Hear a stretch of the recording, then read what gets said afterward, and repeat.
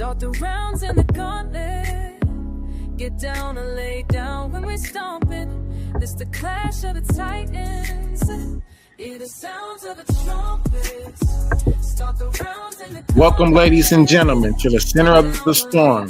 You are locked in and loaded for another high-stakes session of the Titans Debate Coliseum. I am your host, the one and only King J. Today, we aren't just debating, we're discussing the very fabric of loyalty, betrayal, and the dark side of fiction. Today's topic is one that sets the internet on fire every time it's mentioned. We're diving deep into the world of Meta-netters. Some call it trash, but today in the Coliseum, we're going to find out where the line is drawn. Are you here to defend the narrative, or are you here to burn the scrolls? The gates are open, the combatants are ready, and the king is on the throne. Titans, let's begin. Get down and lay down when we're stomping. It's the clash of the titans. Hear the sounds of the trumpets. Start the rounds in the gauntlet. Get down and lay down when we're stomping. It's the clash of the titans. Hear the sounds of the trumpets. Start the rounds in the gauntlet. Get down and lay down when we're stomping. It's the clash of the titans.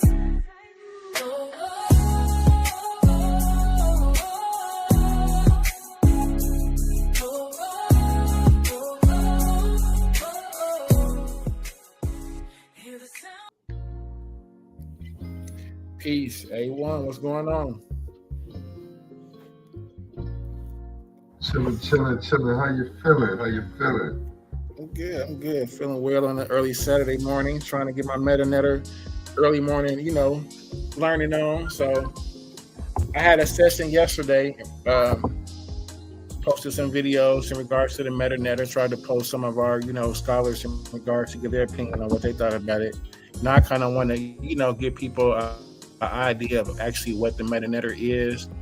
Get them familiar with the symbols, if they're not already familiar with them. And just kind of, just go over a few things. So I have a lot I'm going excited on. to learn, man. I've never learned the Meta-netters, so I'm going to be paying close attention. Okay, I'm going to share my screen. So what we have here, if you can see here, I'm showing the screen. So what I'm showing here is the hieratic. I'm showing here the Meta-netter uniliterals. It's basically the alphabet, right? There are 24 alphabets in the Meta-netter, and they make various sounds. They're phonetic, so meaning they can be pronounced. And so I'm showing them here.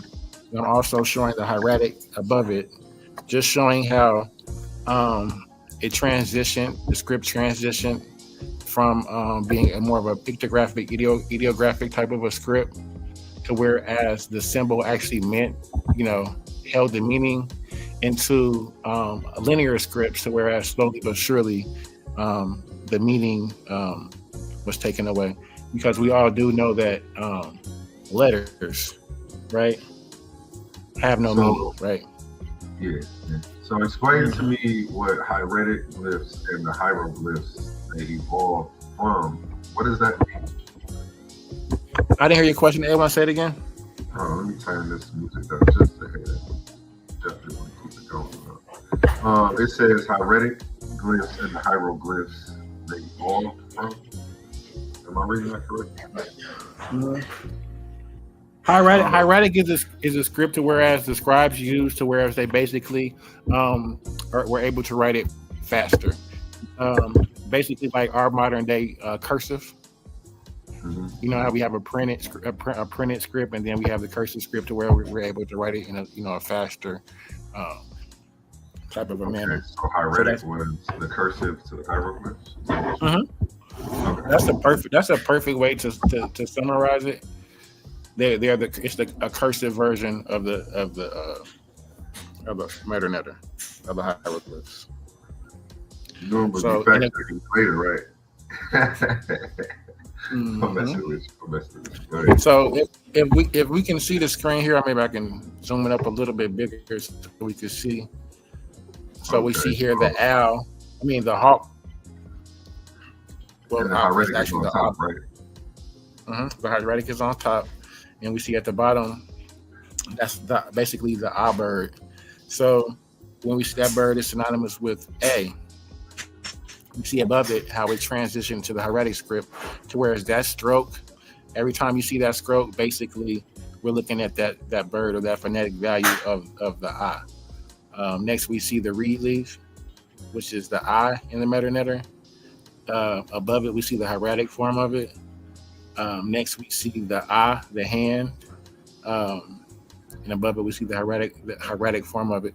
Now, it's hieratic. So, in even right now, and shout out to Smash Rockwell. I'm in his dojo all the time learning, and so I want to, everything that I am learning in hieratic, I definitely learn from him. But I'm actually doing my own studies outside of that as well. So, I want to show what I have actually learned. But when we look at these scripts, particularly the hieratic at the top, a lot of these scripts when they're writing them, especially if they're writing them real fast, it's hard to distinguish what they actually are unless you know what the script, you know what I'm saying? Unless you know what it actually is. Like even just looking at the A, and then if we go down and jump a little bit down, if we look at the N, which is in the metanetter, the water ripples, and you see how above it, it's kind of like a little straight line with a little hook at the end. Mm-hmm. They both kind of are like,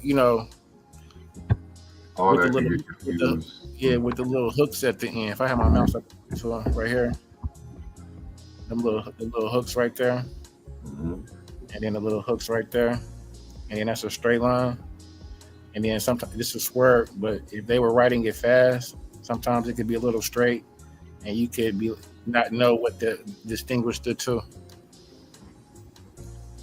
Even with this bird, this quail, which is the W, you look above it. A lot of times with the hieratic, what we'll do is we'll try to find ways that we can remember how to remember what it is, and that's not a bad way to remember, to learn how to remember. Memorize symbols. Like, okay, I know. To me, it looks like an L. If I'm going straight down and then just over, I can remember that as an L, and then I see a little part right there. That will let me know that that's the quail bird, opposed from the B, which looks like an L as well, but doesn't have that upper part right here. We see.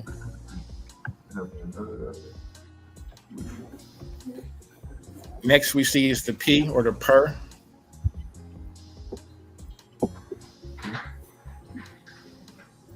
We see above it the hieratic. Mm-hmm. Mm-hmm.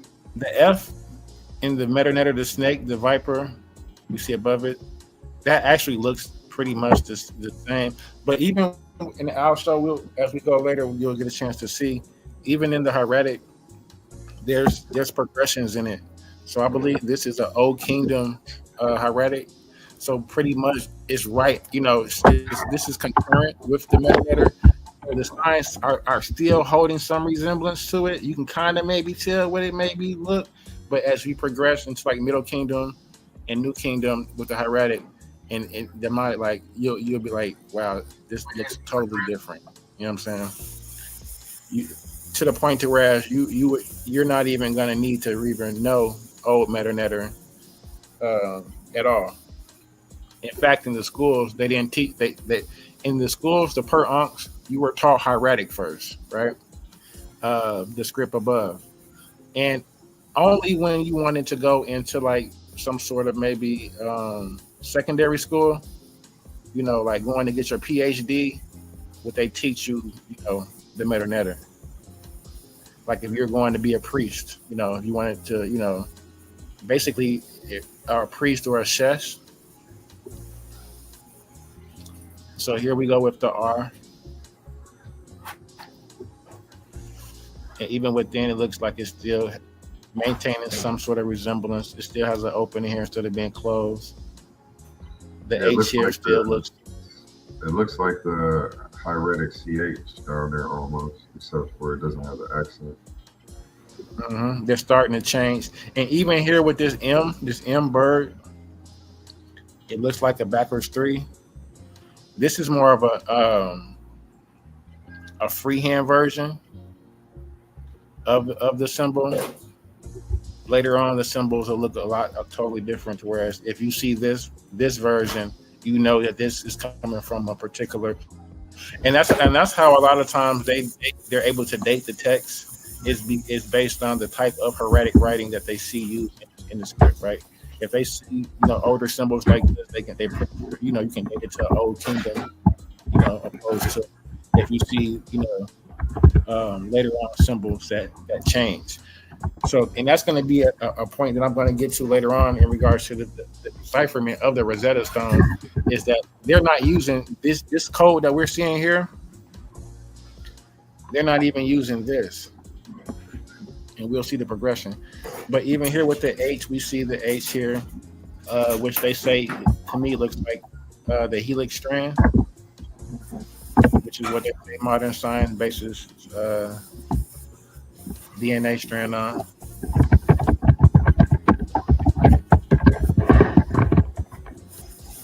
We see here the H as well, circle. The H is the placenta. See, circle, it maintained the form. Another H here, maintained the form. The S maintained the form in hieratic as well. The K different, did not. If you saw these two symbols, I would not know that this meant these were the, So we see some symbols are already losing their form and losing their meaning as well. At this point, the language still has some meaning, right? It still has some meaning. All right, so here we go. I just want to show you that just to get you familiar with the uniliterals, the alphabet. So now I'm going to show you something else.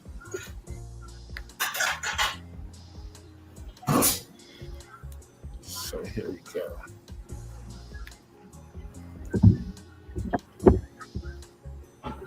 So this right here is Amenhotep IV. It's an inscription. So this is an inscription of Amenhotep IV, dated to the early years of the reign preceding his religious revolution, the removal of the court to his new capital Akhenaten, and his change of name to Akhenaten. Okay, so here we see Neter. And they give us the glyph, the hieroglyph, they give us the parchment, the skeleton, and then they give us the ink, the translation, which is great. So this allows us to kind of associate, symbols to, we can kind of figure out what they say and, figure out what's what, right? So here we see, and I'll zoom it up a little bit, the rabbit, and we see the two ripples of water, right? So the rabbit, of course, is the W. Each ripple of water is the N in the metanetter. So that's wind. And depending on if you're going to use Budge or Gardner, that bunny rabbit will be a U or a W. So it can be pronounced Winnie or Oni, right? Oni or Winnie, right? So, and we're talking about the pharaoh, the Nasut Onis, or the Nasut Winnie. They're the same person, even if they may sound different names.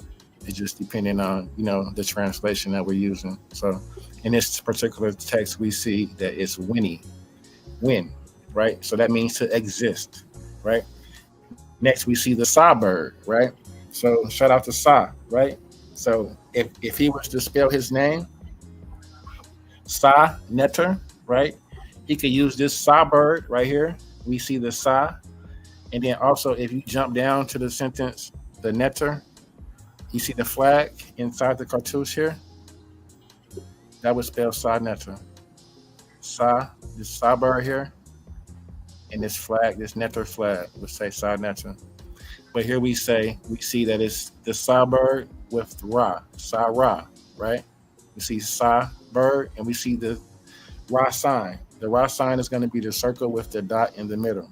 So that means son of Ra. So here we go. Here we see the Mer glyph. This is actually a plow, right? But it's pronounced phonetically as Mer. We see the two reed leaves together there, Y. So we have Marie. This is actually where we get the name Mary from. It means beloved. So here we see beloved, right? Mary, and we see beloved, and we see the Mer glyph as the pronunciation for Mer with the reed leaves, Y or I, Mary, right? We see here afterwards, we see the viper as the F. That's his beloved. Here we go, here inside a cartouche or a shenu, right? Here we see Waset. This scepter right here is basically the synonymous for Thebes. So Thebes, we see the Was. It's actually called the Was scepter. So we see it being used here to represent the city-state of Thebes. We have the Heka, the staff here. We have the Neter symbol for Neter. We have the I here in the reed leaf, right? We have the Min, pronounced as Amen, and we have the Hotep. Amen, Hotep, Neter, Heka, Waset. I would say it says Was, but I'm pronouncing it Waset because Steve translates to Waset. So that's just something that I know in my head. But we see this in the Shenu. So it says, existing, the son of Ra, Amenhotep, God and ruler of Thebes. So hey, I'm over here fact checking you, right? I didn't sent it to your messages thinking of it online. I'm tripping. Oh yeah. Go ahead. I'm pretty funny, so if you see that question, you know what it is. For sure. But yeah, I'm pretty familiar with these. No, you're right though about the historians and scholars thinking that Mary came from beloved. I had to look that one up. Like what? Oh yeah, for sure. Is that pseudo or is that facts? Let me see. That's a fact. That's a fact. That Mer glyph is pretty deep. You know, it translates to a lot. Even when we say Tameri, right? Mm-hmm. Tameri means the beloved land, right? We still see Mary as beloved and Ta as land. Oh, and I said in the messages too, make sure you put this link in the Discord and everywhere so your people can get a bite of this or hop on the time if they want to. Most definitely. So right here we're looking at a text corpus, which has this has, as I scroll through, you see all these text corpuses, so that we're able to go to the primary source. You're going so fast, though. I'm trying to look at some of them. Okay. Yeah, I'm gonna go to them. I'm gonna go through them. I can read some of them. Let's see. Start at the top where we was at. We was at Amenhotep. Let's see here. Queen title. It has the hieroglyph and the translation with it. Let's see.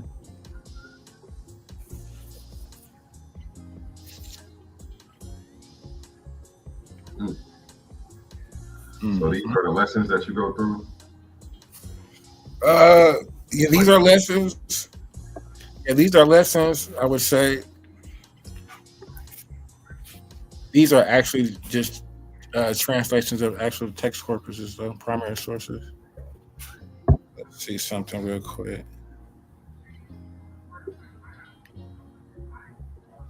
I think we get this one.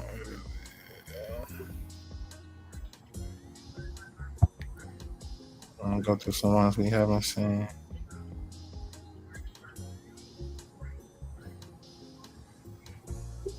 Dispute of a man with his ba. That sounds interesting. Dispute of a man with his ba. So are you? It's like basically you having an argument with your soul. So it says here, line 17, translated as the sign that is meant rather than. This sign appears to be written, transfer. So they're showing you some of this translated differently. So when we look at these scripts like this, where if we see here, they have it kind of like crossed out. That means that part of the papyrus was missing. So they really don't know what was there. So sometimes they'll fill it in, they'll guess. And they'll guess based upon looking at other texts that may show the same, previous pattern, right? So if they're showing the same pattern, or maybe if they see this rippled line right here with the 3 strokes underneath it, followed by the R, which is the mouth. Excuse me. If they see that pattern, and then they may go ahead and guess that there was a Uchi's bird followed with the I, the reed leaf. So that's just, it's really a guess when you see these missing pieces right here. So let's see. Concerning their opposing a bribe, their tongues were not parsed. And the way they write is so crazy. So let's see this here. We're right here on line 5. So we see here, this is an N. This is the wave, the water right here. And we see this actually starts up here, because we see the N at the top, and then we see the F, and then we see the N and the F right here. So that says this. We see the U, so the J and the Y, the J and the W. The reed leaf is pronounced as a U, as a I kind of pronouncing. So it's a U. U. You see the N, the ripples of water. I would suggest in just my early studies that I see a lot of the N. This is going to be like one of your familiar, like most often seen unilaterals. I would assume this N right here is R, which is a mouth. We see the M a lot. These are negating hands right here. We see that a lot as well. So this is na. U, na, where. U, na, where. This is much.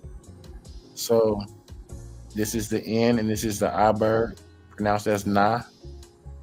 This is the were, the W, this bird here, with the R, where. Na, where. This is a R. This man.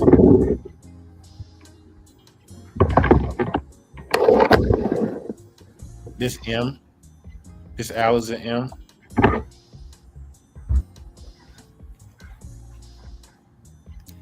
And this is a Na in Ra.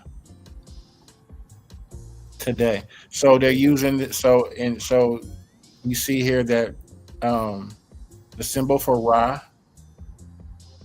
the circle with the dot, is used for a symbol to represent day in this particular script.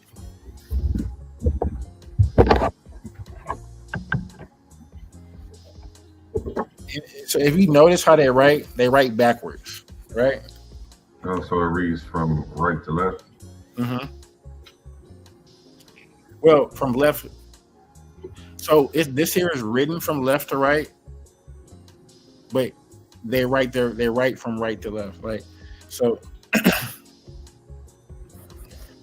let me see if I can give you an example. Hold on.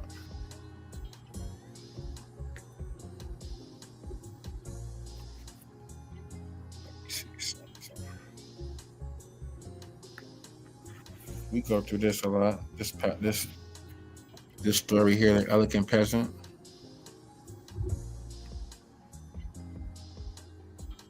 This story is a good primary source reference for the word Kemet. We see the word in Kemet here a lot. Kemet. So even just now, A1, and just from just showing you the two little papyrus that we have seen, you can notice some similarities and probably can guess, pronounce a couple words right here, right? So remember what I told you about the rabbit? I don't remember the rabbit. I remember the ripples were like an M sound.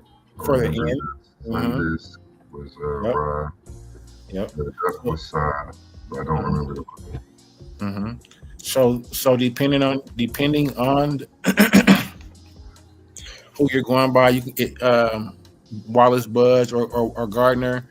This will be a W right here, the rabbit, or it could be a U. So this could be pronounced as win. So you see that the relief is an I. So you see, so it can be pronounced as Winnie or Oni. Winnie or Oni.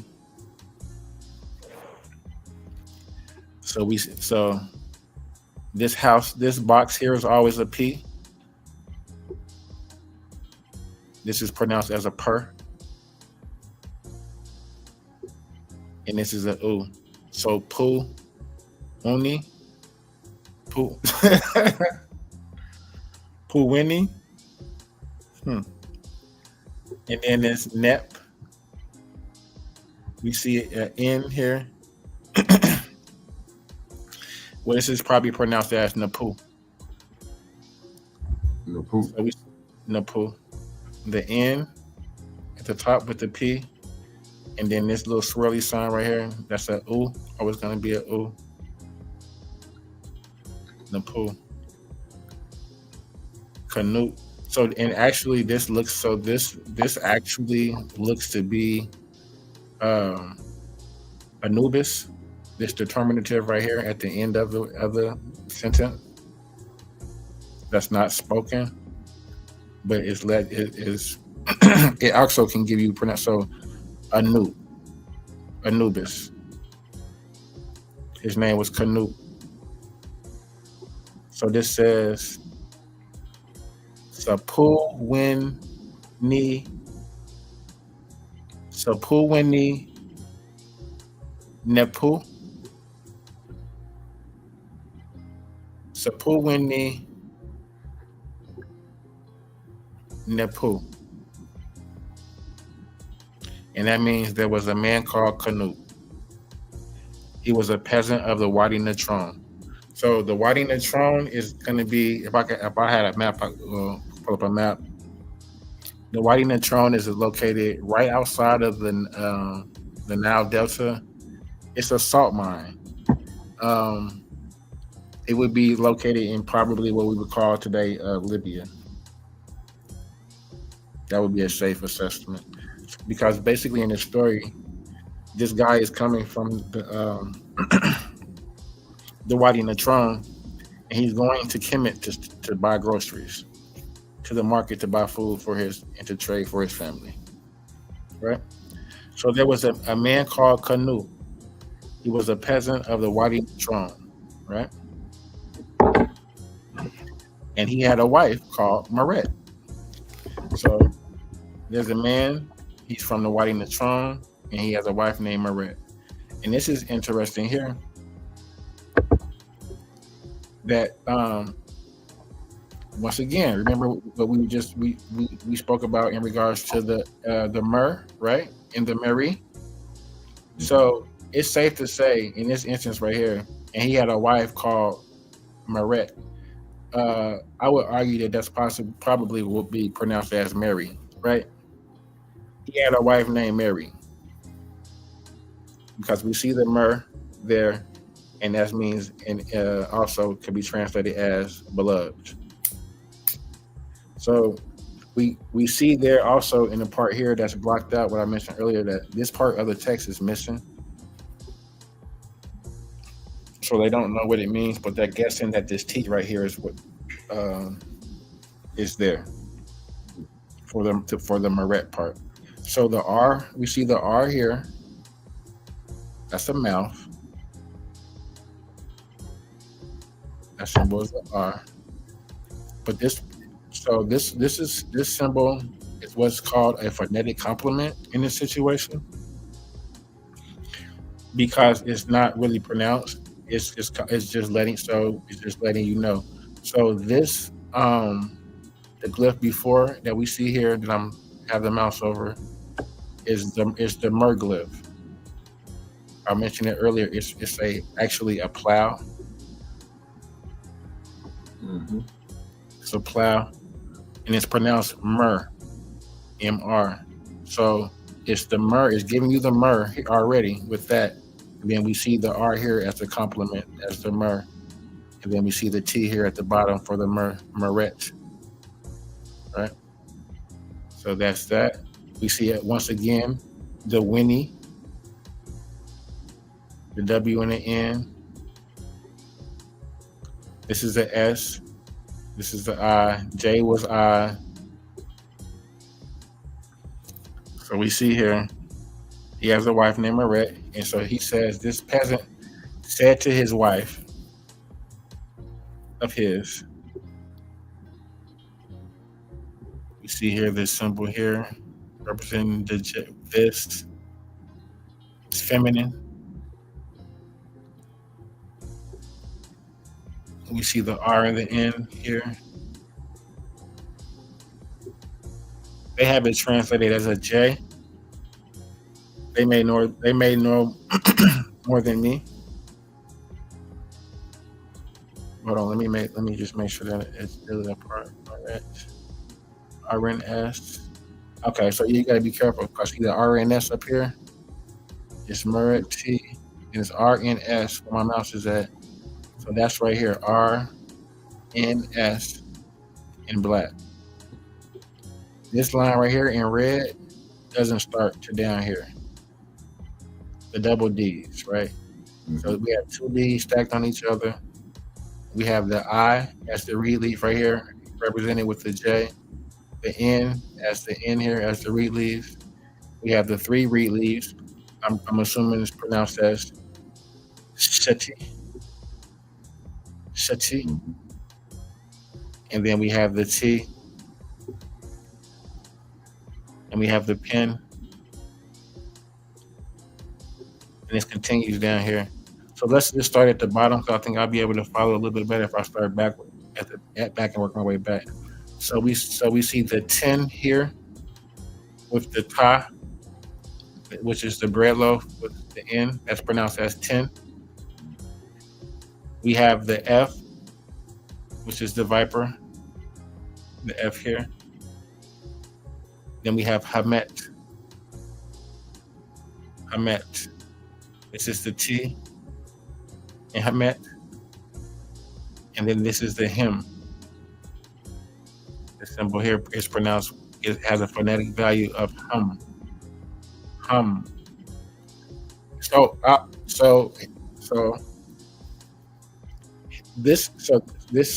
phonetically, this could be pronounced as Kemet as well. This Hemet, right? Sometimes the Hemet, the hard H in the Hemet can be pronounced as the same. Give you the same, pronunciation. It's Hemet. So he says, look, I am going to Kemet. He literally says to his wife, and he had a wife named Mary. And he says to his wife, look, I'm going to Kemet. I'm going to Egypt. Right? So, and here they have it pronounced. We see the R Kemet. We see the R with the mouth.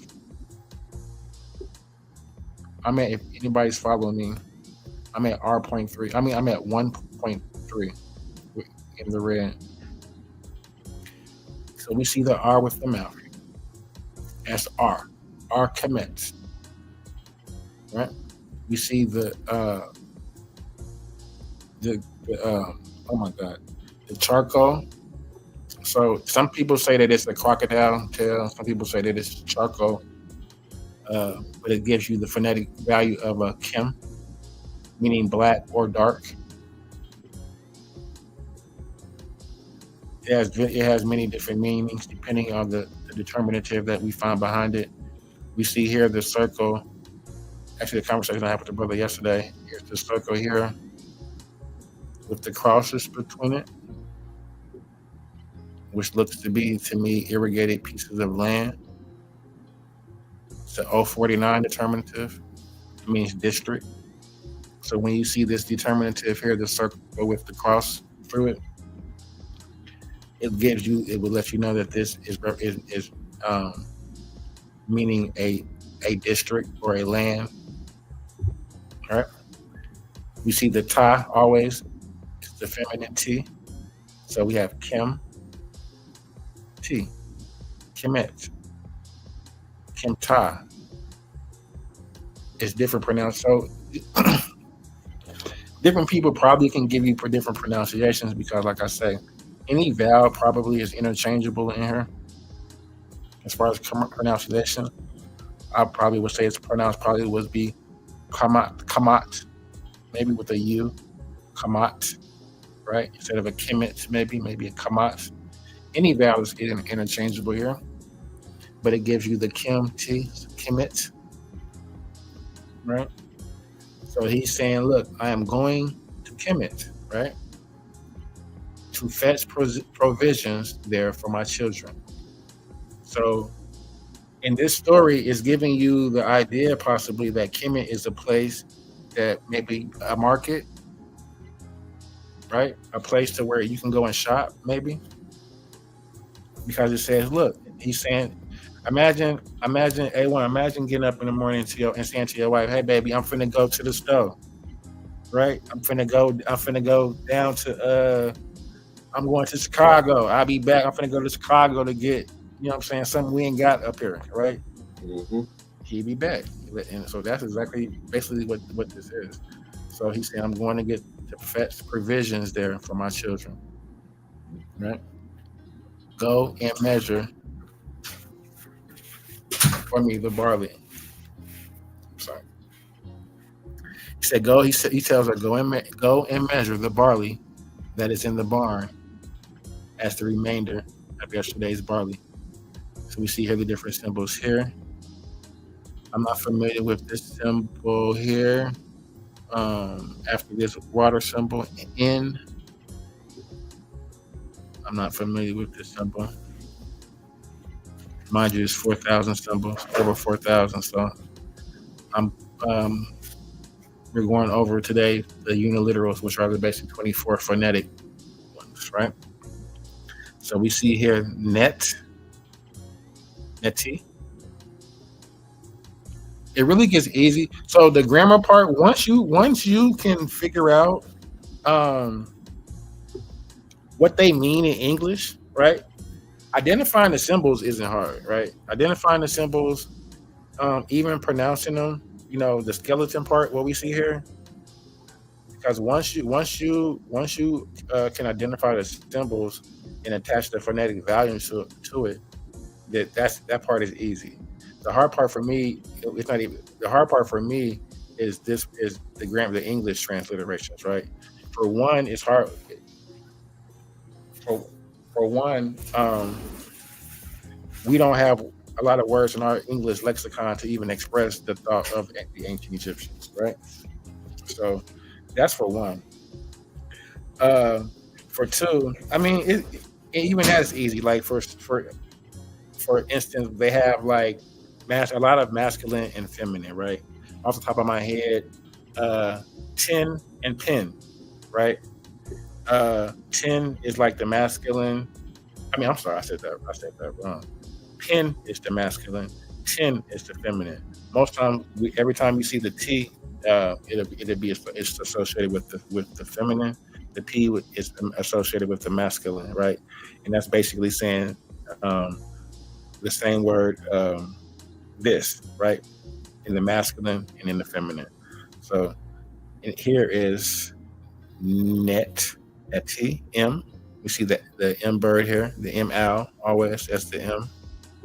Neti M, pa. This bird here is pronounced as pa.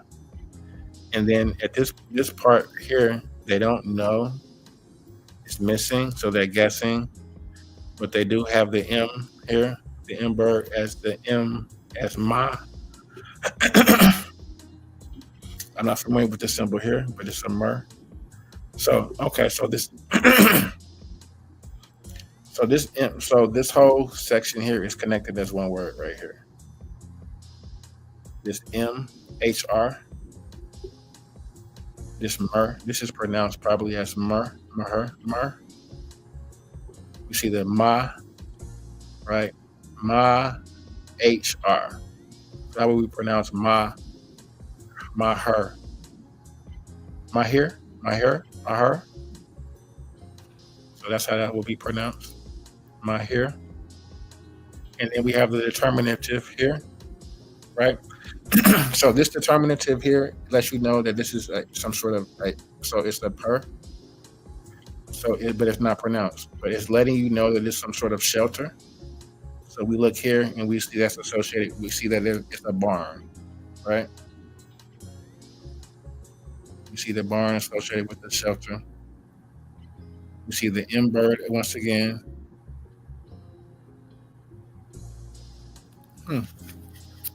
So just from looking at this, I would assume that this word right here, this word right here, I said I don't know what this is, right? It looks to be the symbol, the word for barley. Because if I look here at the end again, I see it again, right? Barley. I see it here again, barley. So it looks to be like actually maybe they're actually pouring out seed, letting you know that that's exactly what it is barley. Then he measured for her 6 heka of barley. So not even reading this, haven't read this before, we see here that kind of my theory is correct in that regards as far as this word meaning barley, as we see it here again as barley. And then we see 6. So 6 heka. So 6, we see here each stroke is 1. So 1, 2, 3, 4, 5, 6. 6 barley. 6 heka. So we'll go here. This is Ra. I'm trying to see where it's at here. I and N. So I know this is Ha. This is the NF. Wait, let me see. So this is an example of where I believe this is being read from right to left. This is being read from right to left. So we're starting here, right? And we're working our way this way. And you'll know. So I forgot to mention that earlier. You'll know which direction that you're going to read it in by the way that the symbols are facing, right? So do you see how all the symbols are facing one direction? So that's the way that we're going to read this, right? So we see the heka, and we see here the S, which is the folded cloth. Excuse me. And then we see the N here. This is the NF. Shout out to Smash. Smash, this is a Sejam NF. Smash Rockwell, this is a Sejam NF. He taught me this. So this is a Sejam NF, right? We see the S, NF. Sejam NF. The S, the folded cloth. We see the N here, and we see the F, the viper. We see this often in Egyptian papyrus. This portion of the text here is missing. this N and a Na. So they're kind of guessing here. We see an Aber here. We see the NF. We see the An. I'm not familiar with this symbol here. But it says, then he measured for her 6 hecka of barley. Then the peasant said to his wife, to this wife of his, look, 2 hecka of barley for rations to you and the children. So he's telling her that he's leaving. He's going to Kemet to get some more stuff. But I put some food up for you and the kids. All right? I'm making sure y'all good while I'm gone. You know what I'm saying? So it says here we see Met. We see it says Met. Am I reading this from? Okay, so here at the end, and we're working our way back. So wait a minute.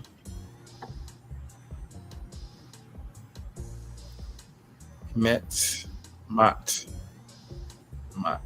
Okay. So I'm sorry. I got the top part confused with the bottom part. The red. The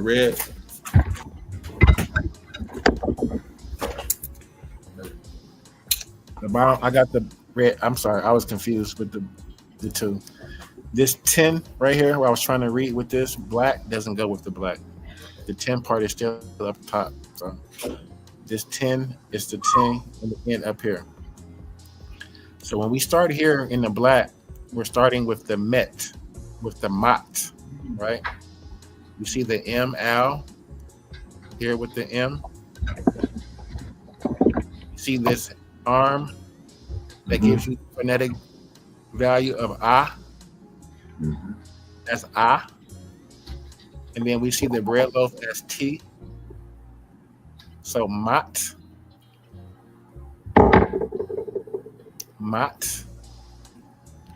We see the Al. So surprisingly, I would assume that this means look.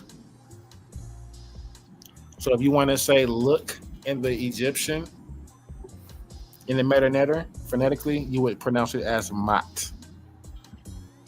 Mat, look, right? So we say it says Mat, then it's missing the part that was right here. They don't know what was right there. So it says Mat, and then once again, we see the ripples, which is an N. We see the N here. Once again, we see the bread loaf, which is a T, which is a Ta. So that's net. So that's Mat net. Mat net. But keep in mind, guys, that there is a piece that is missing right here. So we don't. It's probably something else in between.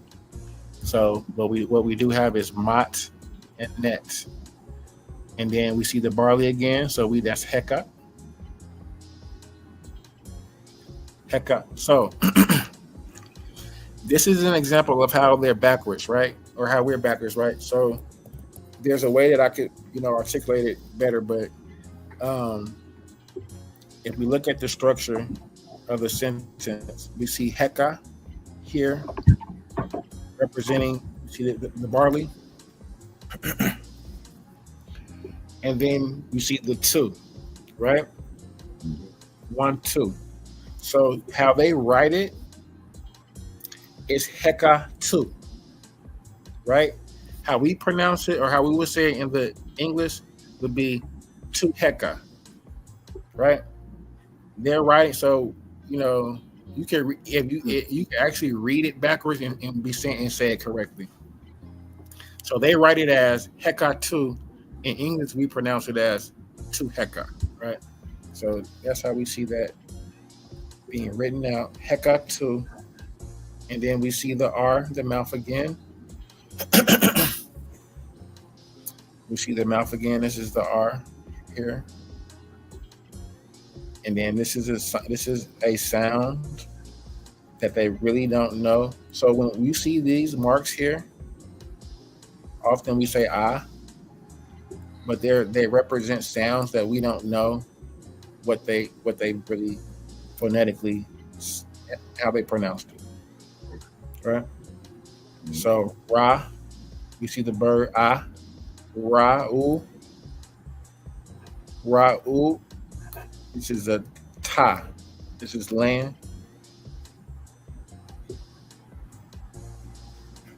Henna. This is the H. So this is something you can remember that's easy as well. This Felix sign, I always call it a Felix, helix. The DNA strand, this is a H. This represents the H, and we see the H here. And then once again, familiar sign, the N, the water ripples. So H, N, hen.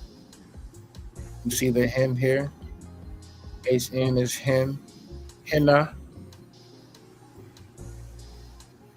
The arm is a ah. Those of you who are familiar with the Paleo Hebrew, you'll see some of these symbols in your lexicon as well, meaning the same thing. This ah, so this is henna here. And this piece is missing. They don't know what that was, but it's the determinative it looks to be. The tie was there, but they filled in the blanks. To harda, or do.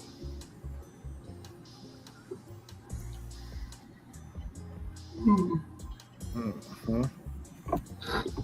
So once again, so if anybody wants to know and are like damn, where is a primary source where you can find the word in it? It's in this text here. This is the Elegant Peasant. This is the Elegant Peasant. And where do you find that list of PDFs right there? PDF. I actually just typed it in as PDF and it popped up. This is a text corpus. So they've already compiled all of the different scripts and papyrus for us. So this is a particular story about a peasant who was going from his home in the Wadi Natron Valley to go to Kemet to buy food for his wife and family. So this is, like I mentioned earlier, a good reference. Already, we see two occurrences of the word Kemet. Here we see it as Kim Ta with the 049 glyph. And then here we see it again. It says, but prepare for me the 6 heka of barley as bread and beer for every day. So they're drinking beer.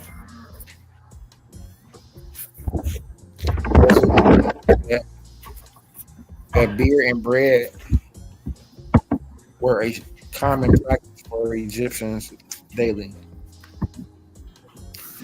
They like to drink beer, eat their bread, watch the Super Bowl. Barley beer, barley bread. Yeah, they was chilling. So, and even like I'm saying, these texts aren't too hard to parse. This is what I'm doing now, is parsing. So here we see the 10. I'm at figure 1.6. I didn't want to go through this whole thing, but I have more things to show. But I just wanted to go through these things to show you in the story, show you some occurrences of the word Kemet, right? So it says, but prepare for me the 6 heka of barley as bread and beer for every day. So now he's telling her to pack his lunch. right? Pack my lunch, baby. I'm finna go. He says, so that I shall live on it, right? But prepare for me 6 hecah of barley as bread and beer every day, so that I shall live on it. It says, then this peasant left for Egypt, for Kemet. Pack my lunch, baby. I'm finna go. So 10, you see here as the ta and the n. Circle the ta and n. This symbol here, this stew plant, I believe this is the M26 glyph. So this is a symbol that represents the South, right? So if you ever hear me say Tasha May, this is the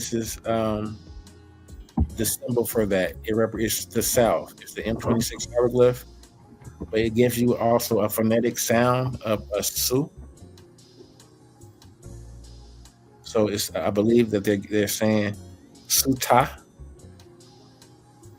because we see the ta, the bread loaf here. We see the barley again, the heka, right? Heka is barley, and then we see the pattern again. So I'm think, and even like just now we're establishing patterns, like even within the grammar. I established up here the heka two. So in our English vernacular we would say 2 heka, right? So here again we see they're saying heka 6, right?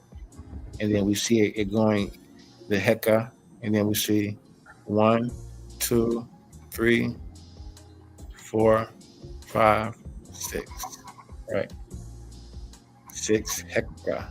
I mean heka 6. We would say in English, as we see down here, 6 heka, and then we see the barley, right?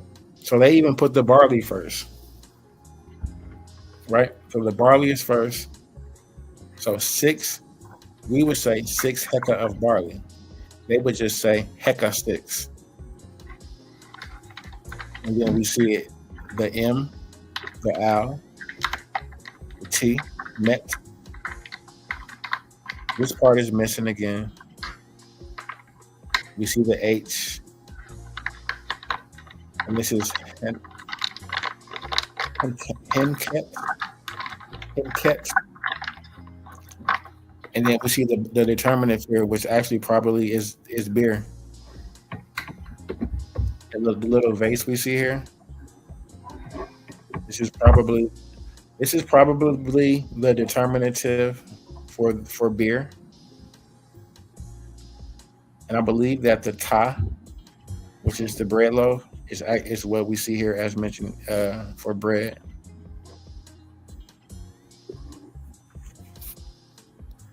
So let me follow the text up. We see where are we at? So we're down here. Once again, Ra. So when you see this, once again, Ra, the circle with the dot, it can mean day.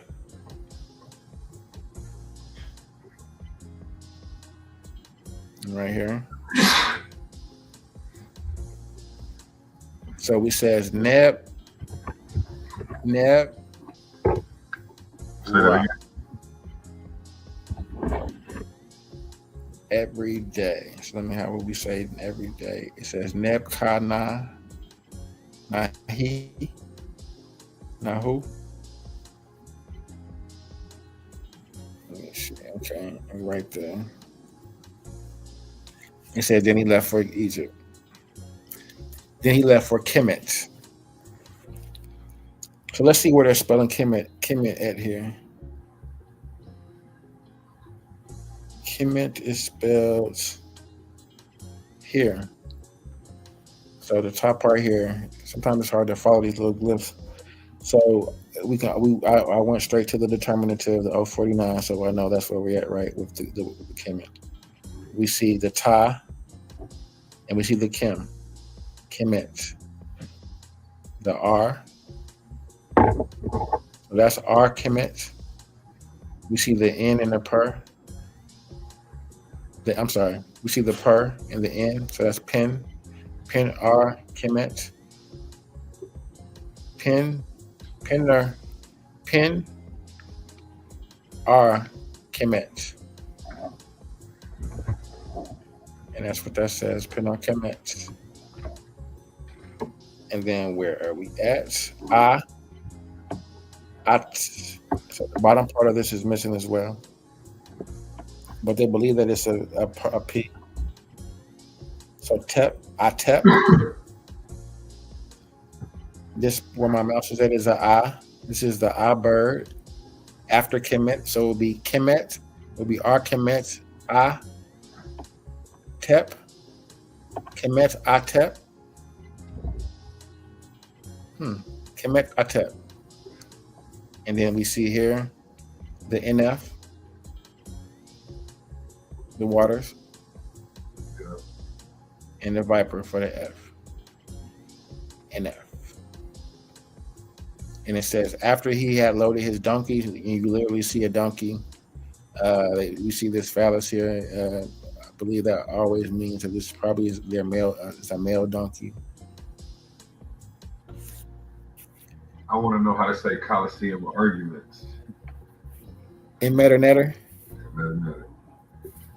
I mean, it's definitely a way. But yeah, so this is just a text corpus that's fun to go through. You know what I'm saying? It has all the different things. It has the Ebers Papyrus. It has a lot of different things in here. Just for fun, if you just want to brush up and just learn different things. So I wanted to show that, which I did. Okay, let me close up out of that real quick. Stop showing that. I did want to show this basic hieratic script. I did show that. Okay. So I do want to show this. I do want to show this real quick.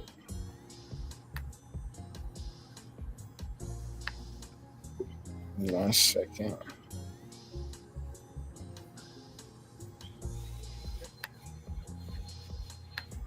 Here we go.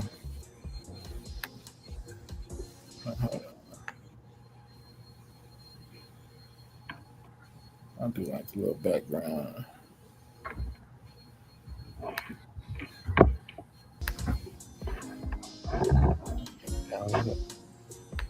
you trying to do? Oh, you got it.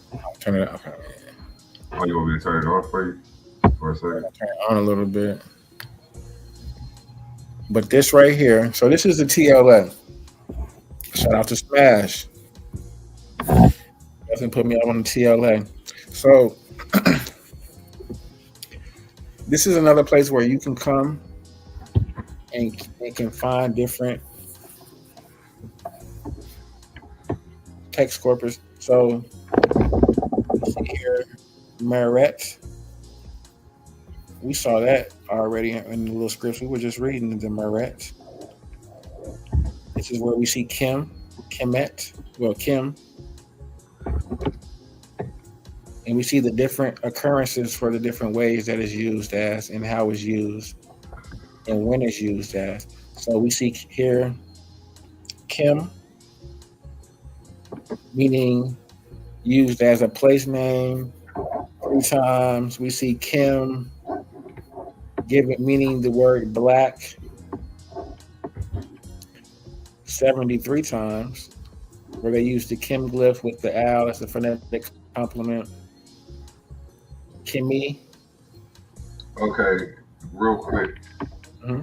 When they used it as black, what was the definition? Did they use it to refer to people or the soil as black? Mm-hmm. That's a good question. So we're right on the perfect page for that. So it gives the answer here. So when they're using it for the word Kemet, we see here where my mouse is at. Kim met, and then we see a cow as a determinative with the 3 strokes that mean multiple. So in this instance is in reference to the black cattle. Black cattle. I see Black Land, Egypt. Yep. Here in the instant, this is always the famous scrutinized word and rendering of it, the Kemet with the 049 determinative.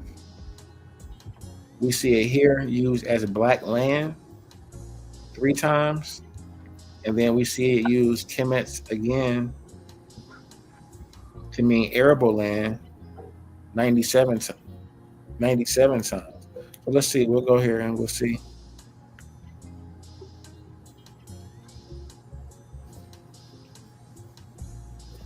So here we go. And so we can go here and I can translate it to English. So never referred to the people, just the land and cattle. Is that what? Mm-hmm. Or do we have to continue to look further, dig a little deeper? That's what it seems like. Yes, that's what it would seem like. So here in this instance, we see the leader of the black lands and the red lands. And that's the one common thing that I found. My brief study of Egyptians, or I hate that word Egyptians. My brief study of Nile Valley, indigenous Nile Valley inhabitants, is that they like to contrast. So we see here a leader of the black lands and red lands, right? So there's the contrast, right? They're contrasting the black land with the red land. The Kemet, the Kemet we see here. This is a symbol for the alligator, meaning Kim, that's the Ta, Kemet. We see the 049 glyph, plurality, black lands. We see the desert. So this is the flamingo. So the flamingo is pronounced as desert. So it's deseret. It's literally where we get the word desert from. So you see, just by looking at this skeleton, how we could just add an E here, and an E here, and an E here, and now we have desert. So their word was their word for desert was deseret, or in our language would be come out as the red lands, right? The red lands, and then we have the black lands. So this is 12th dynasty. So it's 11th and 12th dynasty. This is from the Middle Kingdom, second intermediate period. It is from the stela of Mentuhotep. Mentuhotep, for those who don't know, is given credit for coming out of the intermediate period for kind of like, getting everything back together under, one accord. Here we see Kemet again. Here we see it again. But I would think that it's implied in this instance because it's inside the brackets. Brackets mean it's missing. But they think that that's what went there, right? Kemet. So they don't know.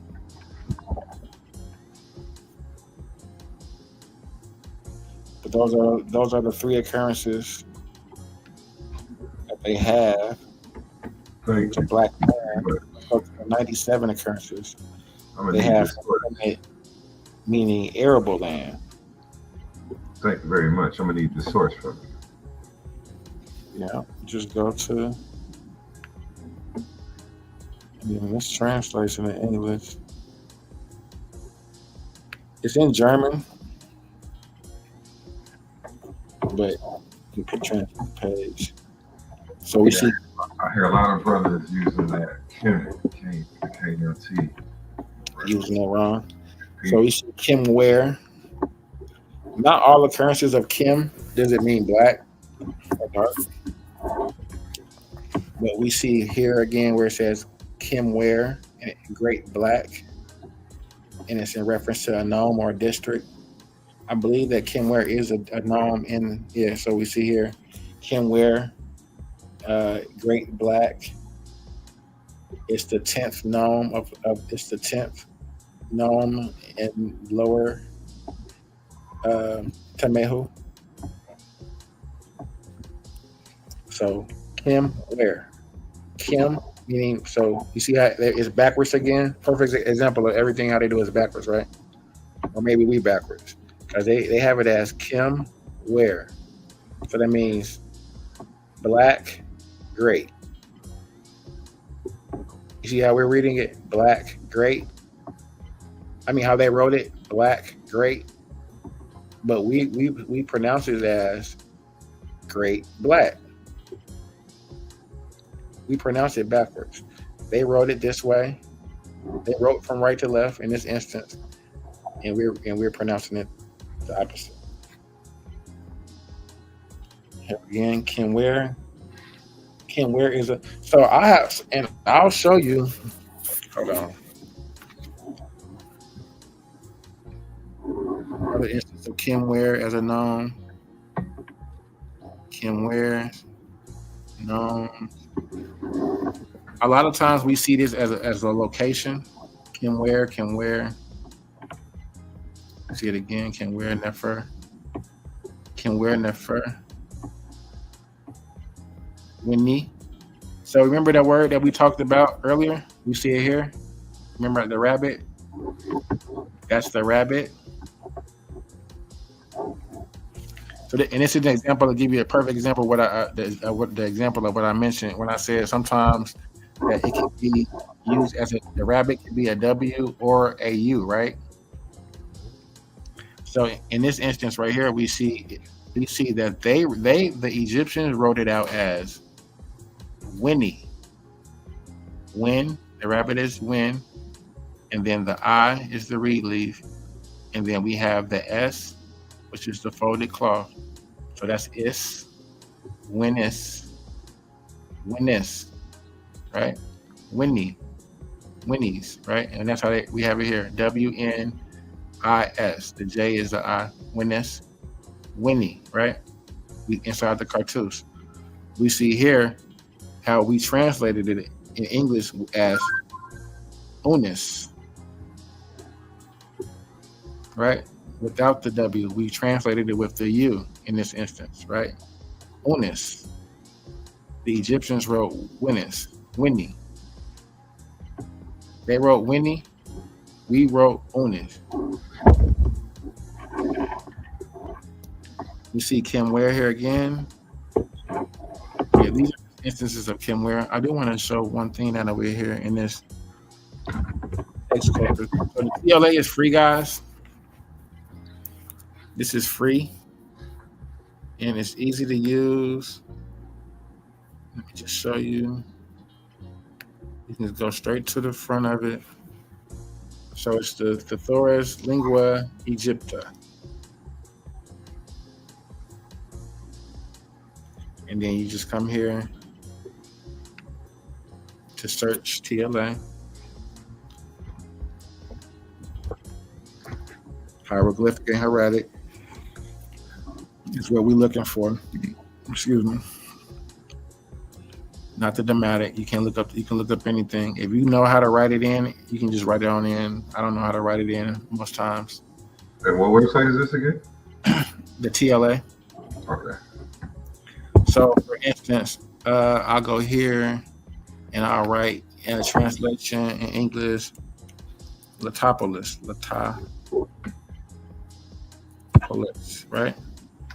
So then I come up here to search for Limna,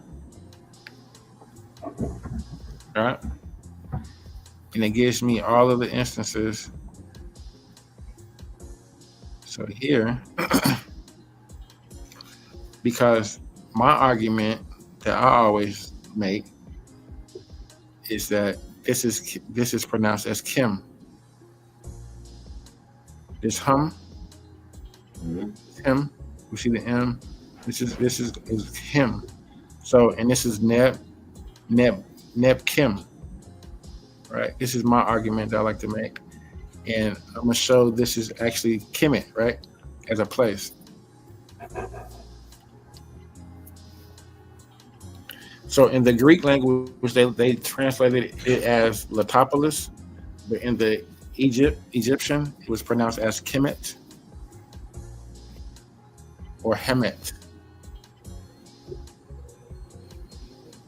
You ever heard a lot of times the Hebrews when they be like in the Bible or Christians be like the land of Ham, the land of Ham, Mm-hmm.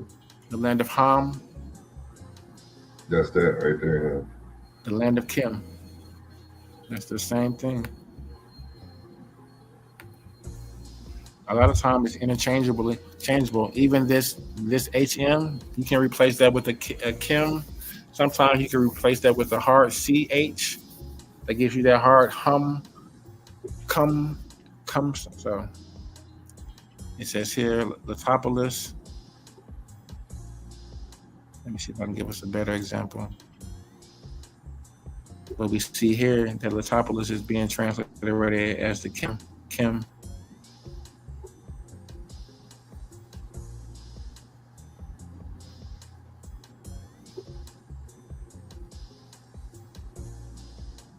And so here's an example of just something that I just call my just attention to transliteration. Ramer in. Let's see what that's at.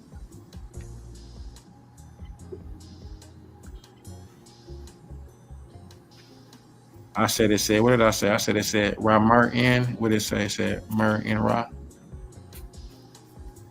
I read it backwards. But it's written this way because what we see first, we see Ra first.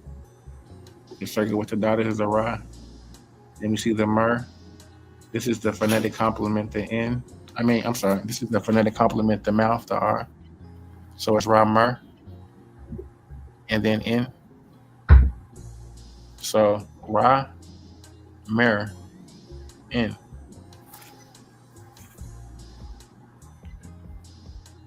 Ma, but it's Ramen Ra in English. Interesting. So yeah, once again, I just want to go through this. This was a TLA, the Thesaurus Lingua Egypta. You can always come here and define, any words that you want to know. Does it exist within the Egyptian corpus? So if you wanted to know, did they have a word for black cow? Well, let's see. Did they have a word for black cow in Metanetta? They did. That word again. Meret. Black cow. Meret. Okay. The brother said they want to ask, well, did they have a word for debate Coliseum? Let's see. Did they have a word for Coliseum? Coliseum. I might be spelled wrong, but let's see. Definitely. But did they have a word for debate? I'm pretty sure they had a word for debate. Let's see. Translation. Debate. They did. So debate college, yeah. So let's see. So if you wanted to say debate in Metanetta in the ancient Egyptian language, you say Ramadu. What about argument? Would it be the same? Because remember Medu Netter? Mm-hmm. Medu is speech. So if you wanted to say debate, right, you would just say Ra Medu. It's a form of speech. It says it's a form of persuasive speech. So let's see who it gives an example of the text. It actually does. What's the word for arguments? Is it similar or the same? Arguments. Let's see. Argument. Argue. Would they have a word for argument, or would it just be the same? Let's see. It said literally exhausting through persuasion. Comes before force or violence. Right, Nick, right before I beat your ass. Is right. Debate. It's debate. Yeah, debate. Ramadou.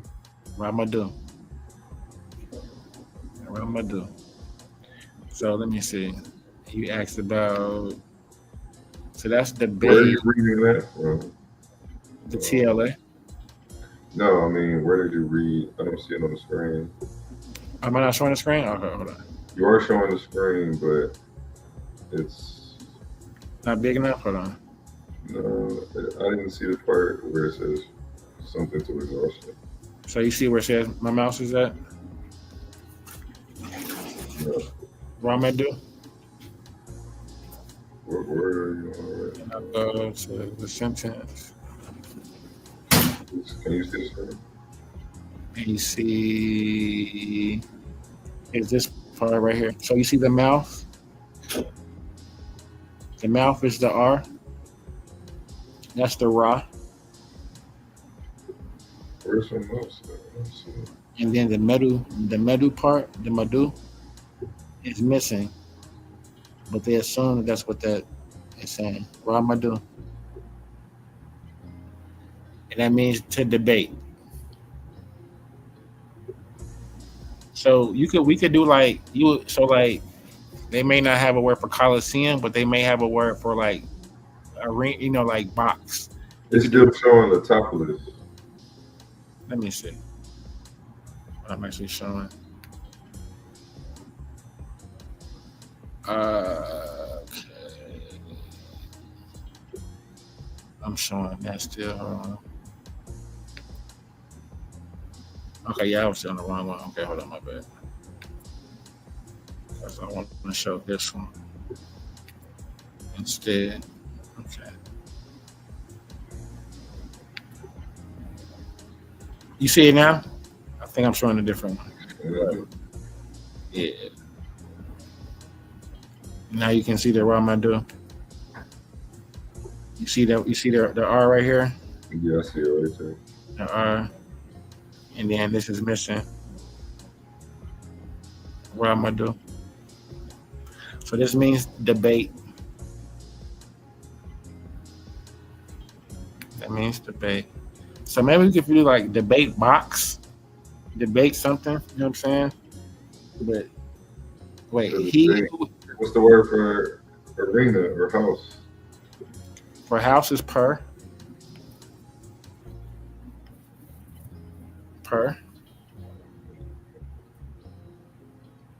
So that would be literally like debate house. They don't have one for arena. So watch this. So what I said. So it could be debate house. So we type in debate and then house. Look up arena first. Arena. They might not have a word for that, but let's see. It may be just it give us a word for some sort of enclosure. No, not for arena. But it'd be like so. Let's just see house. Debate house. Ramadou. No, not debate house. Just look at the house. Debate. Let me see. Debate box. Debate temple. Yeah, that might come up. Nope. Just look up the word for arena without debate.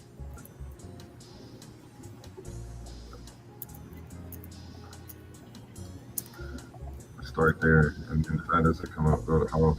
Or we'll go to temple. Yep, they have one. And guess what the word is? Cam. Motown. Where do you see that at? That's crazy. Oh, I see it. You see how that could be Motown? Yeah. And that's just from us being familiar with. That's how words work.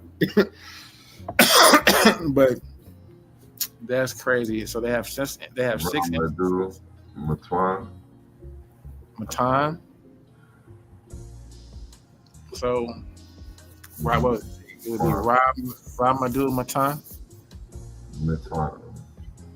Ramadou Met Win.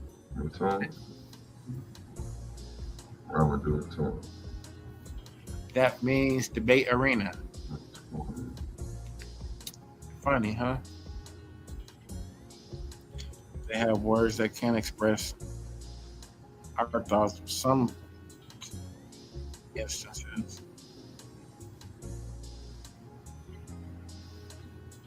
And even just in doing this, we see how meanings are lost of words. So let's see here. Here is how we spell it. This looks to be the win again. So where are we looking? Hold on a second. There goes Let me translate it. Into English. So this is the Motown. That's in German. We gotta make it English. Yeah. I now saw this place, this temple in front of the chapel of the God, the Lord of the gods, reducing to a building in the water. See, I figured that it would be so more of a associated with like a temple. You know what I'm saying? Then arena, temple is probably like the closest, some sort of enclosed area, right? So we see temple here, we see chapel, right? That'll work. Chapel, temple, debate chapel. So I mean, that could be, we can make that work.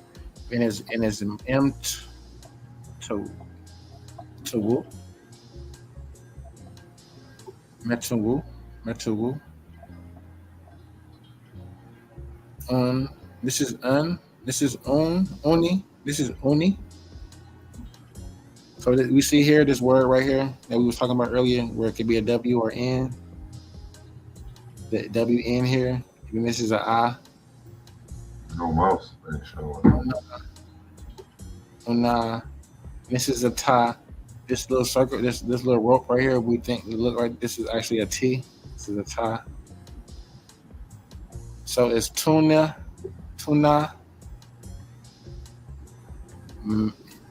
This isn't here. The M isn't here. Well, it's right there. You on the right screen? Because I can't see your mouse. You can't see it? I still see I now saw this place, this temple. You on that screen? Let me see. Yes. I just don't see a mouse moving. You see my mouse? You see that? Yeah, I see you zoomed in. So let's see, find where we at. So netter. So the flagpole, we see 3 flagpole. We know that's netter. We see 3 of them, so we know that's plural. So we see netter, the plural here. Wool, netter, wool. We see the R. That's the R, which is the mouth right here. Netter, ra, win. We see it's a lot, win. The W and the N with the N is a phonetic complement. So that's win or Ra'un or Rawin. So win M, and so this is suggested. The M that's in the brackets is suggested, right? So this would possibly say Ra'un M Tuna. Tuna. Ra. Ra'un M. Tuna. That's, or it could say Ra Win M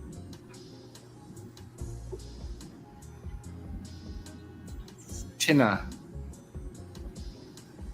Tina. Tina or tuna. You know what I'm saying? It could be either, depending. M Tina.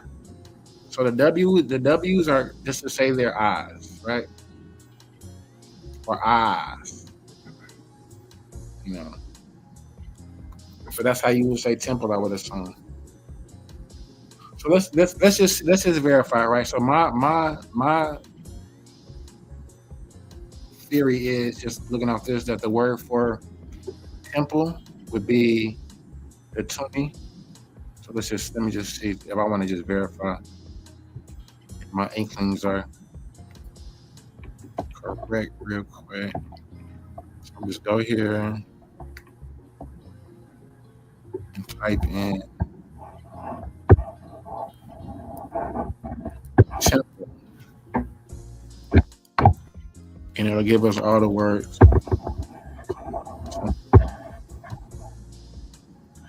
And then we can just go through until we see the one where it fits to the description what we're looking for. I said tune.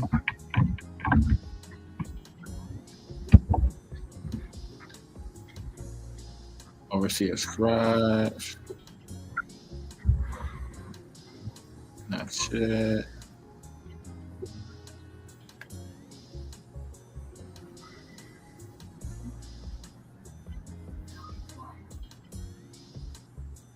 That's the win it.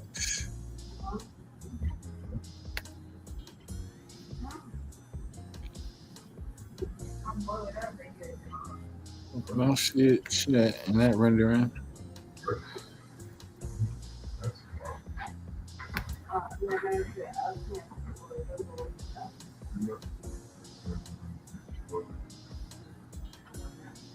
Okay, here we go. Do it over temple. So wet. Let's see.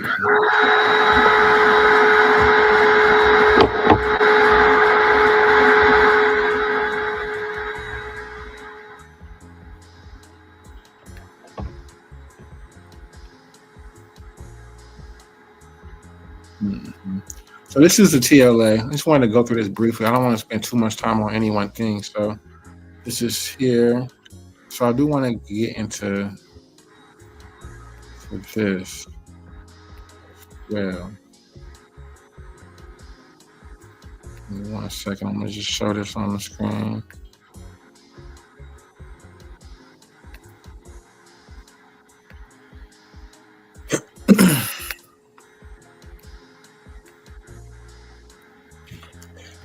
So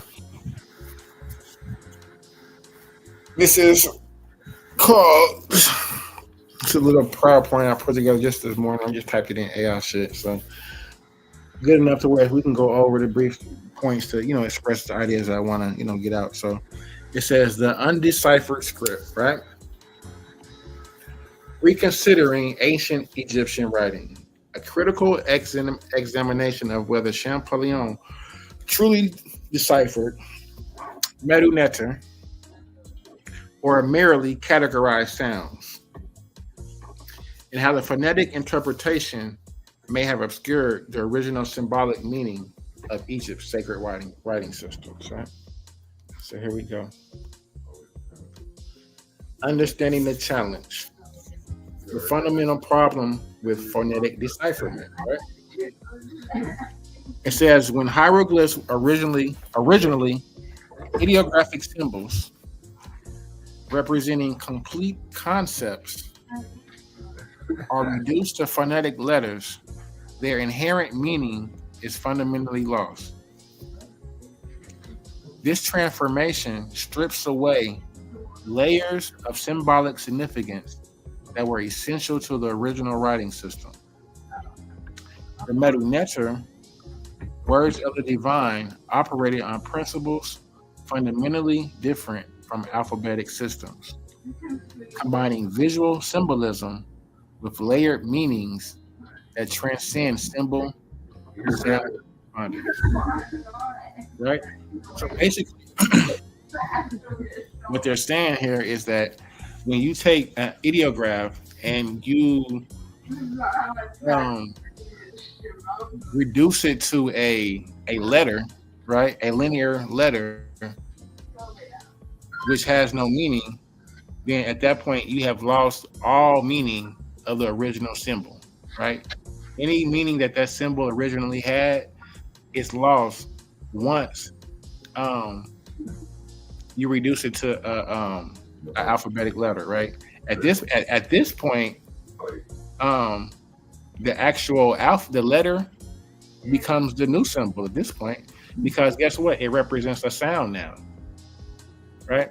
Now you've taken it, you've taken that that meaning, right?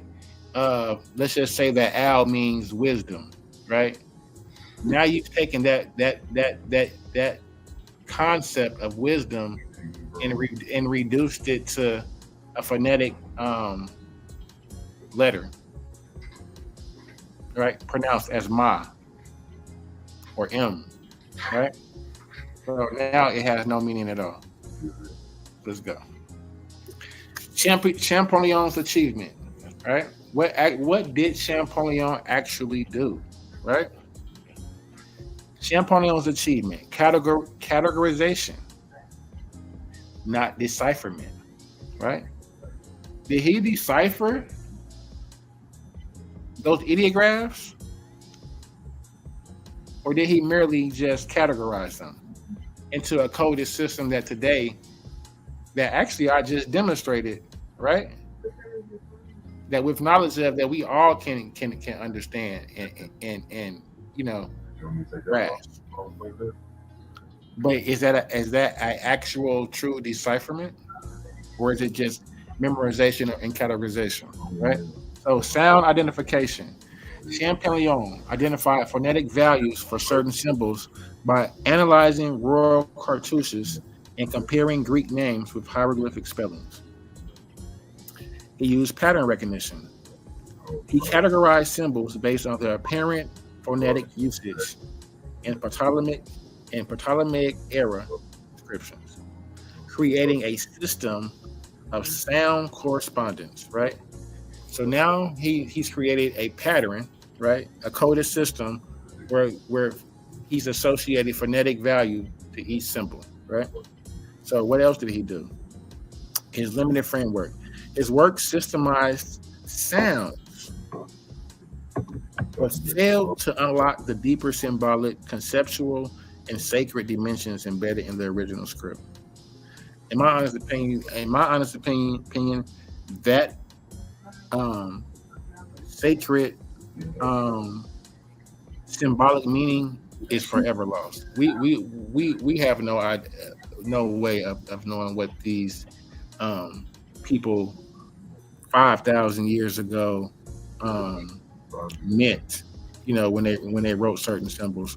Now we can do comparative linguistics. We can look at other African cultures and to contextualize somewhat, but to actually just say we know definitively this is the phonetic vocalization of these vowels, or were they even vowels at all? No, we do not know. Misidentified achievement.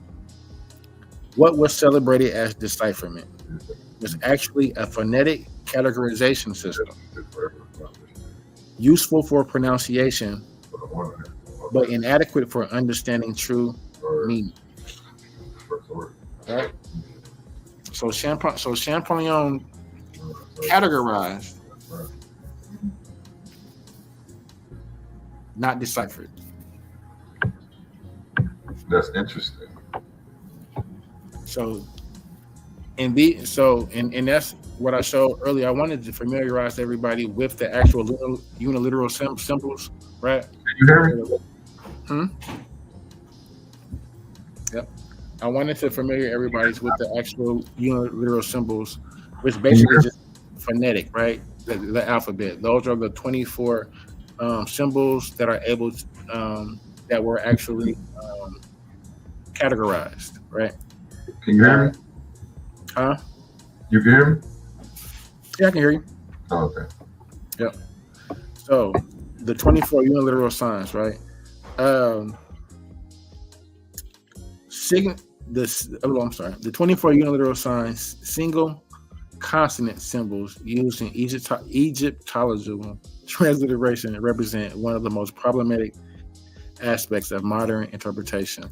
Each symbol originally carried rich iconographic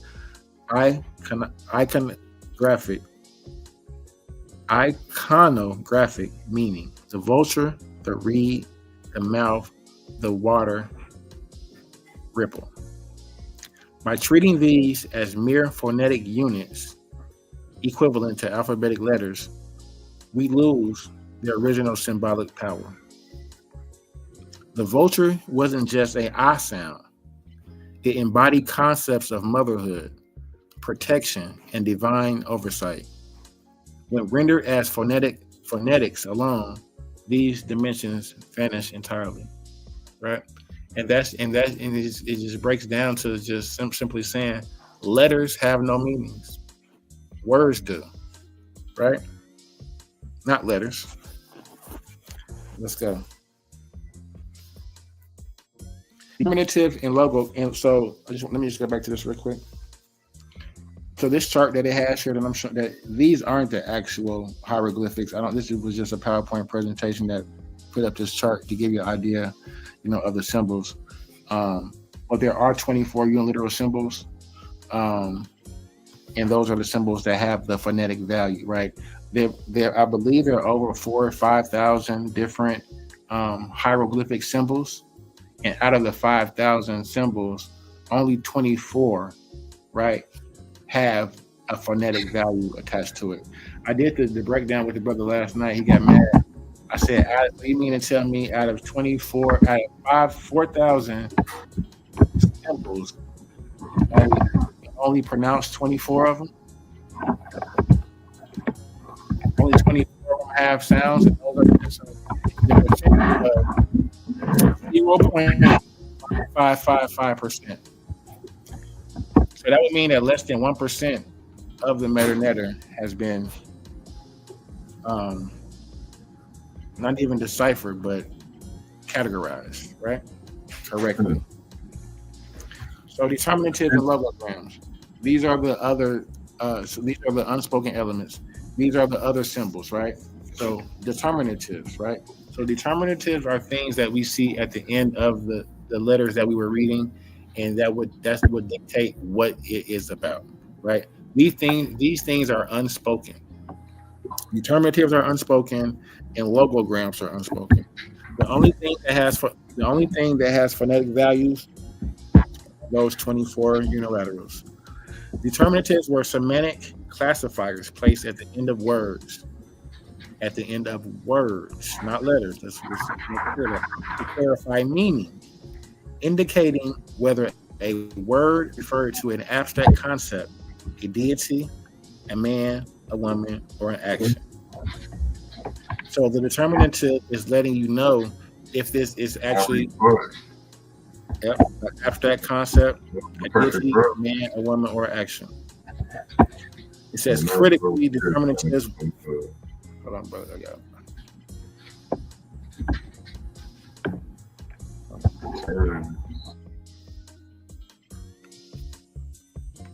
There we go. It says critically determinatives were never meant to be vocalized. Just want to clarify that point again. It says critically determinatives were never meant to be vocalized. And that's going to always be my argument that there's not a vocalization. It's more of an utterance, right? And I'll get to that later. They function as visual, conceptual guides, not phonetic elements. Modern transliterations typically omit or ignore them, erasing crucial layers of meaning. Logograms. Logograms represented entire words or concepts through single ideographic symbols. Like determinatives, many were not intended for spoken pronunciation. Let me go over that one more time. Like determinatives, many were not intended for spoken pronunciation, but served as visual semantic units. The sun disk, the Ankh, the Jed pillar, these were conceptual emblems carrying theological and philosophical weight that transcends phonetic reduction.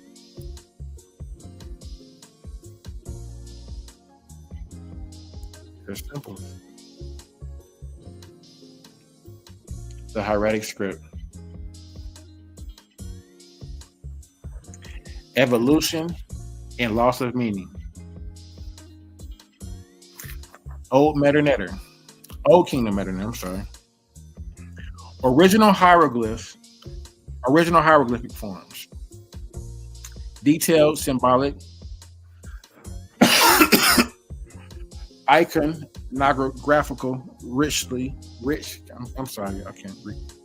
rich conveying deep meaning through visual representation. The hieratic development. Cursive simplification or scribal efficiency. Visual detail reduced, symbolic clarity diminished. So these are the things that with the evolution is occurring in the hieratic. With the hieratic, we see an emphasis shifted towards rapid writing.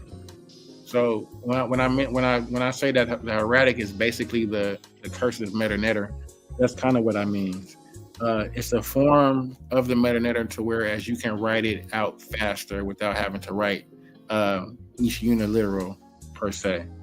And in doing so, and condensing that into the linear form of writing script, you're losing the meaning of the actual symbol, right?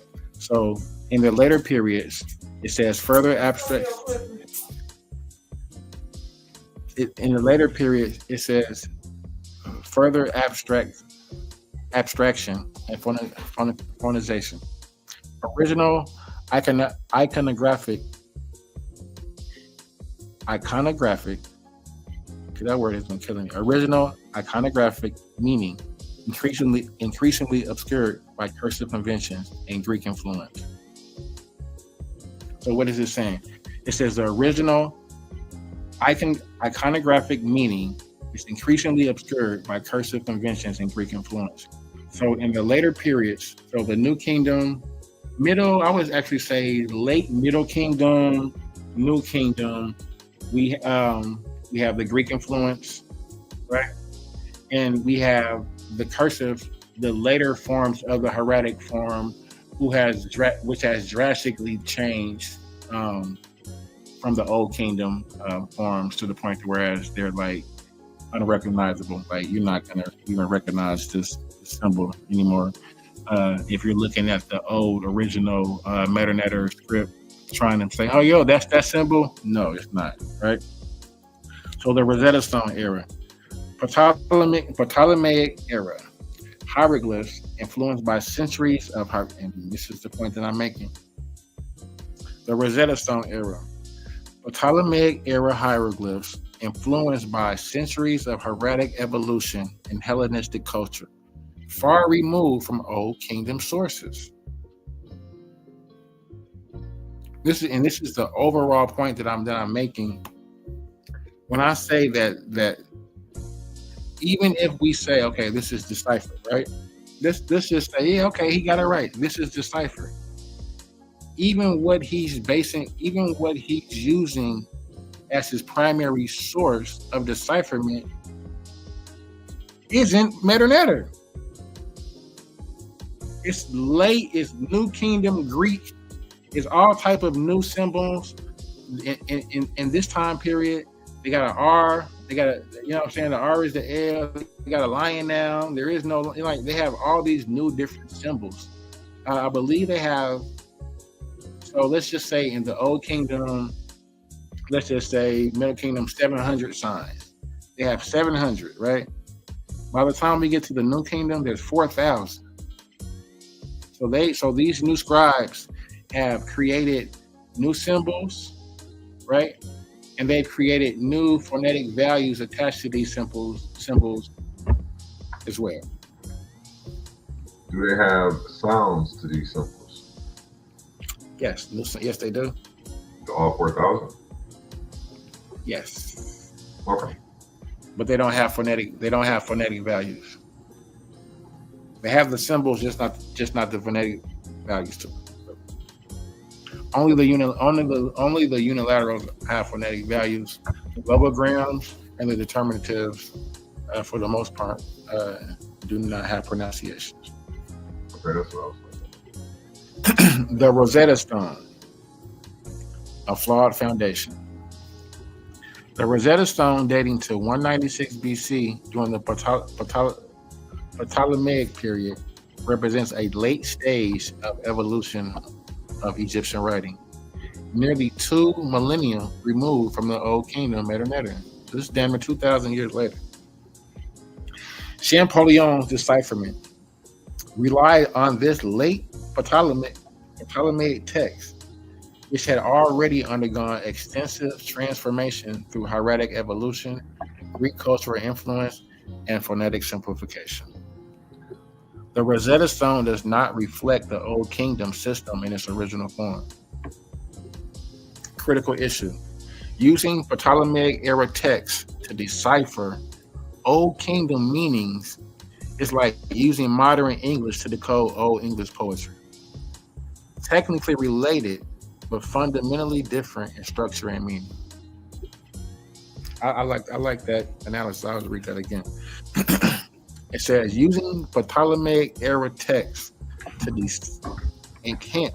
decipher Old Kingdom meanings is like using modern English to decode Old English poetry. Although technically related, they're fundamentally different in structure and what do we lose? What we lost? Can I hit the button? Oh shit. What do we look? Hold on 1 second, bro. Can I hit the blunt? Oh shit, wait a minute. Huh? Gotta meet the brother real quick. Let me go back.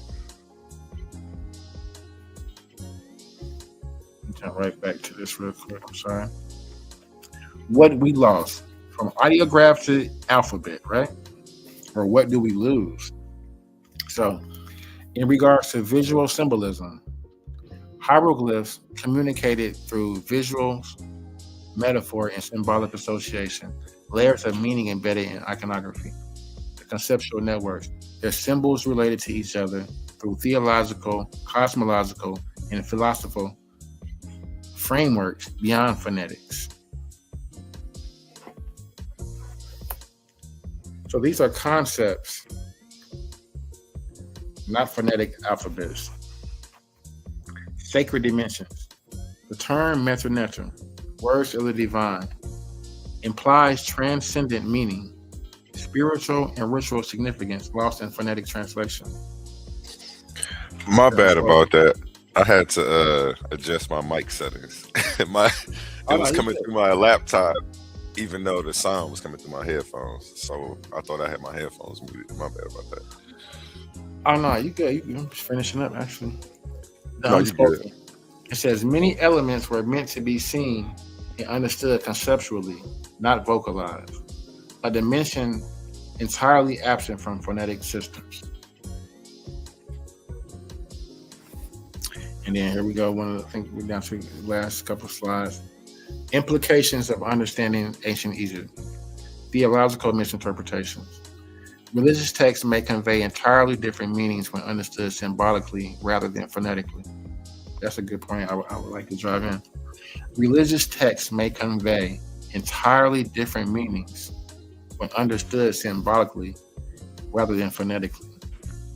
Ritual and cosmological concepts remain obscure. So, and I hear this all the time within the Christian world about the esoteric and the exoteric meaning, right? The literal meanings and the allegorical, right? Philosophical gaps. Egyptian philosophical thought, encoded in symbolic writing, remains largely. Egyptian philosophical thought, encoded in symbolic writing, remains largely inaccessible when approached through phonetic decipherment alone. We may be reading words, but missing ideas. On some the world may never know type stuff. We may be reading words, but missing ideas. Historical limitations. Our reconstruction of Egyptian history relies heavily on phonetically translated text.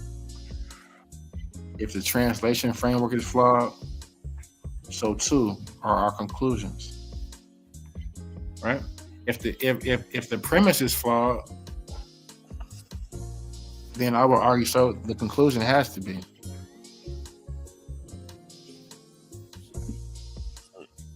Toward a new understanding. The path forward says recognize the limitations of phonetic decipherment. We need to study hieroglyphics as ideographic symbolic systems.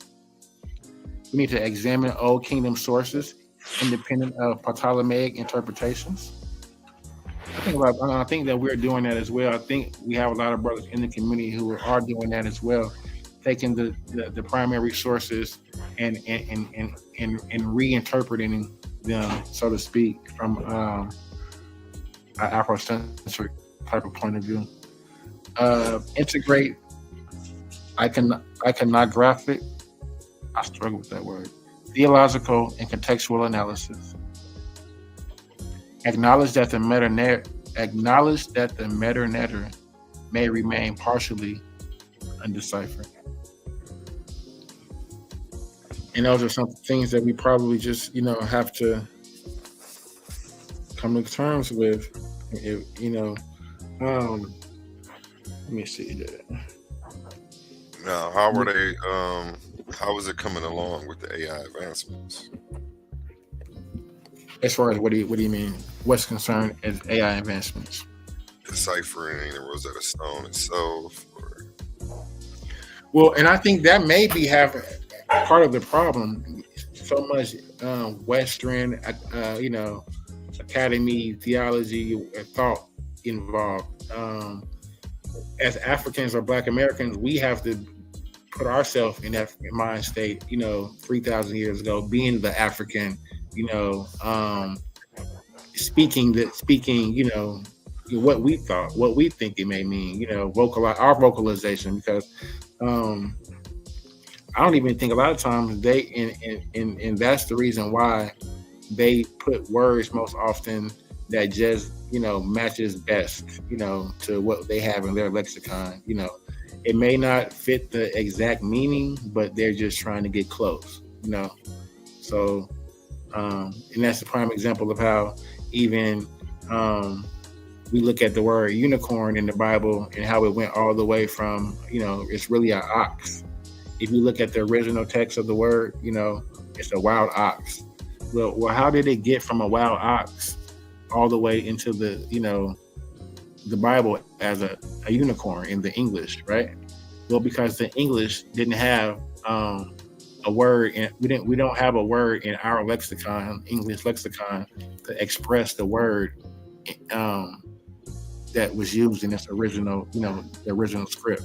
So we put the next best thing, right, which is a unicorn, right? Because a unicorn is a one-horned animal, right, that symbolizes power. So it went from, in the Hebrew, I think it was Ra'etz, or Ra'im. I'm sorry, excuse me. The Hebrew word Rahim, Raheem, means a wild ox, right? And then it went from that to the Latin, right, to be referred to as a rhinoceros, right? And then it went from the Latin to the English to unicorn. So it went from a wild ox to a rhinoceros, right? To now in the English it's a unicorn, right? So I mean, so you can't tell me that the meaning, of that original word wasn't lost through that translation or the transliteration. Because in my opinion, transliteration, the meaning of the word is not supposed to be lost, right? So, and those are just problems that we have with the English language. Is that expressing African, ancient, indigenous. I hate the word African as well. Indigenous Nile Valley culture for European vocabulary is hard to do.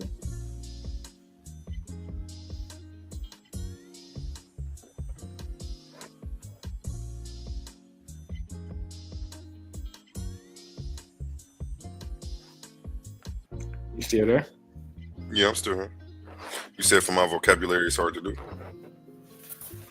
Well, in the Western English vocabulary, is very hard to express African thought.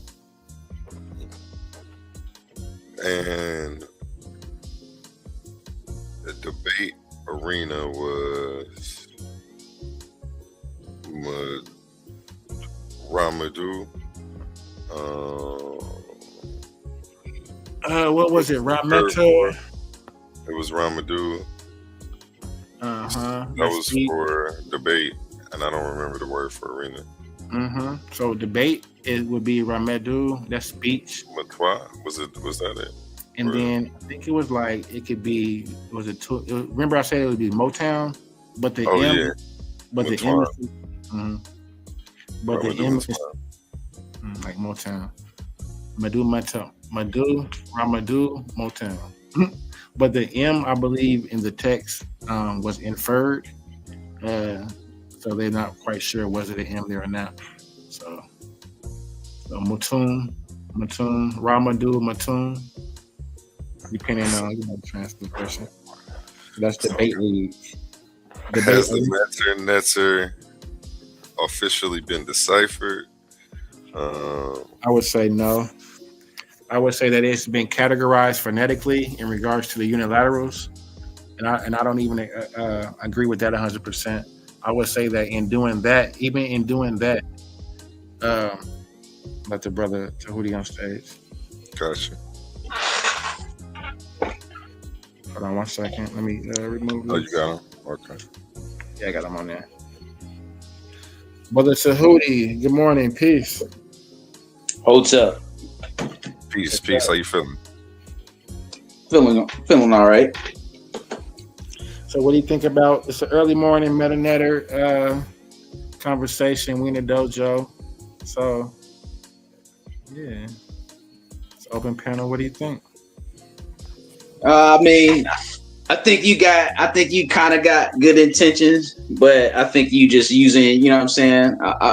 I see you using YouTube to try to like market certain things, like properly a debate or whatever. But like at the end of your presentation, or not at the end of your presentation, probably towards in the middle of your presentation, you said we already have brothers in the sector in the conscious sector already doing it anyway. The reconstruction of the ancient text primary sources. We do. Smash Rockwell is a great example of that. Shout out to Smash. So yeah, I get that. I definitely, you know what I'm saying, I appreciate that. You know what I'm saying, if you're going like, you know what I'm saying, probably if you're not going to study under like certain people who are already deciphering it or whatever, like Infundiji and stuff like that. I mean, I guess I can appreciate the fact that you acknowledge that people are already like doing it anyway. You know what I'm saying? So I can't really push back. You know what I mean with that. Shout out Infundiji. Arab, Infundiji. Yeah. Was the brother? Did the brother pass? Was that the brother that passed? Infundiji didn't pass, did he? Or was that? If he did, I didn't hear about that. Okay. It was one of the brothers. That might have. I'm not wishing anything on him bad. I know he's an elder. So what do you think about the uniliterals? And we talked about we spoke about this earlier, right? In regards to losing the value, losing the meaning of a symbol when it's put into a letter, right? And given a phonetic value. But like, expound on that. Like, in what way does it lose its value? Like, what does that mean? Okay, so I'll use the same example of the Egyptian, and I'll use this example only because we used it earlier today during our text, right? In regards to the end, the water wave, right? Let's just say that between the brothers on the panel, that we have said that water wave meant, we could just say pick anything. What do we want it to mean? The water wave. No, it doesn't work like that. That's what I was explaining to you last. I'm making a point, brother. Just hold on. We're having a conversation. Well, you asked me a question, so why when I go into the answer, why you cutting me off and like building more on the question though? That was the whole problem last night. Brother, I'm answering the question. So hold on, you asking questions and answering them at the same time? You're filibustering right now, brother, and this is why we have. How is that filibustering? I'm asking you. So like, is this gonna be a one-way communication between me and you? Is that what you're saying? I can answer it. I just asked you, like, how and what way does it lose its value? And like in your explanation, like you did get to answering that, but like you asked me a question in return. So it's like, when are you going to actually answer the question? How does it actually lose its value? You do realize that this right here is, you're cutting me off in the middle of answering that particular question. I was in the process of answering it, and you've been filibustering for the last minute. So how does it lose its value? I would like to get to the answer of the question without filibustering. So you asked the question. So in regards to the symbol, right? How so? So we've determined that symbol means intelligence, right? So when you give that symbol, right, a phonetic value and turn it into a letter, now it doesn't mean intelligence anymore, right? It just means none, right? And now we can spell words with that. We can spell different words now using the letter N, none, right? That has nothing to do with what we sat here, me, you, and A1 determined that word meant intelligence. But now you've made it the letter N, and now you're spelling words like anything else that has nothing to do with intelligence. So, right? Because the letter N, right, alone by itself would not have any meaning, right? If not used or used to spell a word, right? So I don't understand, who is this we? Who came up with this agreement that something meant something, and now all of a sudden I'm trying to get clarification on your explanation so I understand moving forward. Okay. Who is the we that came to the agreement that whatever symbol you made meant water and then meant it's something different again? When did this happen? And who is we that we're talking about? Brother, that was a hypothetical. That we would be the ancient Egyptians. They determined the Okay, but I'm saying when you say that a symbol loses its value, you have to actually give me an example in your studies or in common language where it does actually pull out. And that's why I gave you an example last night. Okay, so I know who I'm dealing with now. So we can look at the per. We'll deal with the per, right? So the per means what? Is a symbol for shelter, right? So when we look at what is it? The B? It's being reduced to the letter B, right? So explain to me how we in our language we could take the per, right, which has the concept of shelter, right, and take that, reduce it to the letter P, right? Letters have no meanings. So now we're there. we've taken the per, which is a house, which is a shelter, and reduced it to the letter P, right? Giving it a phonetic value, right? And placed it in a sentence to create a word. So based on the common translation of per, what are you not so comprehending? I'm answering the question, right? You asked me a question. Do you not want me to answer the question? No, it wasn't a question. I was answering your question. So now, do you comprehend? But hold on, you had a miss. With what I said. Hold on, you said something incorrect about per though. I'm about to tell you why it is the way it is. So when it comes to per, what's your contention? There's no contention. It's just the common understanding. Hold on. King J, let me hear him one time. Let me hear him. This your show though, but I'm just trying to hear him out one time. Right, and that's all. He keeps building on the question as I'm trying to give him an explanation of why it doesn't lose its value. Go ahead. So that's the question. Right. So it comes from personal name. It's associated with personal name. It's impersonal, right? And that's why they come up with a house for it, because that is impersonal to somebody. That's what they commonly agreed upon. So as of now, we have to take a step forward with that. And if you look at it conceptually and visually, it does not lose its value. Yeah, but it's kind of like saying that the alphabet, the different letters in the alphabet have different meanings. Let me respond, brother. Hold on. What doesn't lose its value? What value or what meaning does the letter P have? Go ahead. I just told you. They developed that a house is personal to someone, so the PR has a relationship to something that is enclosing and providing shelter. That's not the question that I asked you, brother. In our modern day lexicon, our alphabet, what meaning does the letter P have? Go ahead.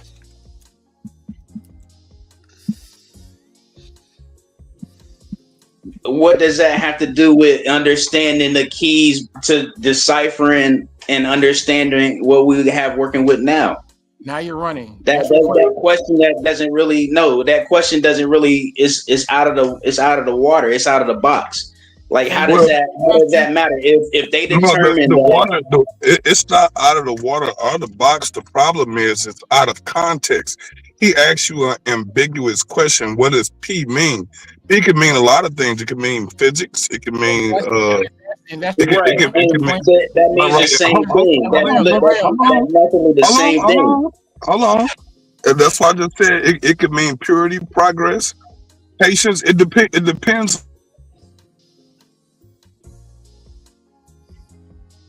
You cut out. I'm saying it could be peace, prosperity. It depends on what you're using P, the context in which you're using P in. So you're just saying, what is the meaning of P? If he would have said physics, he would have been correct, because exactly. P means physics. Hold on. But it can also stand for power. Hold on. It can also stand for power. So when you see hold on.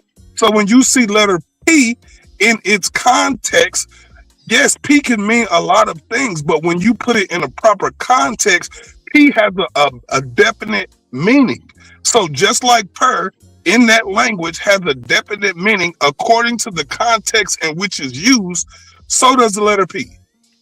So you made my point. So the letter P meaning has changed, right? The meaning now has changed from its original. Oh man, that wasn't your point, but go ahead, brother. It was. So wait, I would like for the brother to answer the question. What does the letter P mean? Do letters have meaning? It's not a question to run. That's an ambiguous question without direct context. I'm going to keep blocking. What you're doing is you make it. I would like for the brother Tahuti to answer this question. I would like for the brother because it matters. The fact that you're not answering it actually is like, what are you running from? A simple question to Hootie.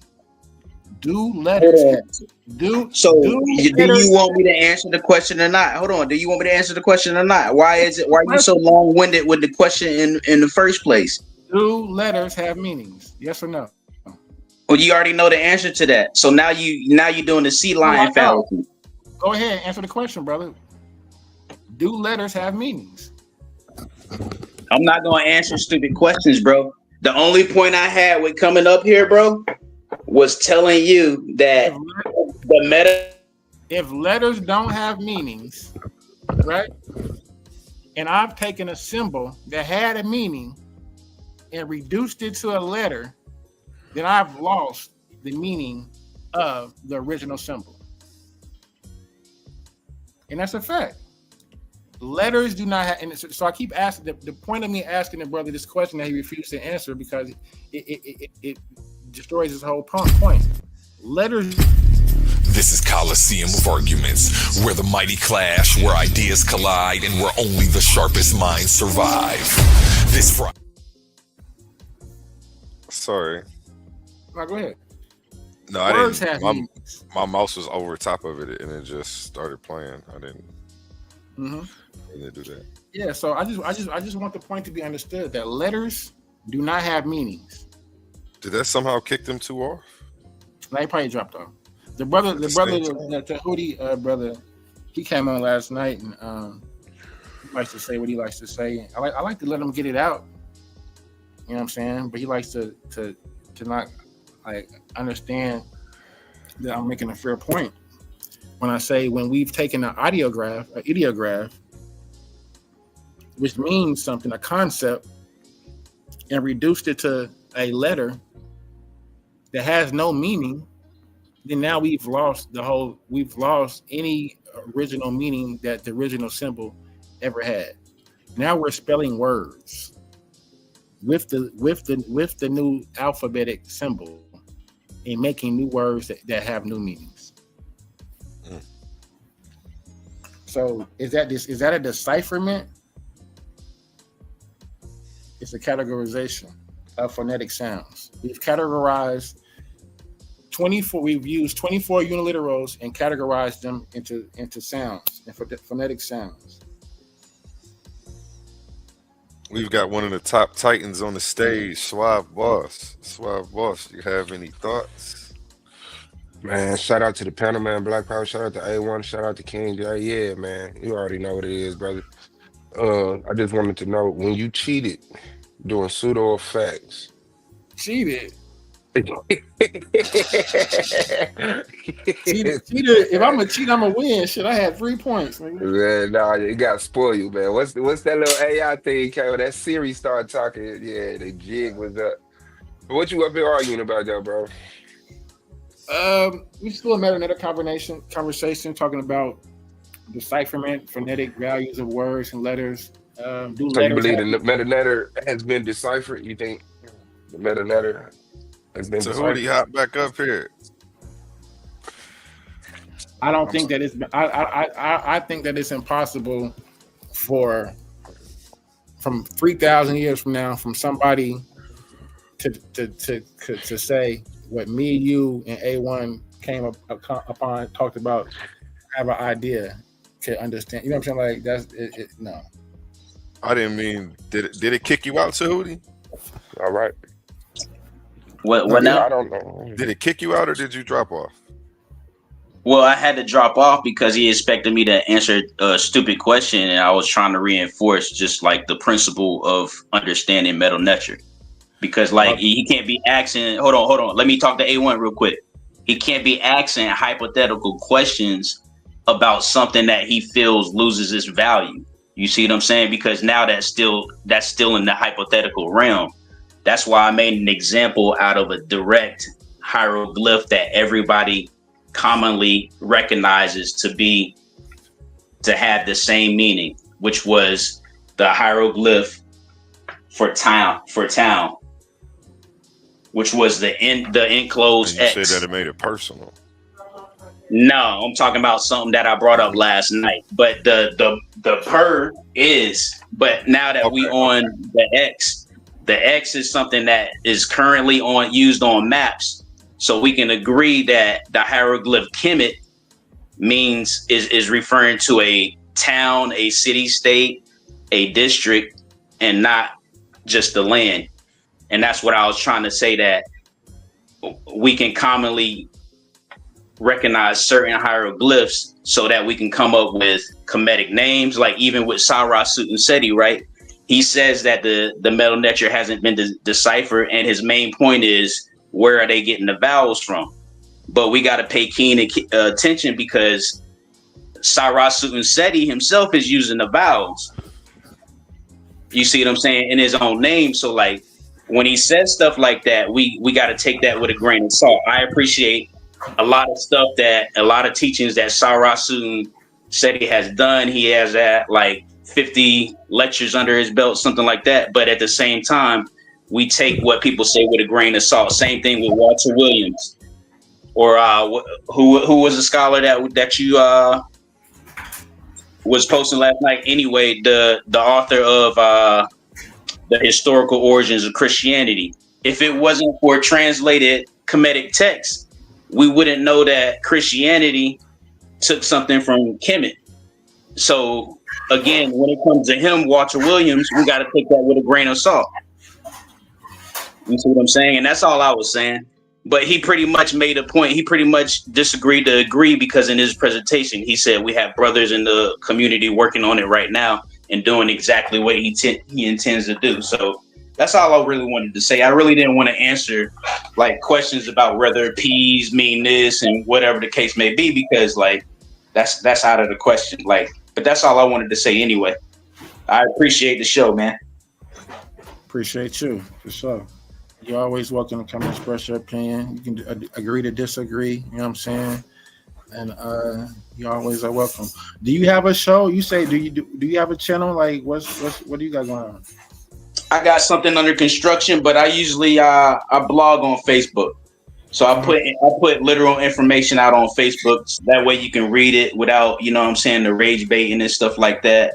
A lot of people they're not keen to like information unless it's in a certain, you know what I'm saying, realm, and it's coming from a certain person. So like there's different channels to get facts out and truth out. You know what I mean? So that's all. Okay, yeah, you just added me recently, I believe. Am I correct? I have to recall. I'm not sure. I think I recognize the icon. You had the same icon on Facebook? Yeah, definitely. Yeah, I think you just added me recently. A1. But all right, man, I appreciate it. That's all I wanted to say when it comes to Medu Neter. And Infam-DG is like one of the 40-year-long master teachers of that. So if you have any questions about it, you should seek counsel with him, because he's the one who can answer all your questions. It's not too many. Not everybody is an expert, and it really doesn't. You don't have to be an expert in deciphering Medu Neter to teach about Kemet, because case in point is like, yeah. Go ahead. I know you have a diatribe you want to get out, but I have a question. What system you mentioned Infam-DG? What system, decipherment system, does he use? He uses pretty much all the Nilotic systems, and then he uses the previous systems that were before him, because like I said, you can't really lie about everything. Like I was explaining every night, like even when you're European Slow down. You're saying a lot of pseudo stuff. What pre-Nilotic? What did you get that from? I said Nilotic. So like you have a language tree. You have a language tree, right? So right. you have a brother. Hold on. Is that what Champollion used? Oh man. So listen, bro. I know you want to drill me. Brother, what we're not gonna do is have pseudoisms. Okay. The decipherment came from Champollion. So we're gonna stay right there. The decipherment actually came from the Rosetta Stone, bro. Brother, I just did a whole presentation on the Rosetta Stone. Bro, you keep my muting. Champollion You didn't provide all Muting, brother. about the Rosetta Stone, bro. Hold on. Hold on. You have to if you teach. And he was the first guest to be kicked off. So Champollion used the Rosetta Stone for his decipherment. So so when I'm asking a brother a question, I really want scholarship. I really want scholarship and not pseudoisms, right? So when I asked him what is the Grandmaster teacher Infodici using as his primary source for decipherment. So if Champollion is the one who is accredited for deciphering the Rosetta Stone, then all decipherments, all transliterations go back to that particular decipherment by Champollion. Now we have Wallace Budge, who was an Egyptologist who came after that has one of the first he has a dictionary. Wallace Budge Egyptology Dictionary, right? Is a famous dictionary. He's one of the first, right? But what's associated with a lot of these early Egyptologists is the racism, right? When these people are translating the words, they're translating them from a viewpoint that Black people aren't capable of this high society, this high technology that they're finding and discovering in Africa, right? So a lot of the transliterations will carry racist connotations, right? Like when we look at the word Nehesi, right? Ta-Nehesi, Wallace Budge transliterates that word as Negro, right? Which has racist connotations. Later versions or systems like Gardner, right? We'll find the word translated as Southerner, right? Just means somebody from the South, right? It's the negative connotation has been removed, right? So if you're looking, so this is the point that I want to make to the brother if he's listening. If we have the primary source, right, which is the actual, we're both looking at the Egyptian walls, right, the pyramids, right? We have to have some sort of we have to use some sort of system. We have to have some sort of system that we're using to transliterate what we're looking at, right? And that system is Champollion. It's based off Champollion's decipherment. It's either you're going to be using Wallace Budge or you're going to be using Alan Gardner. They're getting sophisticated now because now they're just getting AI to do it, and a lot of that stuff that we thought was correct, all the leading scholars, a lot of that stuff is coming back to be completely incorrect. Mm-hmm. But what's funny with AI is that even AI has to draw from a database. AI can't make its own conclusions. So sure it can through pattern recognition. Based off of a text, off of a corpus of information that it's drawing from. It's not creating. I'm saying you could feed AI a series of patterns, and it will start deciphering the patterns on its own. You know what I'm saying? Like it don't need you to tell it what it is or what it isn't. It'll start doing it on its own. Mm-hmm. But if you ask AI what is the scholarly consensus and what is the standard system used for decipherment, it'll tell you that it's Gardner's system. That's obvious. I mean, that's the mainstream academia. That's the mainstream narrative. Mm-hmm. So anytime you go ask the mainstream narrative, what the mainstream narrative is, it's always the same. It don't never change. Mm-hmm. Real quick, ladies and gentlemen, lock in. The voice you just heard was that of Anu Kakarot. He has a debate tonight, stepping into the Coliseum with no warning, no warm-up. Shout out to him. He's a philosopher, preacher of light, law, and logic, a debater who doesn't argue from emotion, but from principles. He's debating Pandemics African, and you know what? I'll run a 60-second commercial real quick so that way you can see what we got coming tonight at 8 o'clock. This is Coliseum of Arguments, where the mighty clash, where ideas collide, and where only the sharpest minds survive. This Friday, Titans Debate League presents Pan vs. Anu Kakarot, Round 1. On the left, the Pan-African atheist, Pan, a social juggernaut armed with history, logic, and enough intellectual voltage to shut down any institution standing on shaky ground. And in the other corner, the preacher of the gospel, the man who proclaims God is light and light is electromagnetism, a spiritual powerhouse bringing scripture, science, and shockwaves of revelation. The question shaking the arena, should the fraternal order of police be disbanded? Two warriors, two worldviews, one explosive showdown. This is Titans Debate League. This is the Coliseum of Arguments. Be there or get left in the dust.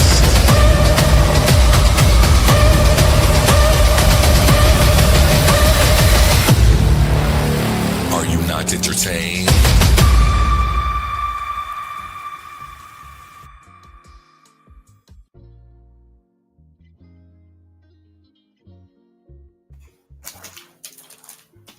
Yes. And the question tonight isn't small. It isn't safe, and it isn't comfortable. Should the Fraternal Order of Police be disbanded? Make sure you're there, 8 p.m. Central Time. It's going to be an event. And shout out, I think, did it kick Tahuti off again? I think every time I play the commercials, it kicks Tahuti off. Tahuti, I think that's an accident. You can hop back up here. King J, tossing people off at the open panel. What do he do? Because he didn't agree with you. No, not that I don't. That he don't agree.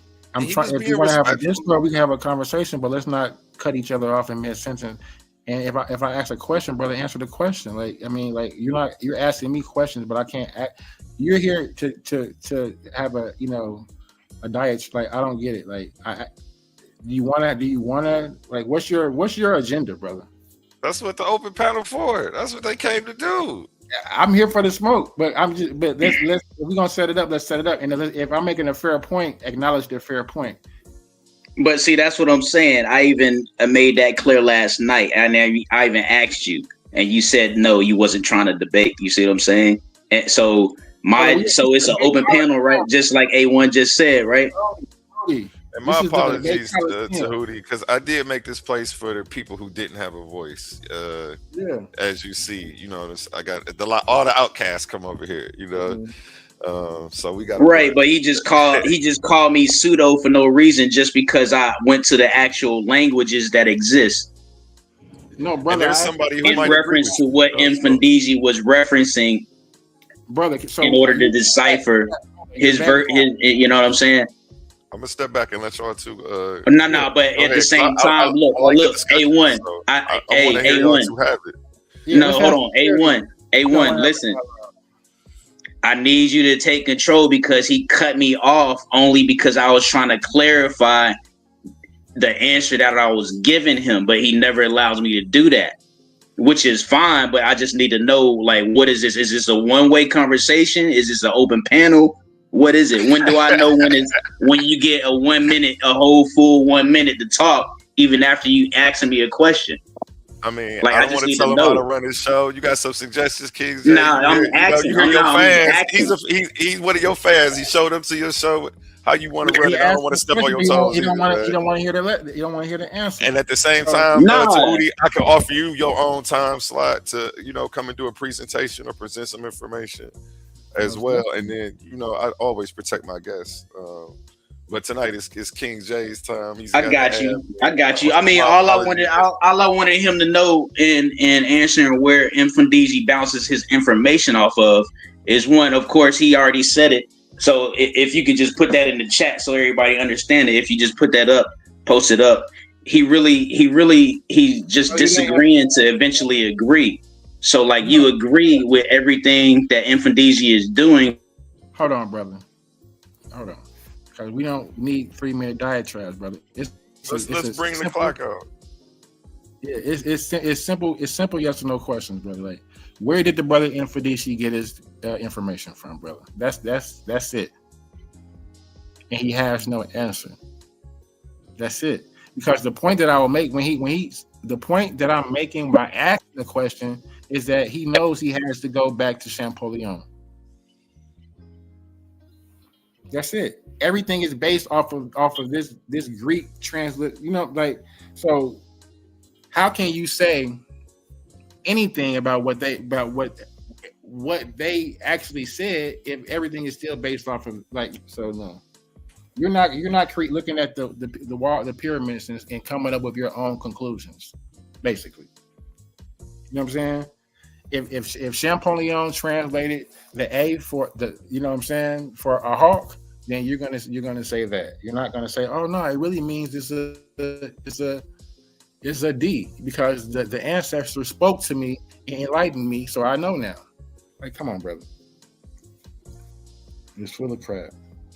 So, and this is how you know. I wanted to hear the discussion, man. No, he don't want to have a discussion because he keeps cutting me off. I asked the brother yesterday. Yesterday, I gave him 2 minutes to speak uninterrupted. When it was time for me to talk, he jumped off the panel. Let's bring the timer out. He just. I wanted to hear that. He has a problem with. He was bringing a different perspective, because I haven't heard any of the discussion. Like, I'm new to all of it, so I'm new to his side. I'm new to your side. I'm adding him. Okay, yeah. He popped back up. Let me pull out the timer real quick, because I want to hear both sides, and then I want to go back, review the tape, fact check both sides. Hey, you got so A1 where it leans, but I still gotta be able to hear the argument. Even though that A1, he may not be answering the questions how you want. That's usually how it goes with somebody. Yep. I'm sorry. All right, so here we go. So Tahuti, here's the question to you. What is the primary source that your master teacher, Infidisi, is using for his transliteration of the Meta-Netter? Let me get the timer going. No, hold on. A1, I'm trying to get your attention. A1. Can you post my response that I made in the chat so he cannot say that I didn't answer it? This one? Right. I even mentioned that last night, brother. I simply told you that while the Europeans do lie, that they cannot lie about everything. And that's simply because, one, some codes are universal. Some symbols are going to be universal no matter what. And he's bouncing it off the Rosetta Stone, which is a Kemetic artifact.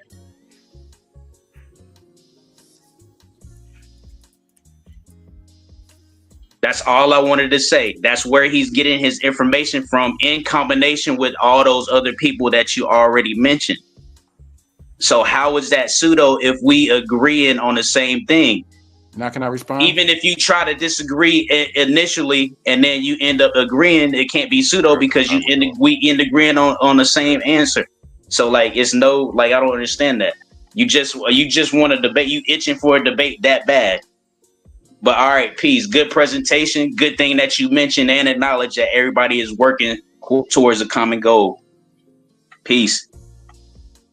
Yeah, I got the timer up for you. You ain't got it, dip. We about to make sure that you get your time to answer these questions. He's not he's not here for that. He's just here to filibuster. You see, and this is the same thing he did yesterday. He went first, and then when it's time for me to respond, he left. So he's just here to filibuster and put out points that have no, like, come on now. So I'll take the remaining of his time, right? So the brother said that he put the comment up, right? And that comment answered to my question, right? And that happened to be, I think it said the Rosetta Stone. So he said that his master teacher, Infidisi, gets his translation of the Meta-Netter from the Rosetta Stone. So that would have to be Champollion's transliteration, because the Rosetta Stone is in the demonic and the hieratic, right? There is no Old Kingdom hieroglyphics on the Rosetta Stone.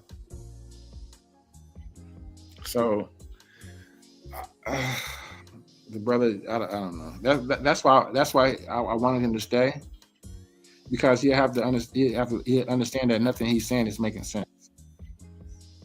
Here we go. Yeah, he's back. He's back. If you want people to stay, you got to let them answer till they finish, even when you don't like how they answer. Well, no. I still wasn't because you never know how they may land their plane. They may be coming down crooked, but they may get that joint on the ground. You know what I'm saying? So yeah, that's why we gave him 2 minutes to speak. That's why now it's my turn. He got to be able to stand the rebuttal. Let me bring this timer back up before y'all get started. Patience, brothers. Patience. You got to be able to stand the rebuttal. And like I say, I've never even heard the debate. So to me, this is all interesting. So I definitely want him to be able to. But A1, bro, I'm not trying to debate. All I was trying to do was answer that one question, and he gets to rebut a question. Like, I don't understand that. I don't have to. If I can listen to his response without me being on live, that's what I'm saying. Oh, you see what I'm saying? He's welcome to. Then why did you come back on the panel then if you didn't want to? Because you wanted me to come. No, brother, you're not. You asked me to come back on the panel. You're not needed on the panel. You left the panel. Oh, okay. All right, then peace. Because A1 said he wanted. Peace. No. A1 said it. I don't. Yeah, I'm trying to hear. I'm trying to hear the discussion back and forth because I haven't heard. Obviously, this is a debate amongst the community, so I just haven't heard this discussion because I'm not in tune. Yeah, he's not somebody that clearly can articulate it or his viewpoint. I would like the brother to show some sort of a source or some sort of anything. He said his primary source is the Rosetta Stone. So, if anything, if we're taking back, right? We're doing this revisionism, this reconstruction of our, African tradition, which is the Metanetter. We're going to take it back from the European. We're going to, give it these words our own meaning based off our own Afrocentric viewpoint. Then we shouldn't be using Champollion. We wouldn't be using the Rosetta Stone for anything. We would be going direct to the walls, right? And using that primary source and coming up with our own. There we go. Coming up with our own meanings, not meanings based off of Champollion's transliteration of 24 uniliterals. But go ahead, brother. Are you ready for my 2 minutes? Or are you here to filibuster and say why you here not to listen? You here? Okay, but you want to listen? Okay, but I need to. I'm just asking. At this point, it's my 2 minutes, so you can listen for 2 minutes, and then you have a 2 minute. I got you, brother. Go ahead. I appreciate that. So, you can start the 2 minutes, A1.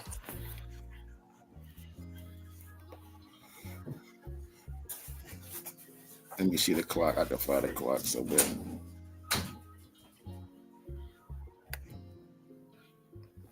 Two minutes. All right, here we go. So, brother, in response to the overall point, right, of reclaiming. Oh, I'm sorry, I'm muted this whole time. I got the timer up. Go. The time starts when you start. Go ahead. All right. So, in regards to the brother's overall point of reclaiming, reconstructing, in a revisionist, so to speak, our African Metanetter phonetics, right? From our modern day 21st century point of view, right? If in order to do that, we're not going to look at the Rosetta Stone. We're not going to go to the Greek to do that. We're going to go directly to the primary source, which is the pyramid, right? That have them written on the walls. And we're going to read them directly from the walls. But my question to you, my brother, would be, how do we do that, right? How do we go to the walls of these pyramids that have the primary sources, right? And read them, right? And come to our own conclusion, right? And own meaning and understanding of what they wrote 3,000 years ago, right? If not for the translation and decipherment of the Rosetta Stone. But whoever you wanted to credit the transliteration to, right? I don't care. but it's been translated and it's associated with the Rosetta Stone, right? So, without that, how are you able to go to the pyramids, look at those glyphs, and come to whatever own conclusion and understanding of a meaning that you think they mean, if not for the Rosetta Stone? And I'll yield my other 20 seconds.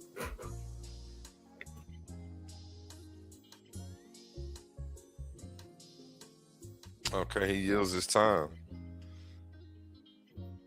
Tahuti, you got 2 minutes to respond how you like. Oh, hold on, A1. Hey, A1.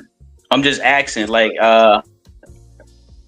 if like I respond to this question, right? Because he's asking me a question, and I'm not gonna ask him any questions. Do I have to stay longer for another 2 minutes for him to rebut that or an act in a question form? Because he says he's rebutting, but he's asking me a question, so I just need to clarify, like, what's going on. Oh, you have to actually answer the question. I don't want a 2 minute diatribe where you. Well, it's not going to be a diatribe because it's going to be 2 minutes. Yeah, well, but I mean, I could probably answer the question within 2 minutes. But I'm asking, am I obligated to have to stay up here? I just really want you to be, a man, so to speak, and just, deal with. Whoa, how is that tied to manhood, bro? Staying up on the panel is tied to manhood? Well, it's because, brother, you did the same thing last night. We had a 2 minute setup just like this. You got your 2 minutes. You didn't say we didn't have a setup. You just arbitrarily said that you supposed to have a minute to talk right after you asked me your question. You know what I'm saying? And I gave like, how am I supposed to know that you get a whole 2 minutes or 1 minute to talk when I'm just answering one of your questions about meta nature or infundigia or something like that? It's just about how that don't make no sense. It's about mayat, right, and having some sort of honor, right? So I gave you the 2 minutes, and then when it was time for me to respond, you ran. So, and we see that as your. But you never set that up initially. You just arbitrarily said that after the fact, though. That's my point. You got the first 2 minutes, and he responded. And we see that as you get the second 2 minutes to Hootie, and I think you should at least stay for his response, and then after that, if you don't want to continue the dialogue, we can respectfully disagree. And yeah, no doubt. I'm all about respectfully disagreeing, and yeah, I got you. Heard, so. But yeah, I just want to address the point on an intelligent manner. All right, so like let me start can you start the 2 minutes so I can address every little single thing that he said? All right, so first of all, the Rosetta Stone is not a Greek thing. It's actually, if you look it up, it is a famous Kemetic artifact, and it has 3 scripts on it, 3 different scripts. It has the Greek script on it, so people who speak Greek can help to translate it, and it has Demotic on it, and it has the hieroglyphs on it. So now it is a 3-way key that's already in artifact form that helps us start from that to decipher. So infundigia is using that. Champollion or the French Egyptologist also had to use that, right?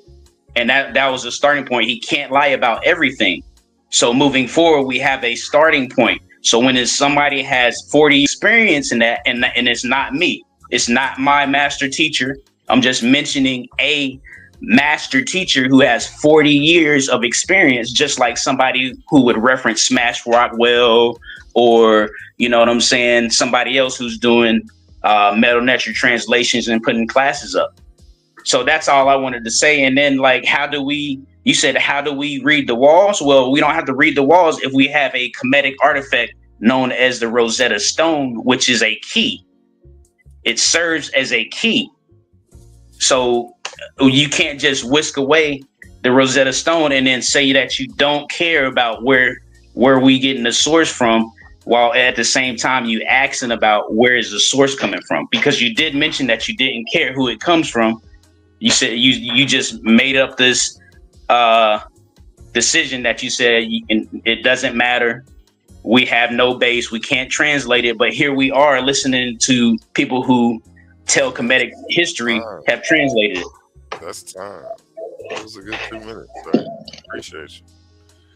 I'm gonna restart it. I don't know if you want to continue the dialogue. It's starting to become healthy. It's on you. Time starts when you start, King J.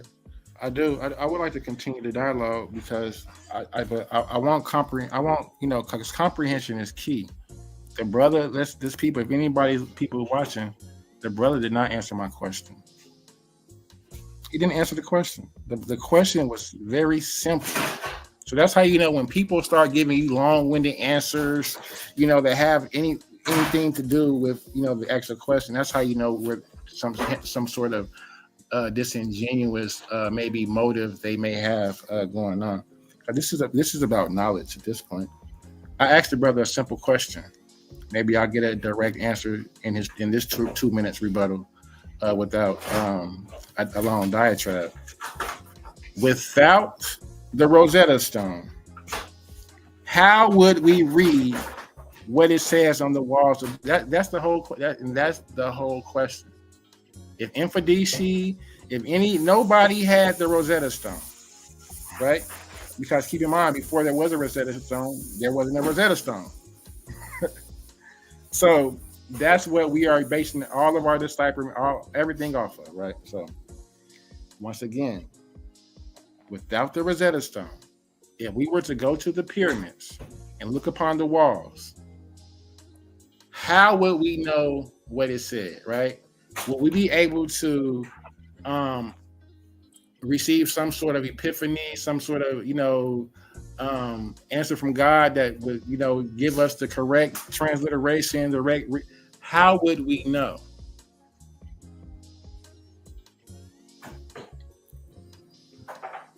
20 seconds. And I yield. And time starts when you start, Tahuti. All right, man. Pretty much that's a hypothetical question. Just like, I'm saying, it's a possibility clause and it's a hypothetical possibility clause. Like, since the Rosetta Stone exists, we don't really need to go out of our way and pretend that it doesn't and act like we need to go somewhere else to try to have a starting point. But just like I answered earlier, Infodici and even others, master linguists, you know what I'm saying? Like Obadele Cambone, he bounces his language ciphers just like any languages do off of local spoken languages. So in that, and that's why I mentioned the Nilotic languages help decipher some Meta-Neter, not all, but some. So now you have, in combination with the Rosetta Stone that still exists, we don't need to pretend like it doesn't exist. Since it exists, we use that in combination with local spoken languages, and then we decipher the Meta-Neter language. It's a working program that African people want to do who want to reclaim their African lost languages. So again, even though Sarah Sutanseti claims that it hasn't been deciphered, he actually acknowledged that it does because he himself uses the vowels in his name, Sarah Sutanseti. So no need to ask and make up hypothetical questions about the Rosetta Stone not being available, because it is. That's what the working, even if the French Egyptologists didn't exist, we would still have the Rosetta Stone to work off of. And he had the Rosetta Stone to work off of, even though he wanted to lie. But thanks for your time. I appreciate you.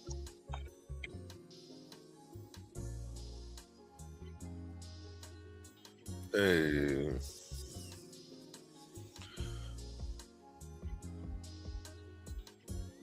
He got that he definitely had the last word. He said he's gonna take that extra 2 minutes and bang. Yeah, I give him that. 3 rounds to 2 rounds. I give him It's the all right. guest. I'll give him that. Give him that. It happens.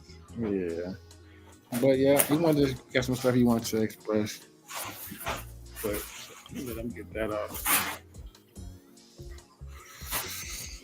But I he didn't answer the question. He didn't answer the question. So there's a hint to, but I understand. And it's just like if we looking at this background, those symbols, unless somebody told us what those symbols meant previously, we wouldn't have no idea what this meant. You know what I'm saying? We'd be guessing, coming up with our own conclusions. That's how it goes with mystery systems. A lot of times you have to be initiated into those systems, right?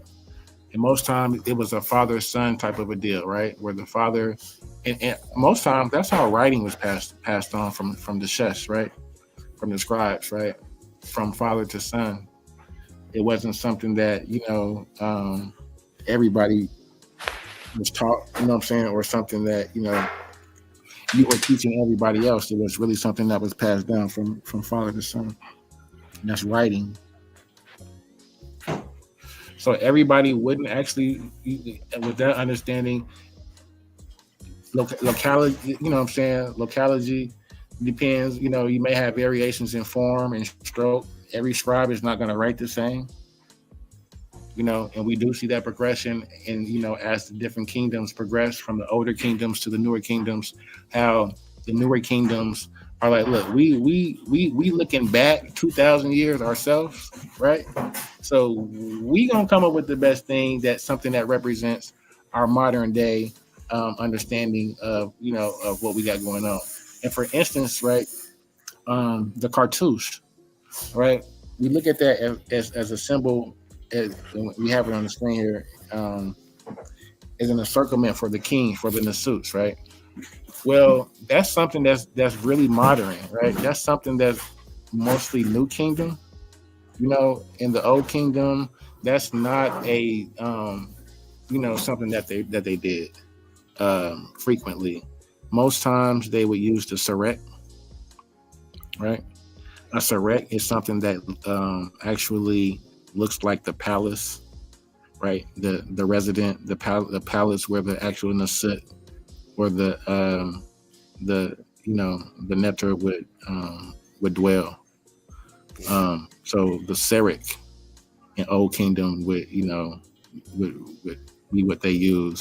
We don't see cartouches or shins in the Old Kingdom.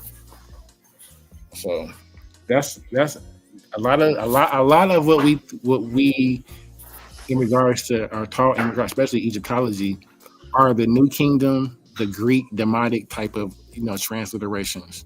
You know what I'm saying? The Old Kingdom are going to give you a lot of different meanings, change based off of time periods as well. The R, for instance, like in the Old Kingdom, they don't have a lion. That's something that was added later on in the demonic, periods, the Greek periods of time. So what we have a lot of times is basically different people, Greeks coming along, Semitic speakers. They're coming along and they're taking our script, our Meta script, and our symbols, right? And they're applying their own phonetic values according to whatever language that they do speak to them accordingly. You know what I'm saying? So, and when you do, and as they do so, the more they do, the more we see the transition, and to whereas now the original meaning, has lost its total meaning, right? Now we're trying to write it so fast we don't care what it meant. Now it's literally a letter. And that's why I the point of letters having no meanings, right? Only phonetic sounds, only phonetic values, mean so much, because depending on how you say it. I'm tired of him at this point. It's open panel, man. Bring it back up. What's up? What's up? Hey, if I give you Infandici's contact info, will you ask him them same questions? Since he's the 40-year running master teacher. Brother, tell Infidici to come on. He can email A1. He can set it up. We would love to have him on the panel.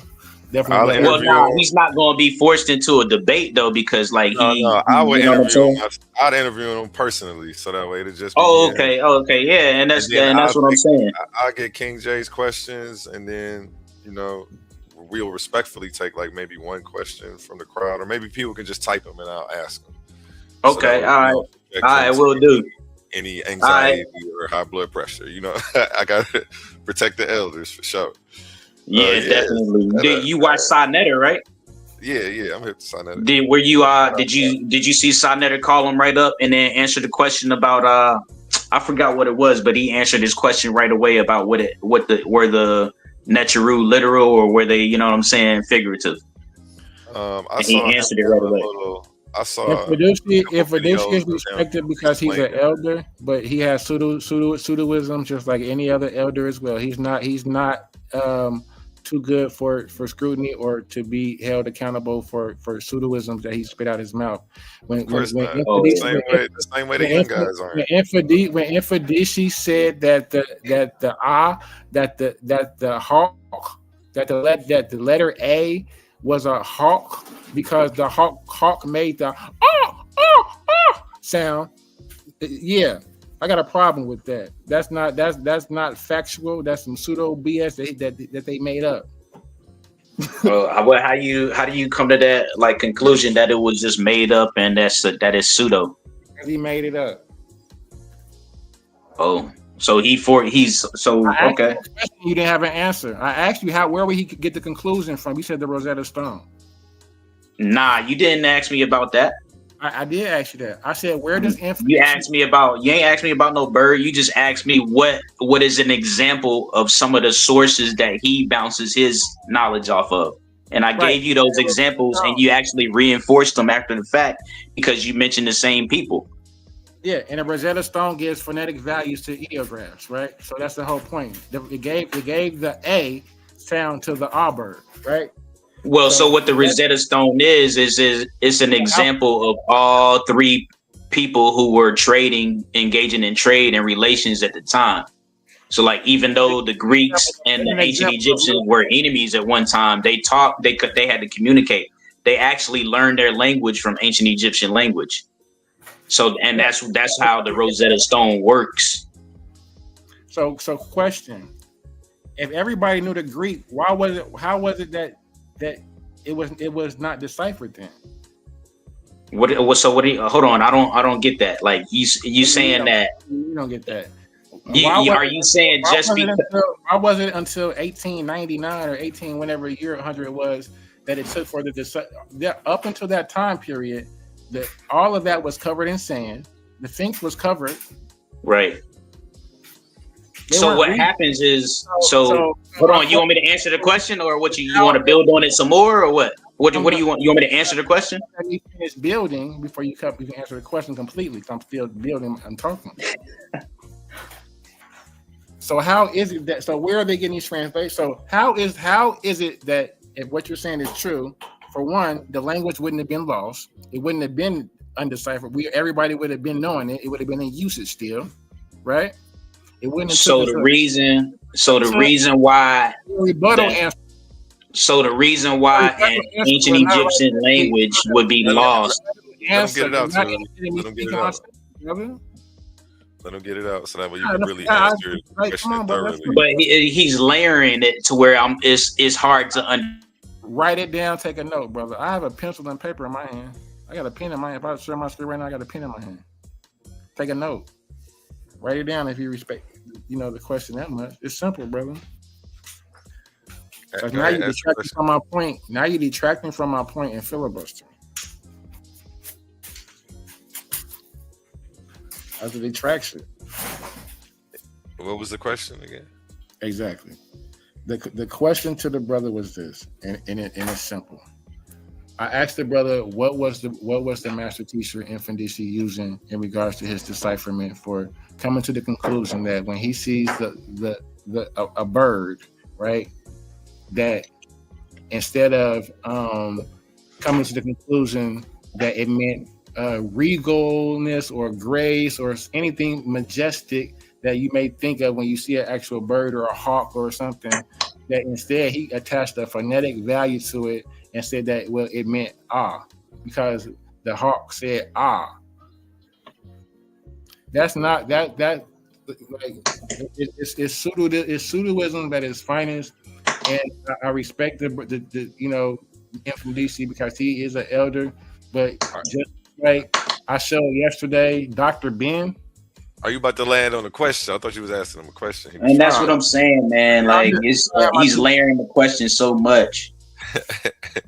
But yeah, just like I showed Dr. Ben yesterday, saying that anybody who's speaking the Medu Neter is speaking Flint. In his words, was flim flam gibberish. They don't know what they're talking about, and they're following Western authority in doing so. Now I can play it again, and you can say that maybe he don't know what he's talking about, or maybe you can. So everybody has a master teacher or elder who has a viewpoint.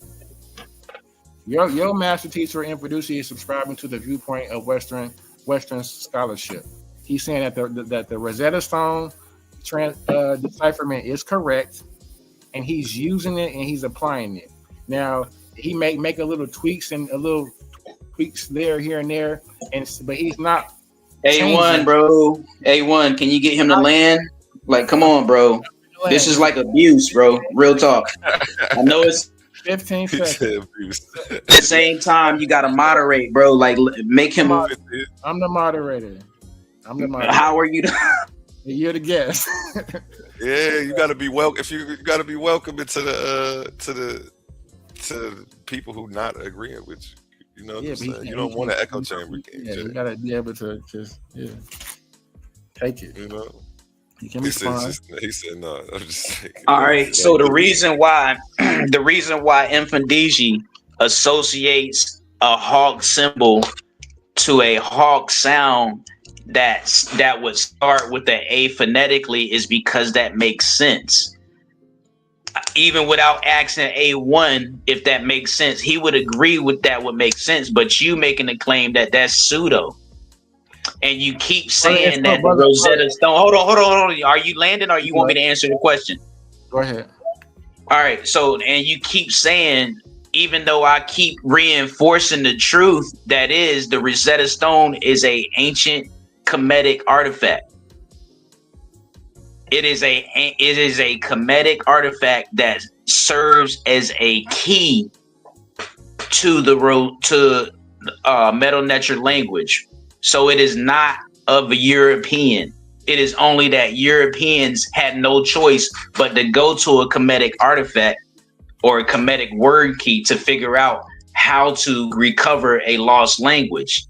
And a language gets lost in between the time that it falls to the 1800s or the early, you know what I'm saying, centuries or whatever in the New World, only because the kingdoms fell and people who learn to speak off of that language don't remember the root words, all of the root words, and they then adopt their own languages out of learning the root words of a lost language.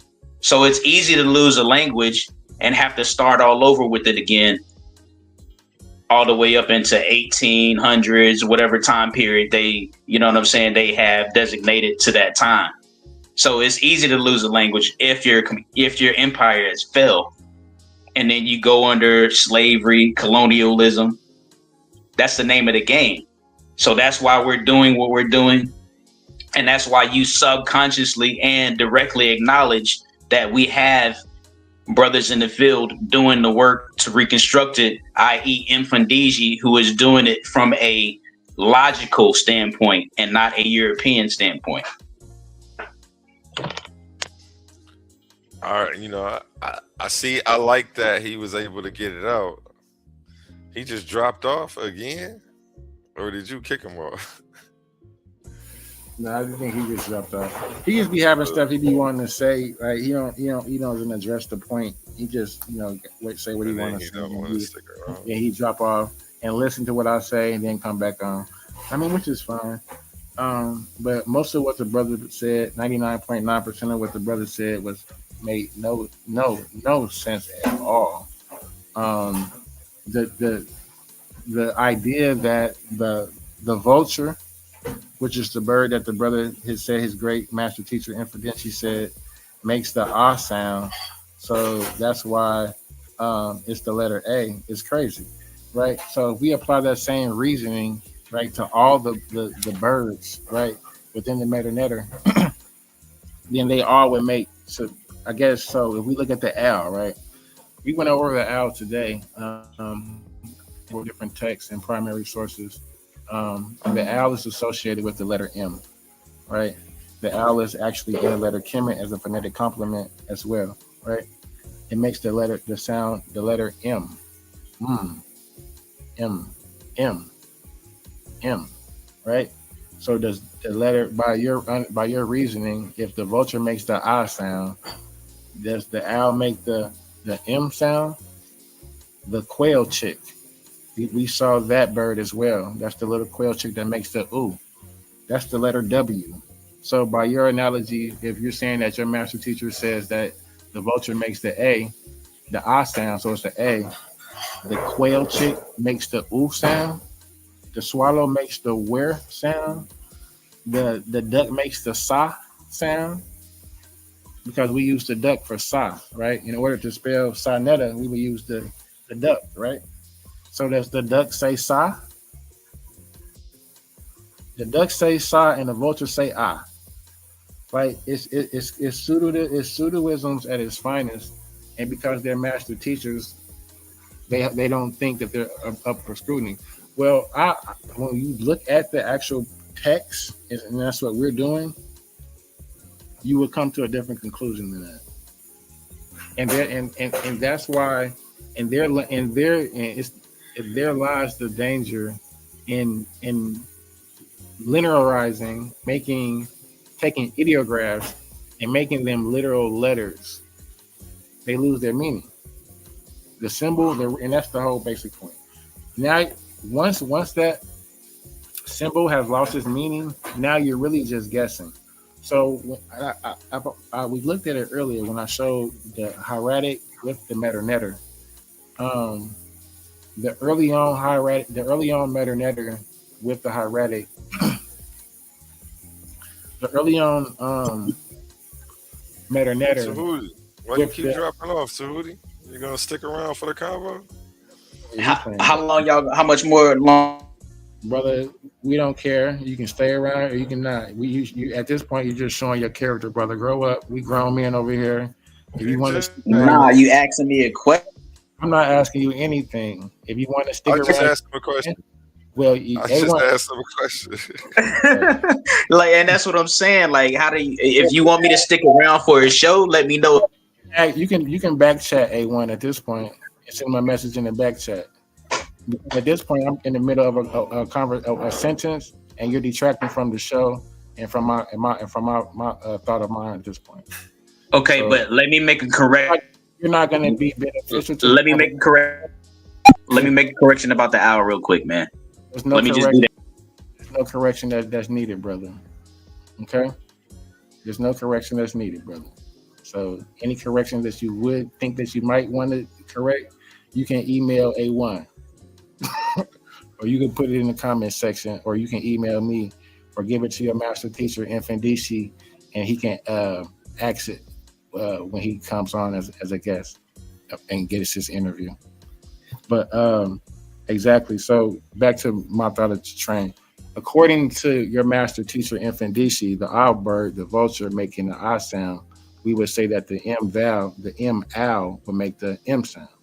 We would say that the quail would make the ooh sound. We would say that the duck would make the sa sound. So we see how pseudo that is and how it makes no sense. But in fact, when we look at the vulture, it says this. Ideographically, it's the principle of vision. The vulture can see life from miles away while soaring in the heavens. It represents the ability of the spirit to perceive from a higher perspective. So this is the ideographic meaning of it in the Old Kingdom, right? This is before Western society and Greek culture comes along and say, well, you know what? We're just going to make that a letter A. we're just gonna pronounce it as an I and put it in alphabet and spell other words with it, right? The M, the owl, the principle of the night. The owl sees in the dark. I'll have to brother back. The owl sees in the dark. It represents the hidden knowledge and the transition through the duat. So that's going to be Old Kingdom theology, their mentality of the owl, right? Western society, or people like your great master teacher Infandishi, they say no, it doesn't mean that. It means M, right? And a matter of fact, I can put it with the A, the vulture, and say Ma, right? Right? And make a word out of it. So no longer so if I ask you what does Ma mean, will you tell me that Ma means that the vulture can see from miles away? Will Ma mean that it can incorporate the ability to perceive from a higher perspective?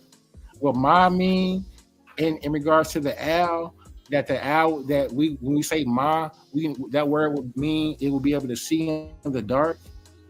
Will it represent hidden knowledge? Will it represent exactly? Will it represent the transition through the duat when we say Ma? Of course not.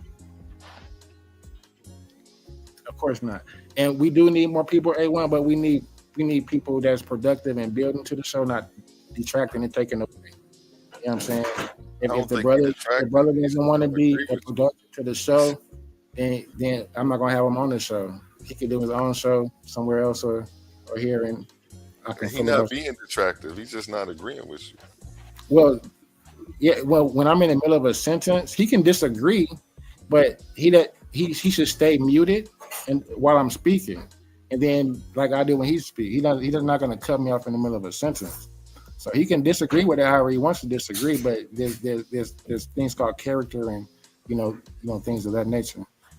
Like my arts is ways that grown men behave and conduct ourselves. So you wouldn't be at this open panels get, man. We could have way worse people on here than him. Yeah. But this is an open panel to that nature, to whereas I'm being cut off and I'm actually trying to teach. So if he actually had a valid point, then great, we can actually show something. But nothing that the brother said is actually true.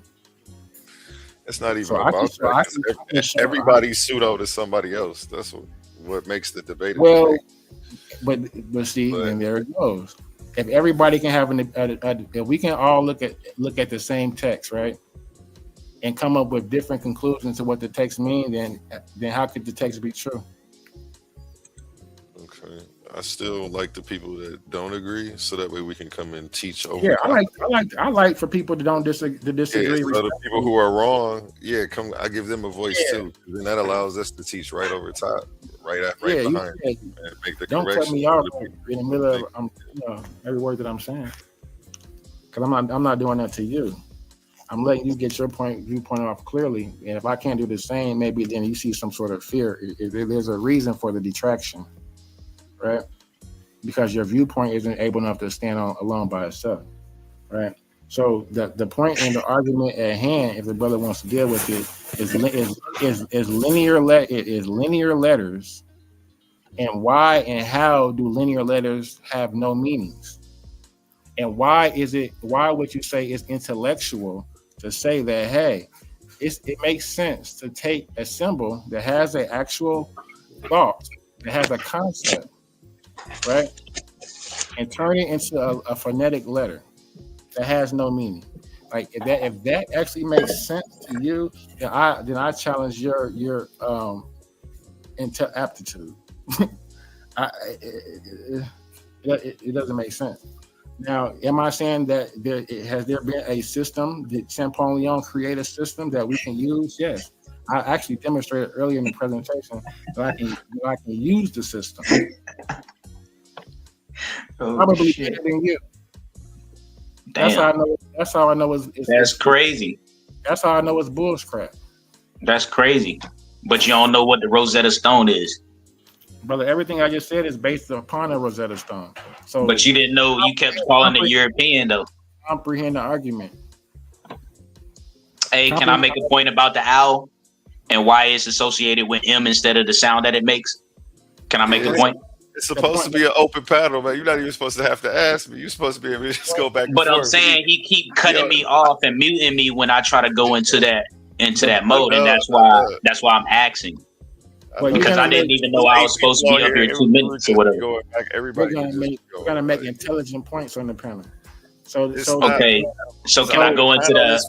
So for the pseudos too, that you just go back and you teach. All right. So the reason why the owl. I mean, we why can make it. Why don't any of the birds? Why don't any of the birds make the sound that they make in the wild? So the reason why the owl gets the M phonetic sound instead of the sound that it makes is because it's associated with the moon. It's only so many letters and so many phonetic sounds that you can associate with things. So it's only so many phonetic sounds that you can associate with things. So while the owl makes a sound, they probably already associated a phonetic sound that goes with something else. You see what I'm saying? So it's not always sticking to the rule to where if I make a symbol with of an animal that is strict to the sound that it makes, just like a lion roar. Like we're not gonna make a lion hieroglyph and associate it with its roar arbitrarily when we got other things that associates with the R phonetic sound. You see what I'm saying? So that doesn't even make no sense. It's different reasons why you put certain meaning to certain symbols and ideograms. You see what I'm saying? No, I don't. So why doesn't the duck make why is the duck sigh and not the sound that it makes? So like I said, I'm not an expert at MetaNetter, but if you go into the duck and read up on the duck, it tells you why it's certain. So Hody, then why are you having with me? Hold on, you go get your teacher. This is what I'm saying. Why you mute on the open panel? Look, I don't mute people for being pseudo. I only mute them for being racist and being cussing. I don't agree crazy. with people anything ideology, but you're not going to keep cutting me off in the mid sentence. So if the brother's telling me this, right? You was cutting him off like 8 times. I just comprehend this. If the brother is saying he doesn't read the MetaNetter, he can't have a conversation with me because he doesn't even understand what anything is saying. He doesn't know. Everything he's gonna say is gonna be because Infodici said it. Well, go get Infodici. So only people. Get your teeth. Go get your boss. I don't want to. So that means the only people who know how to read it can be on the open panel. No, but they not. But only somebody who can read it can make a point. You're not gonna argue and say something is wrong and you can't even read it. You don't know what's right or wrong. You can't even read it. I asked the brother a valid point. He said that his master was wrong. I wouldn't have kicked him off. his brother. I would have just been like, you're wrong. That's it. I wouldn't have been like, get out of here. Like, I love his diligence. Look, he said his master teacher said that it's a law so that's why the vulture makes the A sound. Mind you, that it's a vowel. He's not telling you that the A is an olive, right? This is a vowel, right? So if it's a law, then that would show consistency throughout the script, right? So that means that every or at least two, right, more than one bird that we see should at least be the sound that it makes, right? So when we go to the duck, which is sa, we don't see that. The duck is a principle, right? This was the son of Ra. Sa. It's not making the duck sound. We look at the Uchik bird. A young bird that just hatched, representing the seed of an idea or beginning of a cycle. You lose all of that when you incorporate it and turn it into the letter of a W. The M represents hidden knowledge and the transition through the doo-wop. You lose all of that when you make it into the linear letter of a M. You lose all meaning. I keep dwelling on the point. Letters have no meaning. So when I'm making that point that letters have no meaning, and I'm showing and I'm establishing the point that you've taken the idea, for sure, the idea of and turn it into an M, you've lost the complete meaning. So that's the M for the owl, Tahuti. So where is the consistency in the birds making the sound that they make and using that for the letter that to represent them? We don't see that.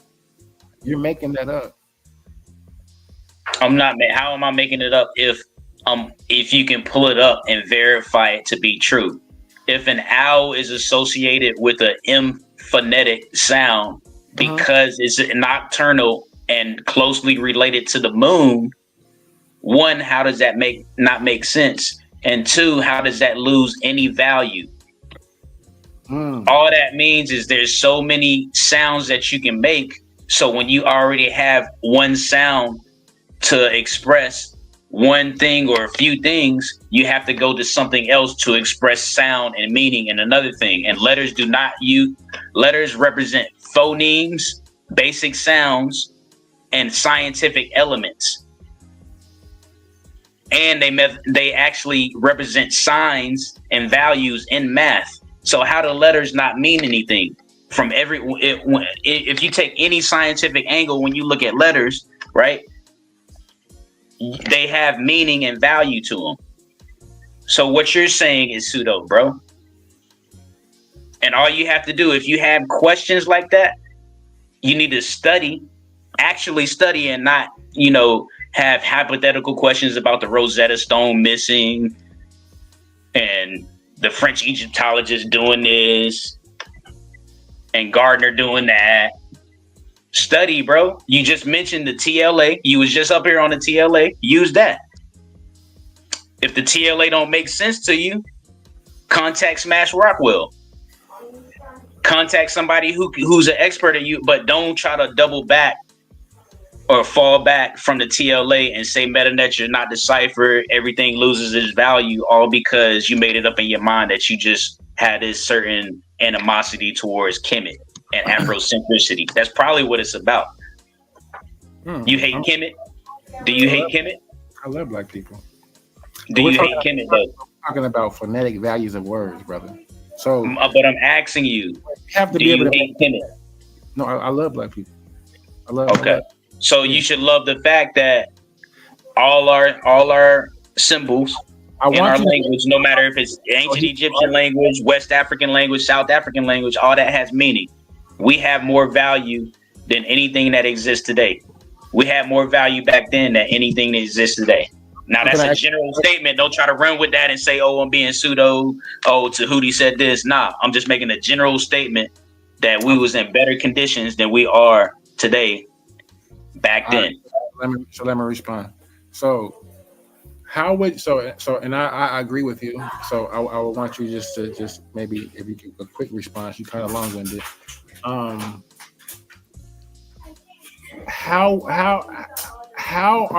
Answer this question for me. How is Western society able to contextualize African people 4000 BC? In what way? And can you give me some examples? Because most of like modern day archaeology is done by they come to the conclusions they come to based upon whatever preconceived notions they have about whatever society. So modern day society. So if they have any racial viewpoints, they may be expressed in whatever discoveries that they may find. So outside of possibly Anthony Browder, I'm not pretty sure. I'm not familiar with any black archaeologists. So for the longest, they were saying that the Egyptians weren't even black people, and they used the archaeology that they discovered to base it on it. So we had to take that back, right? So we're still left with their decipherment, right? So it still goes back to this question: how are we using their decipherment of the Rosetta Stone and Africanizing it? But it's really within the Greek lens, because the demonic brother is not African. It's not an African script. It's not. And so I would like to talk about even periods of transition, to whereas even the point, and that's the point where I was talking about earlier, where when we look at Old Kingdom Medu Neter, and we look how it transitioned into the hieratic, where the scribes were looking for ways to write administrative script, whatever it may be, their daily life. They're not writing and sit around and write uniliterals all day, right? So they came up with the hieratic, right? So we, even in the hieratic, we see, even by locality, the scribes in the South may have a different form of writing than the scribes in Temehu, right? The scribes write different. So we see different forms of hieratic, right? Old Kingdom is different. It's the Middle Kingdom, it gets a little bit different, right? The meaning, and each time it gets a little bit different, the meaning leaves less and less and less, right? Until we get to New Kingdom. Whereas now, and I showed this earlier, now the script looks totally different. That owl, right, that you give the letter M, is now a letter 3. It's a letter 3. It's a letter 3, brother. So you're not gonna tell me that you can write a letter 3 and not somebody tell you what it had to have told you that was an owl, to be like, oh yeah, that letter 3, that's got to be an owl. I'm gonna phonetically say M, and no, like, brother, like, you're making it up. Champollion came up with the system of categorization of the phonetic sounds. He came up with 24 uniliteral symbols, letters, and attached phonetic values to those 24 alphabets, letters in the alphabet. Standing alone, none of those letters have meaning standing alone. Letters standing alone don't have meaning until you attach vowels to them and create words. Words have meanings, not individual letters, brother. So if you can't understand that basic principle, therein lies the problem. So in common sense, the concept, if a thought consists of generally one word, right? If I say something is a thought, right, a concept, and it's how high, right, and I attach it to a symbol of a letter T, then that's totally taken away from the meaning of the concept. We've lost everything associated to it. Now we're using the letter T to spell words that have nothing to do with it. And so, can we identify the code through the new categorization system that we attach? And yeah, if enough people can identify and memorize it and agree that, yeah, hey, when I see the hawk, I'm gonna say A for ah, then yeah, that'll go. If enough people say, if I see a bat, I'm gonna say ba for bat, yeah. If I see a cat, I'm gonna say ka for cat, yeah. And we agree, then that's gonna be the system that we use. But is that what the ancient Egyptians meant 3,000 years ago when they wrote them concepts in pyramid texts, funerary texts, where their goal and mission is to make sure that the deceased, the descent transitions in the Duat and becomes the Aku? You think they're translating words like that? Or you think they're speaking these words? They're not even speaking these words, brother. They're chanting these words. They're humming these words. It's a tone. So I would contest anything that you're saying. I would challenge you to provide a primary source. He's in what I'm saying? Can he wrap it up? It's cool. No, I'm laughing because he in debate mode, but he the host. So, but he hop off the host podium. Like, who want that work? Like, yo, hey, he ready. Hey, I'm about to get you in the ring, bro. I gotta get you in the ring ASAP. Listen, like I'm ready to answer one of his questions, but he asked me like 3 different questions. So like he always say I'm long-winded. He always say I'm long-winded. We want it to be an open panel, man. We not. I understand, but I just want to teach you. I just want you to see my point. It's an open panel, but you still got to see my point. You finish. Don't slam the mic and drop off when you finish, man. Just kick it. But just listen. Like, how am I? There's no other way to respond to a triple layered question other than to be long winded. Take your time. Okay, so like King J has to understand that. So like, hold on, like 5 minutes. Okay, so right. Wow. So you asked a whole bunch of questions and then you made a whole bunch of statements that was incorrect, brother. Like, I don't understand why you don't get that when it comes to certain symbols that you can't choose the same phonetic symbol all because a certain animal makes a certain sound. You have to go other things, like I said. So if we know that the owl is associated to the nocturnal, the moon, then that's why it's associated with the M phoneme. You see what I'm saying? Yeah, it's not always dictated, and you wouldn't even know that because if you're not studying the system, you wouldn't know why it wouldn't be strict to the sound that an animal makes. It varies. That's why when you study nature, you look at all things and not just the sound that an animal makes. So if the way an animal is related to the moon is more important than the sound it makes, then that's why you assign that phonetic sound to it and not its hoot. You see what I'm saying? Another thing, like all these hypothetical scenarios, like you asking a whole bunch of questions with a whole bunch of hypothetical scenarios, bro. Like if you ask me questions based on some research that you did and that it was a consistent problem, then that makes sense. But nobody's identifying the same problems that you identify. You just come off of this problems with a whim, and you just arbitrarily say that, oh, the meta-nature can't be deciphered because all animals, when they make their sound, it's not associated to a letter. And by the way, letters don't have meaning.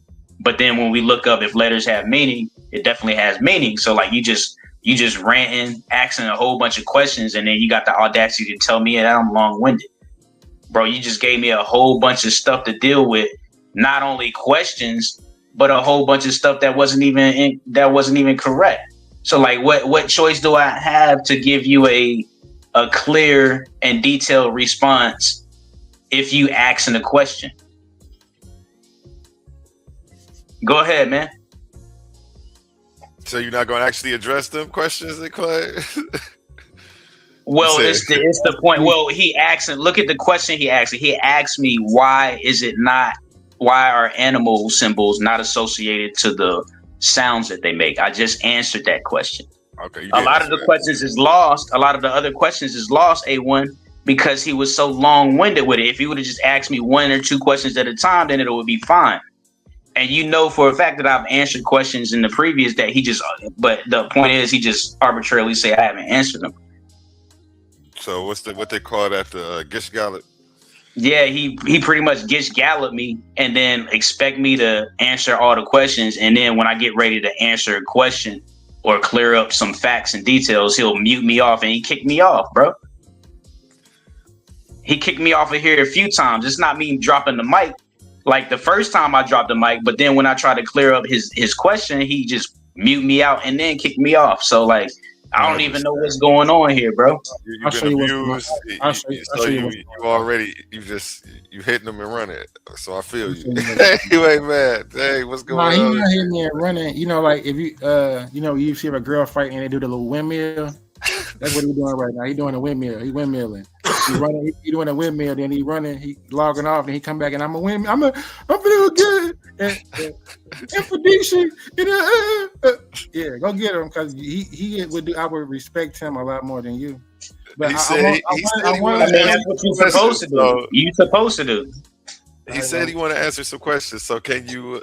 Give him two questions. Give him two questions and let's see how he does with the two. But I do want to have clarity, and I don't want to think that we arguing. I do want us to have some sort of level of scholarship on the panel. So when the brothers Tahuti is saying stuff and I'm disagreeing, I don't want you to think, Tahuti, that I'm being disagreeable just to be disagreeable or having contention to have contention. What you're saying really is a bunch of pseudo bull BS, and it doesn't make sense. So we can show sources, right? And one thing about the English, language is it has definitions, and so we can look up the definition of words and actually come to conclusions about what things mean and actually see who is making up stuff and actually see who is actually maybe has some validity to what they're actually saying. So my 2 minutes, I'll just simple. Why letters have meanings? You said they do. Letters in the alphabets, like English, don't inherently have meanings. That killed everything you have to say. So anything from here on that you say, you should never be able to say that again as far as an argument when I just debunked it right here. Letters in, so you should come up with a new argument point. Letters in. Well, no, you're stopping your analysis at the first sentence. On, brother. No. Everything is highlighted. Let him finish the Hootie. We about to. Talking, brother. I'll have him keep this source on the screen so you can respond. Exact. Thank you. I like busting your ass. No homo, no diddy. They are abstract symbols. They are abstract, and this is what everything I've been saying. They are abstract symbols. So basically, when we're looking at a letter in the alphabet, we can look at that as the new symbol. That is the new symbol that has no meaning, right? We went from a symbol that actually had meaning, right, to a symbol now that has no meaning, only a phonetic sound, right? They are abstract symbols representing sound, like the brother said earlier. They're phonemes. They are not concepts, and only gain meaning when combined into words. So, what does that mean? Individually, letters that stand alone have no meaning. They only gain meaning when they are combined to form a word. When spoken phonetically, brother, come on now. Unlike Chinese characters, where each symbol often holds meaning, so even the Chinese symbols or characters hold meaning in their symbols, right? It says, unlike Chinese characters, where each symbol often holds meaning, though English letters can become meaningful as standalone words like A or I, of course, the vowels. This system evolved from pictographs. I would probably say devolved. Because how could it be an evolution if it's losing meaning? Just to be able to write something faster? Silly. The system evolved from pictographs, like the Phoenician A, from a bull's head, and became efficient for representing sounds rather than entire words. Why letters lack inherent meaning? Phonetic representation. Alphabets, particularly in English, are designed to map sounds. The letter T doesn't mean. Are you reading this, brother? My bad, I ain't mean to laugh. The letter, because I'll read this and then what if I respond?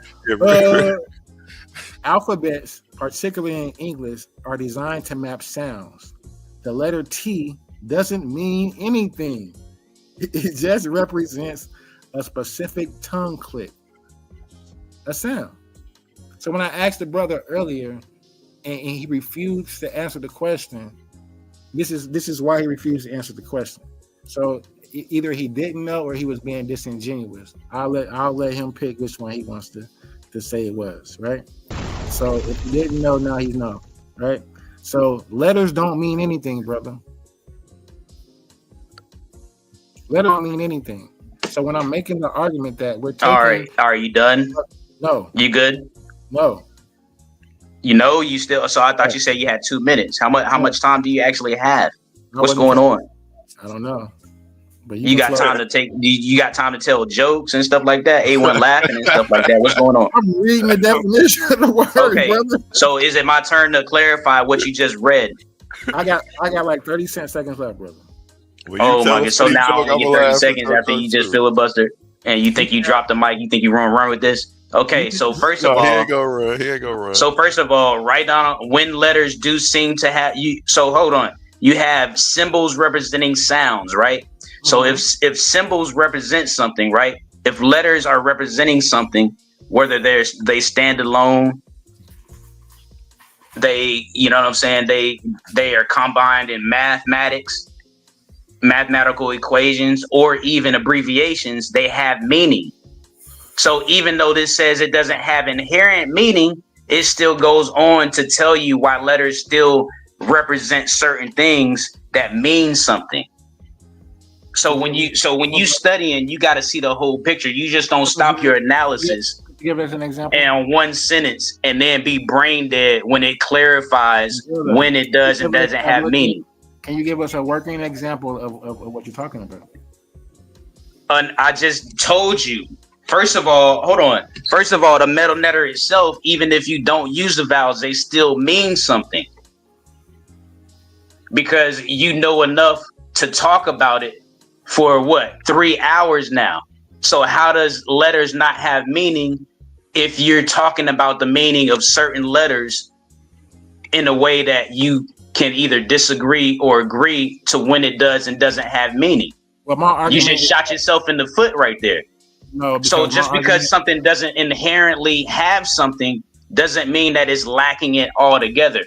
You see what I'm saying? Inherently means that, yes, it doesn't have meaning in its totality, but it still is the root of meaning. So in essence, it still means something, just like I said in the acronym. STEM means something. And it's a bunch of letters. Even in the modern time, letters mean more than they did now than they did back then, because we use them as acronyms to mean other things. Even when you texting, them letters mean something.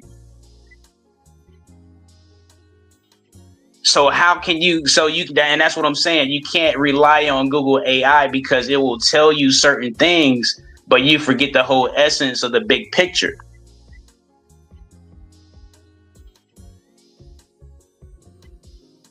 You got a whole one sentence to where it says letters lack inherent meaning, but it goes on to tell you how it represents a whole bunch of other things. Do you not understand that representation is a synonym to meaning? Do you not understand that? That's the root of meaning. So how do letters not mean anything just because you pulled up Chat GPT? Letters don't mean anything. See, this is a European way of thinking. This is the European way of thinking. Of course, letters have meaning, bro. You can't tell me that letters don't have meaning. No, they don't. Anybody with common sense would tell you, yes, letters have meaning, even though, you know what I'm saying, you can probably pull up a dictionary and it'll just tell you that it's just a symbol that represents something. But that symbol still has meaning because you can't use a T to spell another word that phonetically starts with the R. Okay, so let's that alone has meaning in itself. Let's apply your logic. What does the T in your name mean? That's what I'm saying. Because there's different ways to spell my name, even without the vowels, it still has the same meaning. The letter T. What does it mean? Nah, you're not gonna corner me in on certain questions to try to shoehorn certain answers that in your favor. But letters have meaning. Period. So what does the letter in your name mean? The letter T. That's dumb. No, look it up. I'm not having that conversation with you, bro. So who do you? I'm lost. So that question was a tactic for him. It wasn't just a genuine question. It doesn't. Even if you were right. So even if it was a tactic, even if you don't see it as a tactic, I'm not answering a question about my name meaning, bro. Like what the T in my name means. I'm not because he can look that up. Just like if he said he was better at meta-nature than me, so he should tell me what the T means in my name. Well, I am, brother. That's the whole point of me asking. So tell me, let me know. Now you have your 2 minutes. Go ahead and tell me what the T means and how it doesn't have meaning. He gave you 2 minutes. Let's go. Go ahead, King J. Understand the logic in the question, right? So I asked you what the letter T in your name meant to show the fallacy in your logic, right? So I would assume that your name Tahuti would allude to writing, right? Tahuti is the Egyptian god of writing, right? So that's going to be a concept, right? Writing, right? So I asked you, what did the individual letter standing alone T mean in your name, right? You wouldn't give me an answer, right? So my screen is still sharing, right? And it just so happens to have the letter T on the screen. Phonetic representation. Why letters lack meaning, right? Alphabets, particularly in English, are designed to map sound. The letter T doesn't mean anything. It just represents a specific tone click, sound, t, right? But if it represents something, it means something. I know it hurt. You feel like Jake Paul last night. I know. Listen, contextual meaning. The meaning comes from the combination of the letters. Wait, did Jake Paul lose last night? I'm sorry. Never got whooped. He got whooped by. All right, go ahead. I'm sorry. He got a couple body blows. You know what I'm saying? He went down a couple times in the 5th round. He got up. He was running, coming back and forth. You know, kind of remind me of the brother Tahuti. You know what I'm saying? I like him. You know what I'm saying? But when he finally picked on somebody his own size, you know what I'm saying? You saw what happened to him. So let's get it. The meaning comes from the combination. Letters standing alone have no meaning. The meaning comes from the combination when you combine letters to form words, right? So we see here the combination of the letter T, the combination of the letter H, and the combination of the letter E. Now, in the meta-letter, each one of those letters or symbols will have its own symbiotic meaning, right? Its own concept behind it, right? So now we see it forming words, right? T, H, and E forming the. What does the mean? When we say the, is it expressing the concepts in the T and the H and the E, or is it just phonetically saying the? Together form the, a word with meaning, but those same letters in them or they function differently. So now we're taking those new symbols. So basically this is what has happened. We've taken the original ideograph, the original symbol that had the meaning, that had the spirit, that had the soul, right? And now we've taken it and we've made it into a letter that means nothing. And we're forming words with it, right? So we're forming words that don't even mean what historical evolution. I always wanted to read this. It says, our letters come from ancient symbols like pictograph, but their original meanings were lost as they became phonetic symbols. I just want to read that one more time. It says, our letters come from ancient symbols, but their original meanings were lost as they became phonetic symbols, creating a system of sound markers rather than meaning markers. So, and this is the point that I'm making in regards to,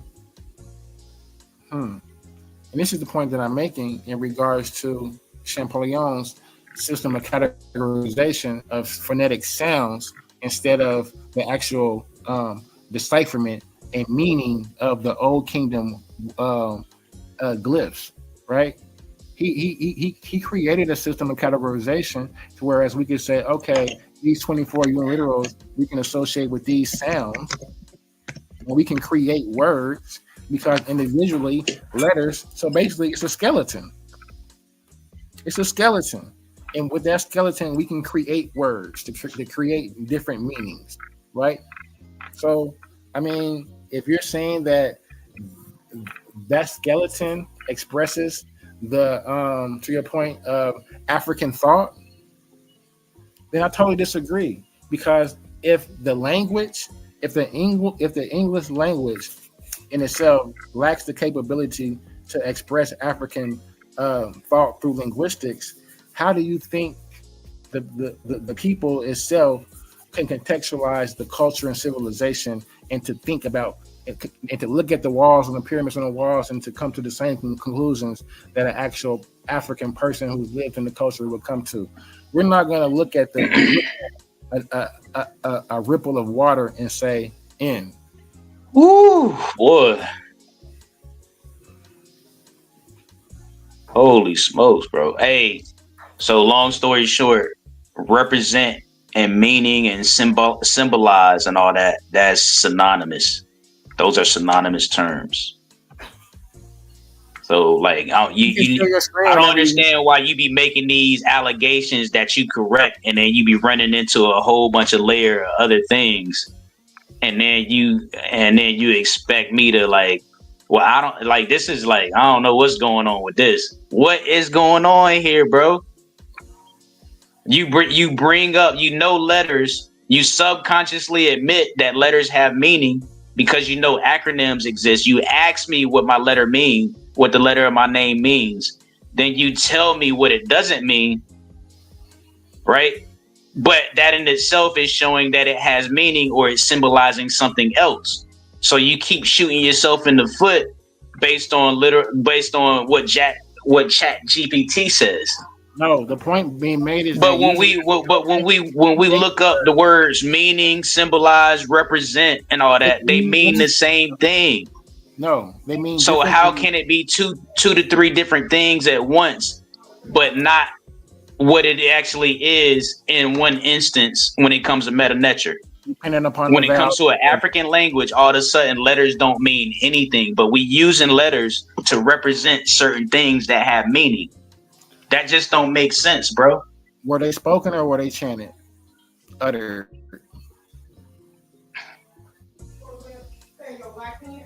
Were they spoken or were they uttered?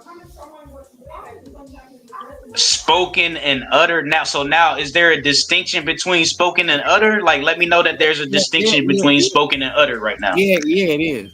Like, so when you utter things, do you speak them? Are you speaking? Listen. If I say, if I say that's chanting. That's not uttering though. Listen, their chants, their utterances, whatever you want to call it. If I say right, and you write the tonal HM, right? You write HM, right? And say that's what it means when you hear when I said HM meant that, right? So then you write HM and then you add I put an A in there, a vowel, and I say ham. Okay, so let me clarify. Yes, I did not say answering your question. You asked me a question about uttering and spoken. Listen, so the meta nature was spoken. That's my point, brother. But you have figurative text that become utterances. You're not gonna finish my point for me, brother. Oh, come on, man. We back to that, man. You see what I'm saying? He muted me out for no reason. We back to that, man. If I'm in the middle of a I gotta go because he keep muting me out. Hey, it was good. I was on here for quite some time, even though I got kicked off and had technical difficulties. Hold up, peace. Next time. Appreciate it. He'll be back. So so just to finish the point. Man, you gotta love your fans, man. Love your fans. They show up even to disagree with you, brother. Finish the sentence, like, come on now. Evidently, I must be hurting this point. Like, it's called filibustering. Like, if I'm making a point that he has no rebuttal from, then he filibusters and jumps in and takes away from the from the point that I'm being made. If you putting belt to ass, they supposed to jump, ain't they? Supposed to stay muted. and have some decorum and take it. Like I was sitting there You listening ain't to all never that. seen nobody get a whooping and didn't scream. They might hit that first silent cry. You see, he gone now. Did He it come ran. out? Did it come out? So the point that I was making is a damaging point. The tonal, and that's the major point that I have my whole argument is based upon, is that they didn't speak that. They weren't saying.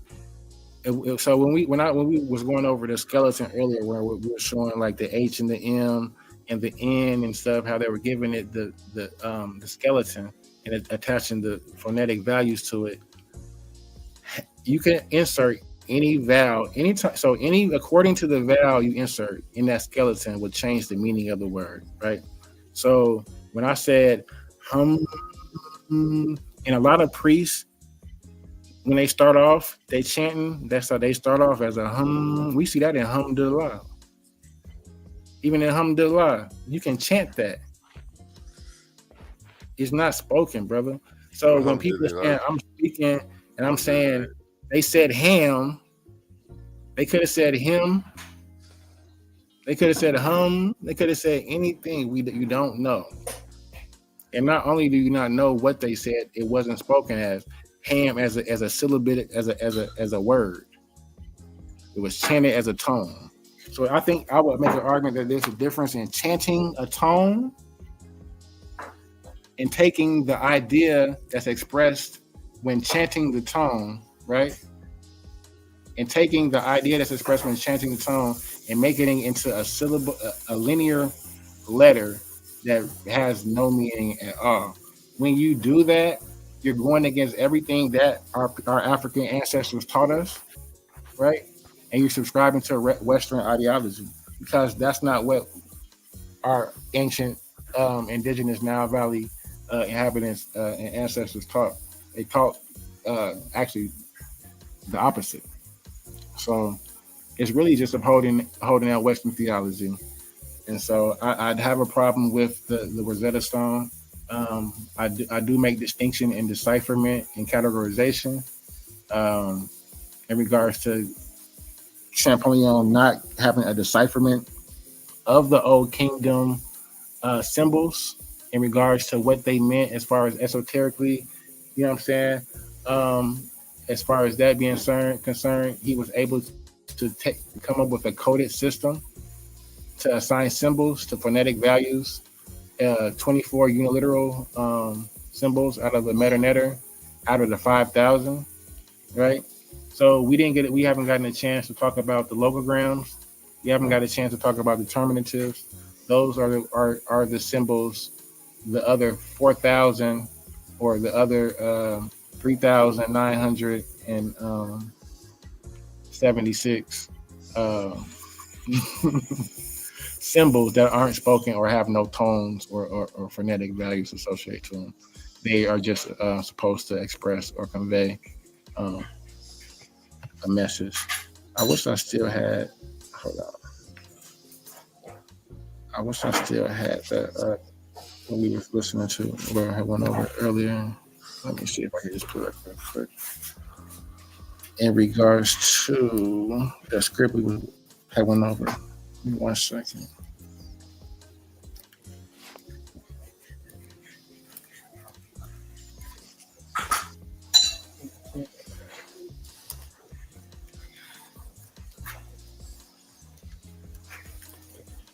Yeah, but the brother is more than welcome on the show whenever he's ready. I would love to have Infodici or any scholar on the panel. Let me see.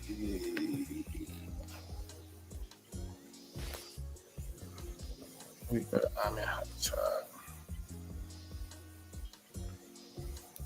So I just want to show this real quick.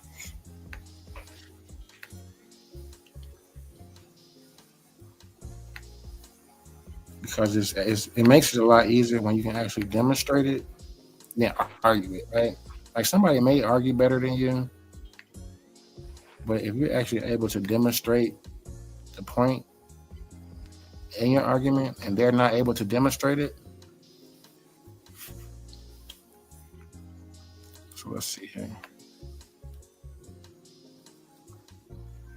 I'll make the screen a little bigger.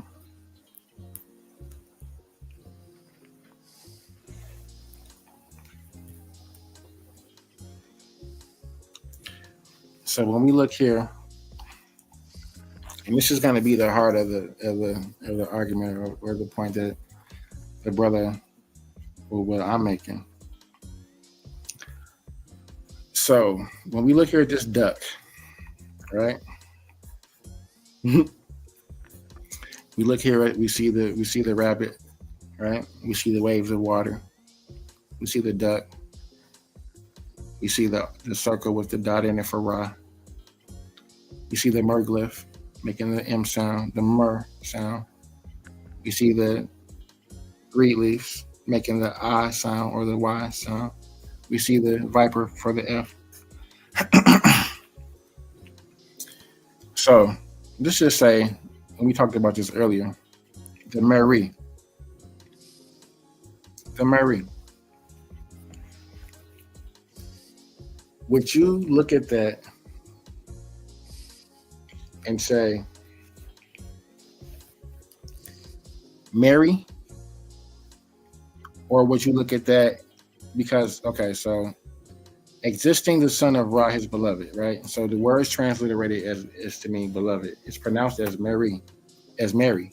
So in the English language, if we said Mary, right, our mind doesn't go to, oh, they're really meaning beloved.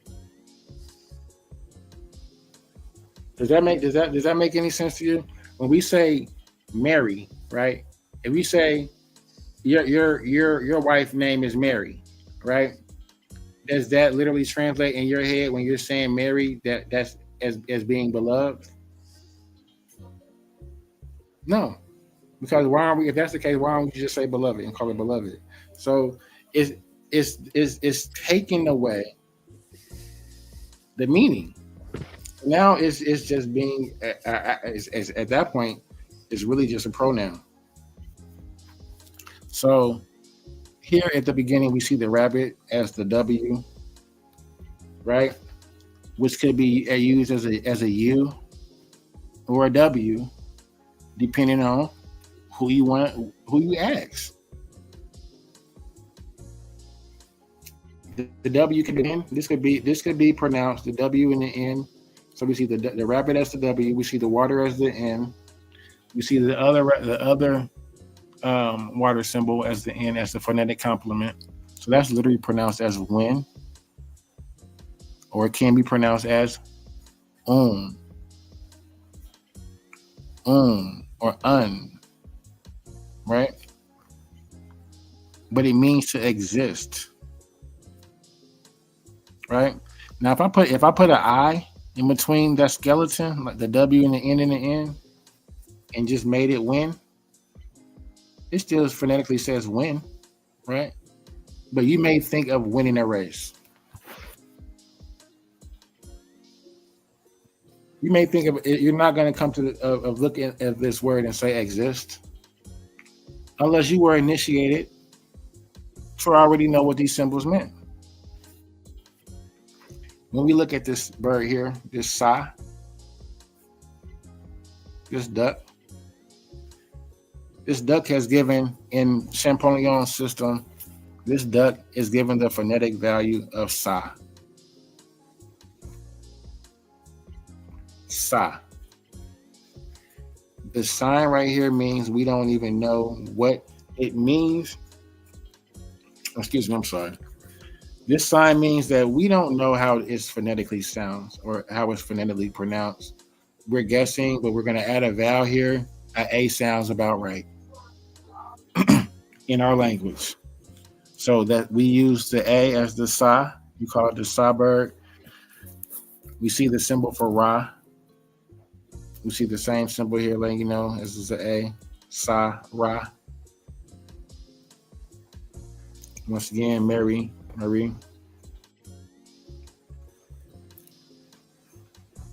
I would love to have the brother up when we actually going through primary sources to ask questions and to to see exactly what he actually knows. But he did say that he doesn't know how to read, so he wouldn't maybe comprehend. And a lot of times, a lot of people's arguments are made out of ignorance. But I do like theater, and I do like a show, but I do want to have a certain level of scholarship, to whereas you don't think that you can just come and just say anything and not be held accountable when I'm actually presenting things and showing actual primary sources and going over primary sources and actually showing what the ancient Egyptians actually said and trying to contextualize it and their actual, using words. Like for instance, when I was showing you how they were talking about how they said Heka 6, but in English we would say 6 Heka, right? We speak different. It's like God's, it's like just complete opposites, right? So to assume we can even go into their minds or Western. So let's see here. Winset. His mucus. Win is for his. Set F. Het F. Let's start here.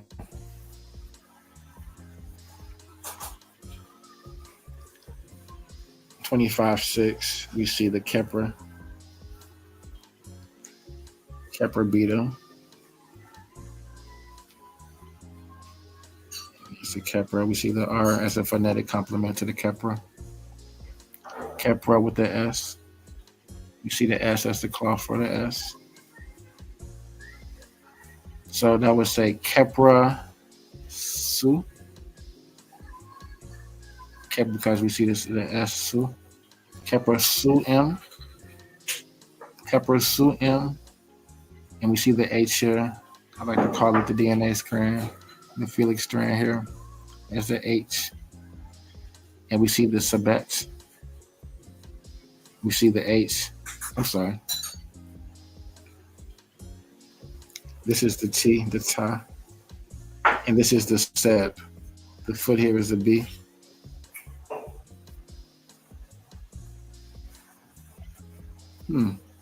So where is the S? I see the H. So we see here, we're here with this right here. We see the M here with the L.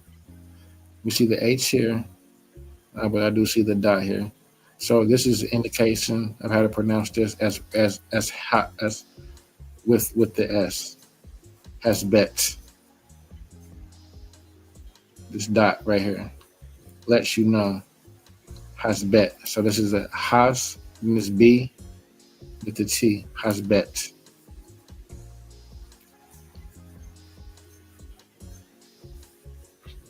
M. This is a T here. This is a Ta. You see the land. This is land.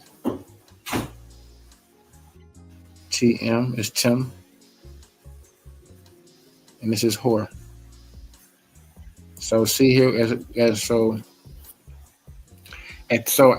when we look at this script right here, we're looking at hieratic. This is a hieratic script, right? That's transliterated back into hieroglyphics.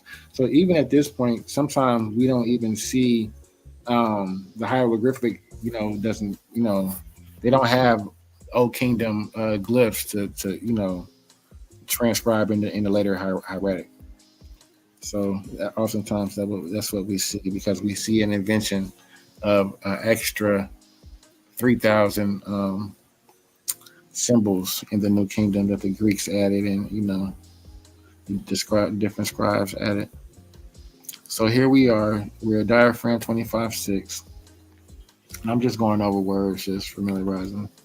So here we go with the Hor, with the H and the R here. So the placenta sign makes the H sound. We have the mouth for the R. So we have the Hor here. Then we have the S here as the folded cloth sign here. So Hor S. And then we have the Kepler beetle again here as the Kepler. Kepler. So we have the mouse sign here. So what does it say? It turns into worms. It will completely turn into worms. It will completely turn into worms. So we see here a determinative, looks like a snake, so it's actually probably representing worms. Because we see a plural, we see 3 plural strokes here. 1 stroke, 2 strokes, 3 strokes, 3 strokes equaling plurality. And we see the snake. So, well, I'm saying snake, but I'm assuming it's a worm because this sentence is talking about turning completely into worms, right? So it says it will completely turn into worms. So we see the determinative as the worm, and then we see hasbet. Im hasbet. So let's see here. Hasbet. So hasbet is spelled out here, but I'm assuming that hasbet is actually the word for worms as well. So we could, let me just see. Let's see this here. Because this is an example of where the determinative is not spoken. And this could be a teaching moment as well. So hold on. This could be a teaching moment. So we see here with the plurality with the 3 strokes, meaning it's plural. We see the determinative of the worm that's not spoken. So when we see this, we're supposed to know that that's what it actually is. It's worms, right? So we see it spelled out here in hasbet, right? HSBT, right? HSBT, hasbet, right? And so here and down here, and this is an example of what I was talking about earlier in regards to this dot right here. So, and this is why you can tell I actually have some understanding of reading the text, because when I looked at this and I said hasbet, I looked here and I'm like, where's the S, right? So they put the dot here to suggest that it's spoken has, and then because they saw the B and the T, hasbet, for meaning worms. You go down here and you see in this particular occurrence of the writing, you see the S, right? You see the folded cloth here, the H, the S, then you see the D and the T. Here you don't see it as hasbet. But let's go into here. So my theory in this real quick is that the word for worms is hasbet. I just want to see something.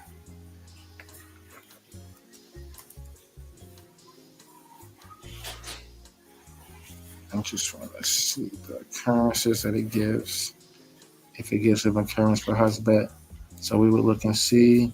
So now on this page, we don't see hasbet. We see the determinative though, that for worm. We see it here, a worm, and we see the determinative that's used in the sentence that we're actually in scrutiny with the worm here with the 3 strokes. So that is a worm.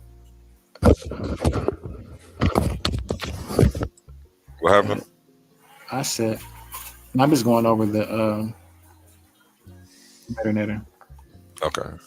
I stepped away for like 2 minutes. Oh no, yeah, you good. So here we do find it here in this occurrence here. I'm gonna translate it into English. This hasbet here. So we do see it spelled as hasbet, HSBT. We see the H as the DNA strand. We see the S as the folded cloth, the B and the T. Same determinative. So let's see. There are 6 instances where hasbet is used as the word for worms. So let's see.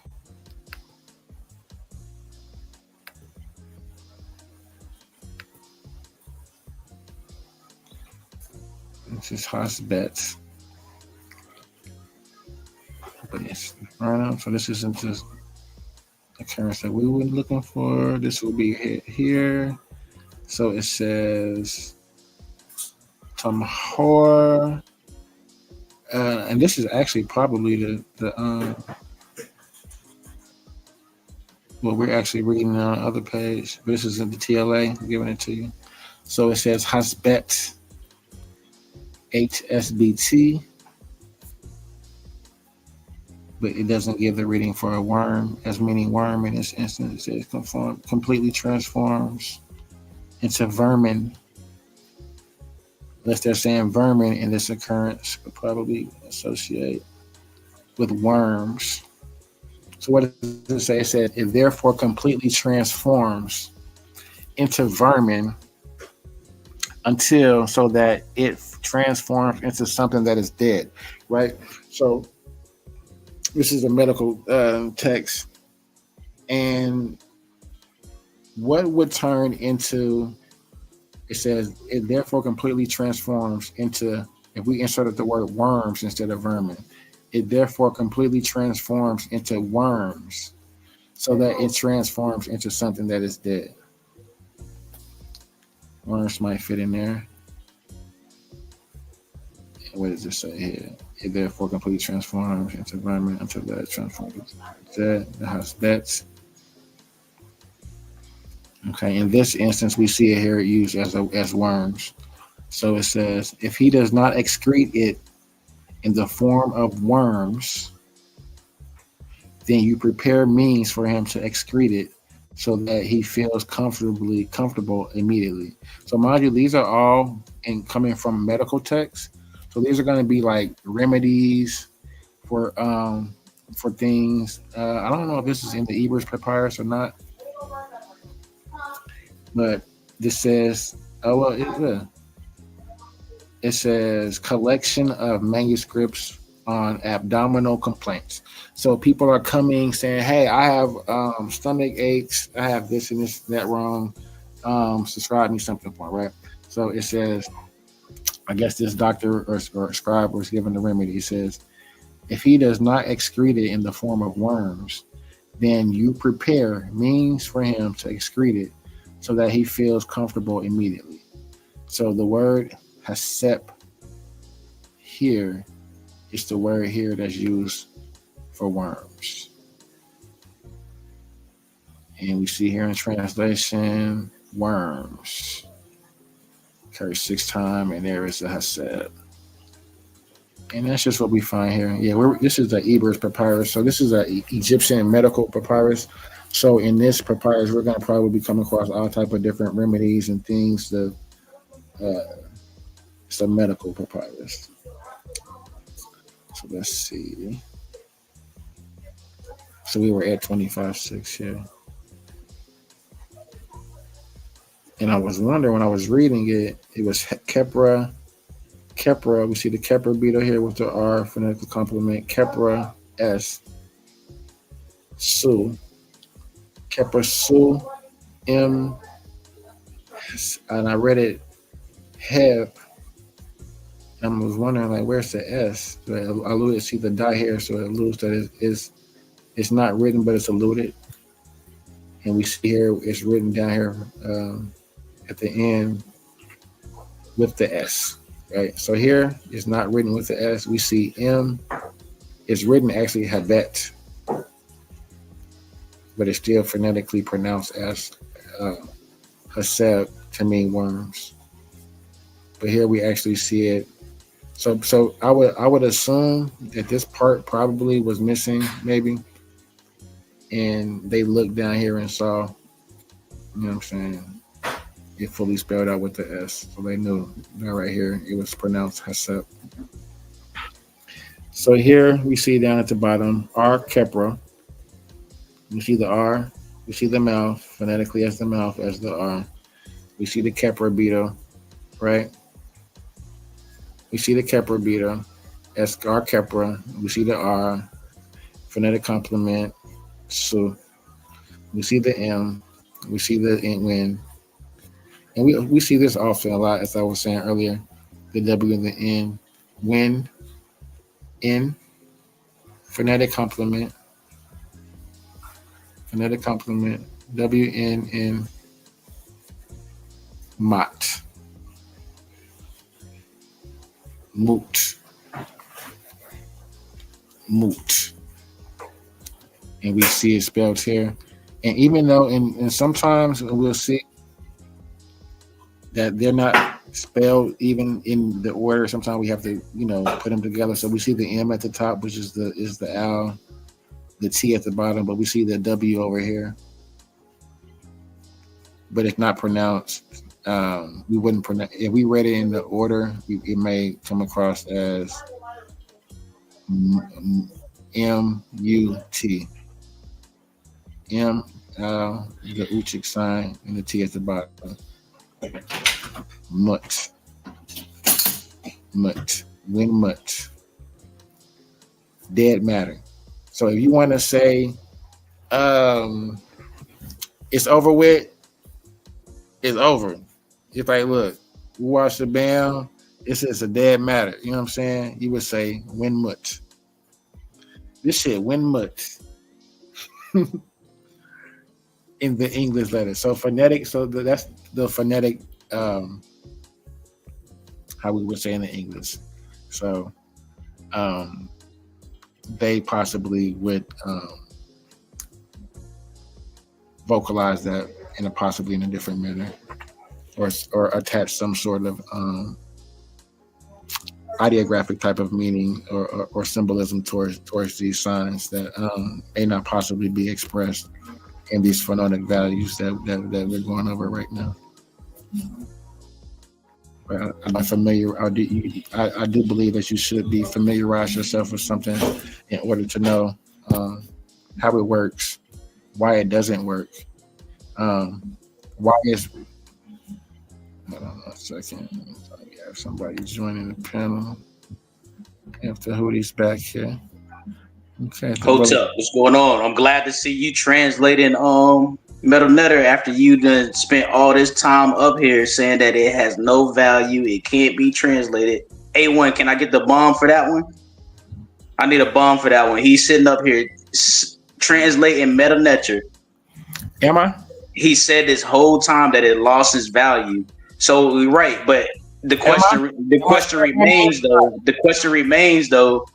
What does that mean? Does that have any value since it lost its value? Because now we don't know whether the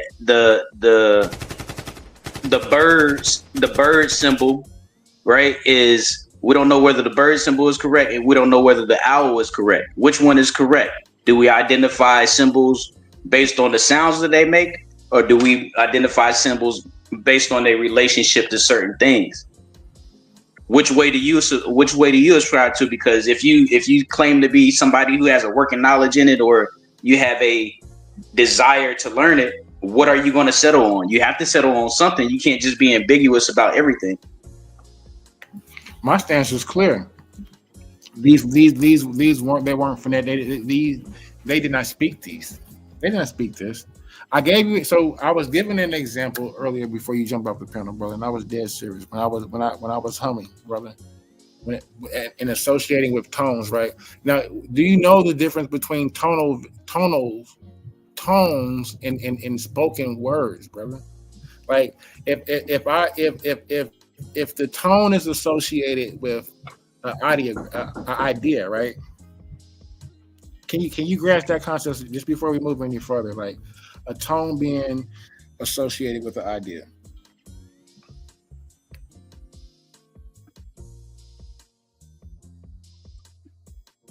You done? It's a question, bro. I was waiting for the answer. Tones. Nah, I mean you know the answer to the question. Go ahead. Is it a 2-minute time limit? What we doing? Because I don't want to interrupt.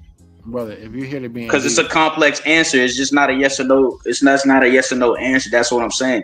Like the questions that you ask me are complex. It does not boil down to yes or no. So like if you feel that it's more complex, that's your job to expound on the complexities of the matter. Go ahead and feel free to elaborate expound on the question on with your answer, brother. Go ahead.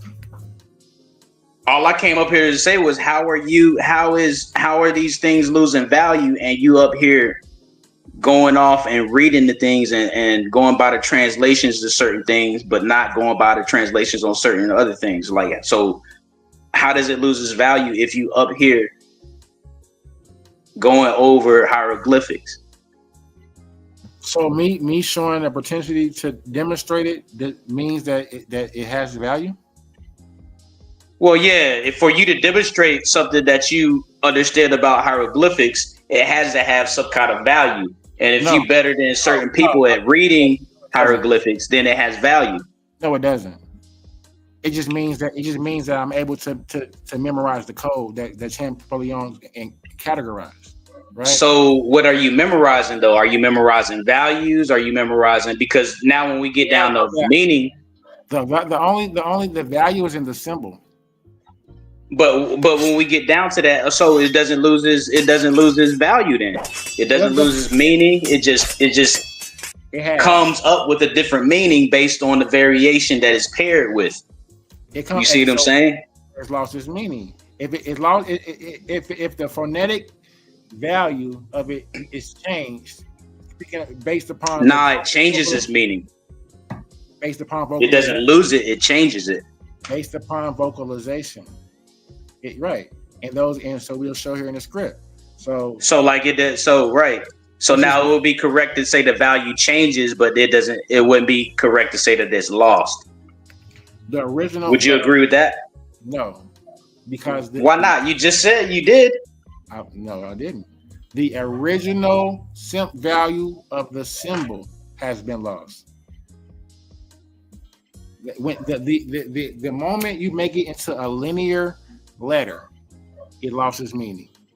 Okay, now, the way you explaining it. Now, hold on, brother. Now what you're doing is you're reassigning, right? So now the al, all the majesty of it, the meaning, the hidden darkness, knowledge, and the do-what, we've lost all of that. Now we're just saying it's on the screen, right? And I'll use an example of how it's lost its meaning. You asked the question. Now we see it here as an M. We see it as an M. Nothing in this sentence alludes to majesty, looking back, hidden darkness. All of that is lost. But for you to make that determination, you yourself have to be able to decipher what you're seeing. You see what I'm saying? Because no matter what, if you disagree with the interpretation, you either disagree with it because you see that it means something else, but you can't say that you disagree with it just because it means so that it means nothing at all. Well, even the history of it would suggest that what we're looking at on the screen isn't the original symbols of the Medu Neter, right? This is just what the New Kingdom used. We don't have a lion symbol in the Old Kingdom, right? And if we talk about what symbols they had in the Old Kingdom, it's probably about 600, 700 symbols. In the New Kingdom is 5,000. So verify that for me, because that don't sound correct. So verify that for me. Okay, brother. I'm gonna think about it. I'm gonna show them. But yeah, they added about because Haru exists, right? And Haru was a lion before it was a falcon. So if we find Haru in the Old Kingdom as a lion, and we see that it's been transliterated as Haru with a name, and that's what I'm saying. If the Medu Neter hasn't been deciphered, how do we know the names of the pharaohs and the other people in ancient Egypt? They guessing, brother. Let me just pull this up because you asked one. You see what I'm saying? Let me just pull this up. The whole foundation of the Medu Neter hasn't been deciphered. Kind of dismantles the whole fact that we shouldn't be using names. Kemet doesn't mean what it means. You see what I'm saying? Because now you say letters don't have meaning. So now we can't use the letters. Words do. To spell out words when we reference ancient Egypt, because letters don't have meaning in the Medu Neter. Well, in the Medu Neter, so hold on. Logogram. So what was the question that you asked me at first, brother? Because that's what I was actually trying to pull up at first. Find Haru or a lion ideogram in the Old Kingdom. Before that, you asked the question. Because they had lion deifications in the Old Kingdom, so that's kind of like odd. So if you can bring up a hieroglyph that goes back to the Old Kingdom, meaning Haru or showing a lion. No, they don't have that symbol in the Old Kingdom. But what was your question before? Okay. Then? What was my what? Your question before then. Before then is how is it true? How can it be true that the Metal Neter hasn't been deciphered when you disagree about the meanings of certain things? Mm-hmm. Hold on. That wasn't the question asked, but how do you know whether it's right or wrong if it hasn't been deciphered? Because if you're even calling it incorrect, right? You yourself have to have deciphered it to some degree to come up with the correction yourself. And that's why I say when Sarah Sutton Seti, and he, like I said, again, he's a great teacher, but when he says things like that, we have to take it with a grain of salt because he himself uses Metal Neter to teach about Kemet in some degree. In some degree, we have to rely on Kemetic translations, whether we're experts or not, to teach about Kemet.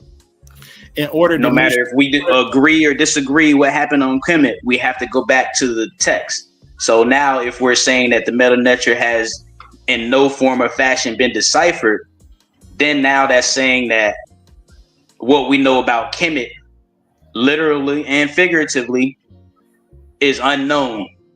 Mm-hmm. That's because even if that was the case, we can still interpret history because we have the science called liberal arts and humanities, where they teach you to look at a scene or a piece of art and look at it as a representation to see what it's representing. You see what I'm saying? So that's how we teach. That's how we teach Kemet. We rely on liberal arts. But hold on. Let's apply that. Let's apply your theory, right? So and when you say that, you're talking about having an abstract idea, right? Looking at a painting, right, and having an abstract idea. That idea is going to be more than one letter, correct? Most often, it would be expressed in maybe a word in your head, right? It would take a word in your head to express the abstractness, right, of the picture, correct? Well, yeah, because you have to formulate your thought and say that, hey, this representing this stele is representing a time where the ancient Egyptians beat the Hittites. Exactly. You see what I'm saying? So imagine taking that abstractness, right, and making it into the letter T. And now, phonetically speaking, saying the letter T and putting it in a sentence with the letter H and the letter E, making it a conjunction to just say the. Now, everything that you just mentioned about the Hittite and that history, all of that is negated, right? And it would take more than just writing the letter T, right? It would actually take more like a whole sentence or a paragraph to write out the thought that you actually are expressing and attempting to encompass in the letter T, right? You actually validated my whole entire point. How so? So first and foremost, you just gave evidence and your own admission that letters do indeed have meaning through abstract representations, through art. You see what I'm saying? First of all, yeah, and secondly, that's two different points, and I'll clarify. That's no difference in a teacher giving you a grade on your paper of an A, right? There's a meaning excellent, right? And that's another verification. Yeah. Hold on, or an F on your paper meaning failure. The F literally doesn't mean failure. The A doesn't literally mean excellent, right? So, but you know what it means though, whether it represents a number value. You're not using that as in a phonetic value, as a phonetic. But you are using that to understand that letters do indeed mean something. You're using in an abstract manner. Yes. Right. Right. Because you know why? Because at this point, the letter is a symbol. Anything. So now you understand why it would be correct to associate. No, it would not be correct to certain hieroglyphics to certain sounds that animals make, or certain things that they have a relationship with nature. Yeah. And you're not making sense, brother. So I'm making plenty of sense. You just trying to disagree in all sense, in every sense of the word. Brother, I'm going to challenge you to make sense and show the pattern. If it makes sense, you will be able to show the pattern. If you just verified the pattern. Brother, no, you intelligibly. The pattern is no matter what you look at, no matter what you. Are you ready for this answer, or is it still your turn to talk? I'm just wondering. Waiting for the pattern. Okay, so the pattern is when you decide that something is not deciphered, you yourself have to look at it and determine why it hasn't been deciphered through your own understanding of why certain patterns are out of place. Now, the constant pattern is that you have to look at these symbols and associate them with sounds and abstract values to come up with a meaning or a disagreement about what you're seeing. No matter what, that pattern still remains because you have to read if you want to decipher something, you have to read it in order to decipher it.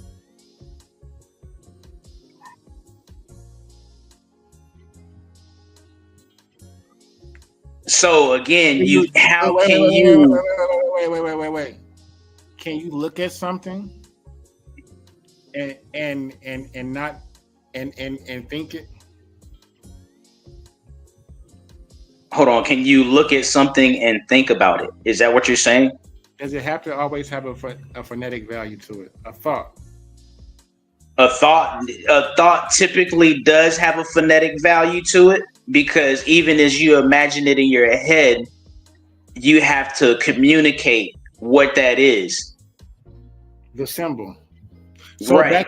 So in Medu Neter, Old Kingdom, the symbol was the thing. It was the thing, right? So when you looked at Ra, which is a circle, right? With the dot, right? Right. It's literally Ra, right?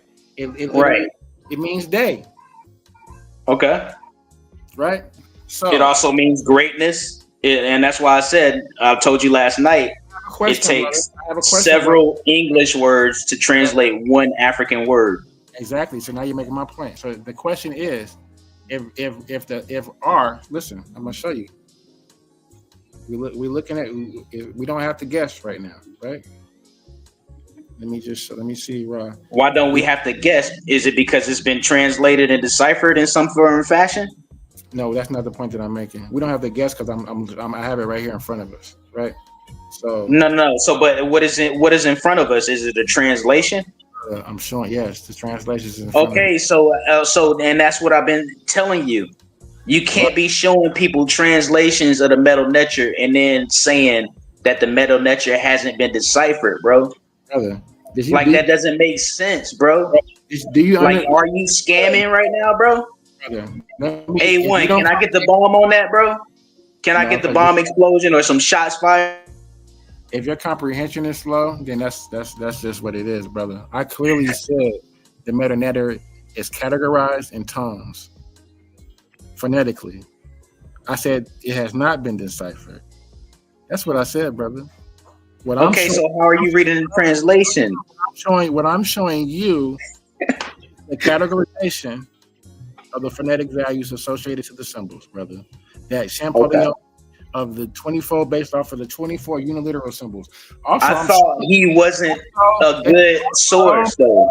Brother. Also, I'm showing you the logograms and determinative that are not spoken. They're on Is this the French Egyptologist translation? This is Infudishi's translation. This is what he goes off of. This is what he uses. No. So what's the title of that file that you got? This is the Ebers Papyrus. Okay. So where did you get that translation from? That would be a common translation, right? Because you can't really put a name on it. That's another indication. That's another indication that you know that you can grab a common translation off the internet. You have no idea what you're talking about. So if you're going to filibuster, at least do it intelligently. So right here it says this is the Eber. First of all translations are based off of Champollion's Rosetta Stone. So, but you said he wasn't a good source, brother. You're not right. Cutting me off while I'm in the middle of my sentence, brother. Detracting. I'm going to finish a point that I'm finishing and making that point busting your ass before I move on to the next one. You're not going to filibuster mid-sentence of me speaking. Okay? So you're not. You can sit and wait, or you can come back another day. So you ask the question. Ebers Papyrus. First of all, comprehend. When I answer your questions, comprehend. The Champollion Rosetta Stone is what everybody goes off of. That is the decipherment. So everything is based off of that, right? So I don't agree with it. I don't agree with it. So, but this is what it is. Ebers Papyrus, right? He asks who this would be. It says Faulkner. They use Faulkner Dictionary of Middle Egyptian. They use the Waterbush. So if you didn't know anything about the Waterbush, that's what the TLA is based off of. Most of the TLA's text corpus comes from the Waterbush. That's why we go to it is always in German, and we got to translate it out of German into English. So he asked the question and I answered it. Now, if he doesn't comprehend the answer, then that's another story. And there may be a sense of frustration in talking to somebody who doesn't have the comprehension to comprehend when his question has been answered very thoroughly at that. Yeah, you answered it, but you also telling me that it has been deciphered based on all those different sources, including the TLA. What I'm doing is showing you. What I'm doing is saying I do not agree. I stated it clearly. There is a difference in between categorization and decipherment, meaning Champollion categorized phonetic sounds. He didn't decipher ideographs. I'm making that distinction. So comprehend that.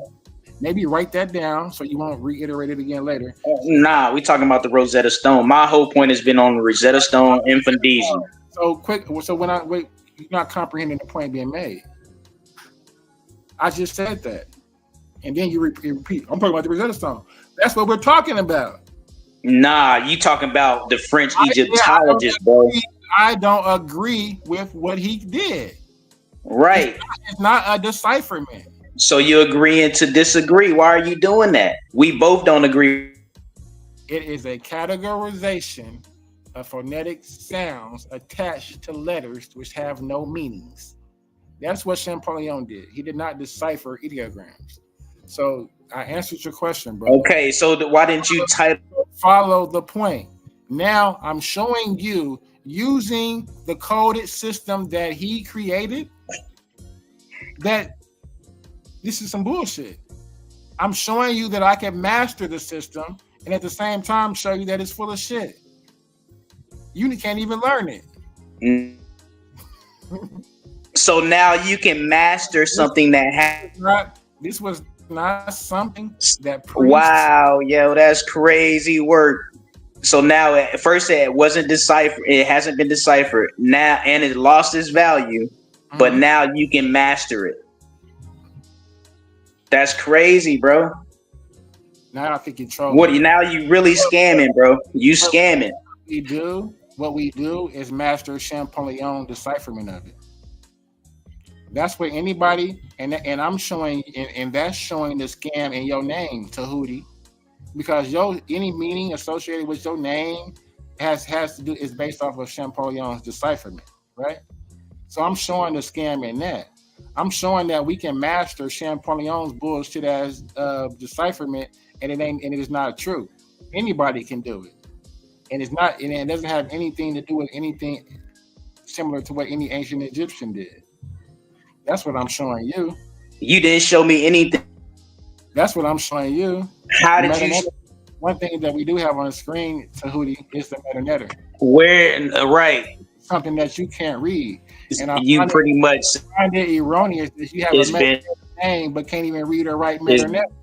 There's a fallacy. It's been deciphered. Fallacy in that. It's been deciphered. A meta-netter name, but yeah, you can't read or write it because you're bringing. So go ahead.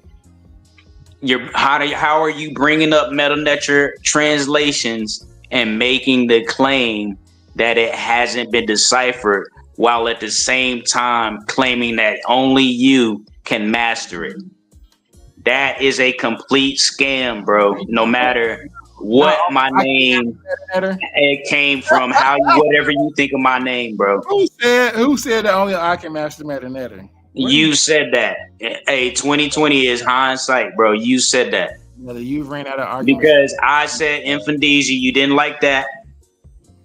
I said other people, you didn't like that. And then now all of a sudden you can master it after all this time about saying that it hasn't been deciphered. It lost its value. I said it all.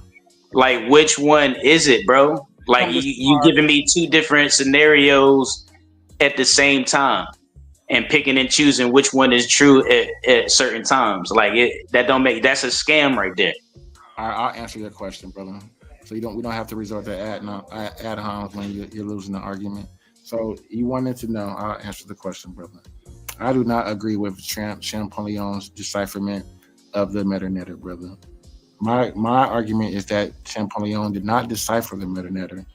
He created a categorization of phonetic symbols, of phonetic vocalizations, sounds, right? He did not decipher Old Kingdom ideograms. He did not use Old Kingdom meta-netter to decipher anything, brother. That is my argument. My other point is that they have no phonetic values, brother. They're tones, brother. They're tones. When the priests were in the temples, right, and they were chanting, brother, they weren't saying, I want this brother to go to the Duat and I want his soul to be protected. They weren't speaking letters and creating words. They were humming. They were chanting. It did not come out as syllable as vowels. It was more of like stuff like that. Not I want you to go to the stuff. Like it's more like So and they had meanings associated to the different tones. The tones had meanings associated to them, right? Different frequencies were associated with different tonals, right? So wrong. Okay, well, you disagree. So you're more than welcome to come and present a presentation to show different, right? But so far you haven't, right? So it's easy to say somebody's wrong without actually presenting. Bro, it's not like you're gonna let me do a presentation right now while you already said that it's your presentation going on right now. Brother, you've been up here 13 times back and forth. You could have been and brought a presentation and presented something. That doesn't sound too promising when you cut me off and mute me. So like, what are you saying? And then you set arbitrary time limits on how you get to talk. How do I know I'm supposed to bring a presentation now? Brother, you supposed to email the person and tell them that you want them to bring a presentation, not just arbitrarily say, yo, you haven't brought a presentation on, so now you're wrong. Like that don't even make sense, bro. You gotta schedule these things, bro. Would you like to share something now? You said you wanted a presentation, bro. So now I gotta go back and put together a PowerPoint presentation, bro. No, I'm asking you want to share your screen to show anything to maybe. But that's the thing. I'm not. Hold on, to drive home a point that you're trying to articulate. You're able. Brother. Quit cutting me off. Like no, I'm trying to tell you. Brother, I'm trying to tell you. I can't. You can listen first. I can't present any. I can't present anything because I can't talk for I'm driving, bro. I can't present anything. So you can't even be on the stage with me if I can't even finish a sentence. For one, that's gonna be the lesson that you learned today, right? It's to learn when other grown men are talking to have some decor and quit cutting people off 30 seconds into mid-sentence, brother. Nobody can formulate a clear point if in the middle of speaking you're cutting them off, brother. Like, you're more than welcome to speak. If you would like to present something to articulate or drive home any point that you're trying to make, you're more than welcome to share your screen at any time. You're more than welcome to present anything at this moment. So hopefully you came back with something to share.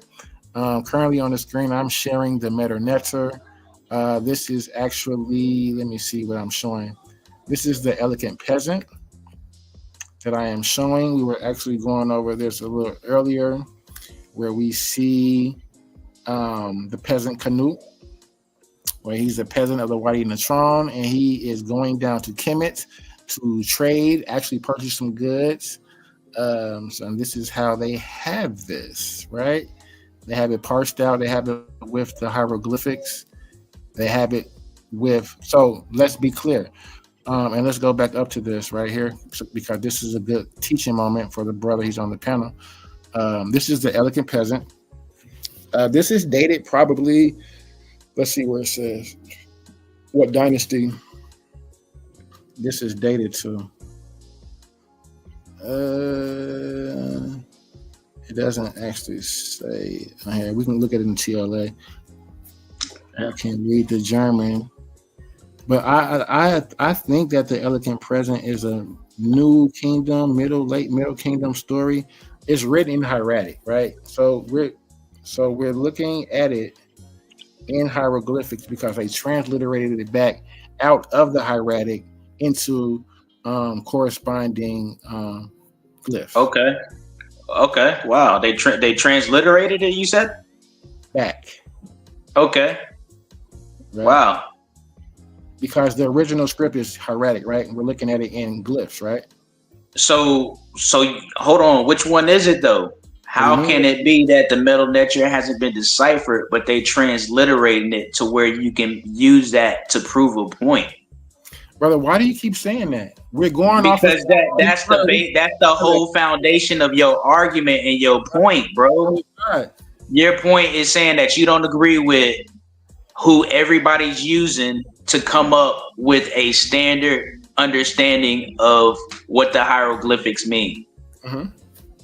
But now you sitting here using it to make it a point to where you saying that it's either hasn't been deciphered, you better at doing it than me, or you just don't agree with certain things that the common people who teach MetaNetter have agreed on. But how can that be if it hasn't been deciphered? You keep trying to bypass the foundation of your whole point.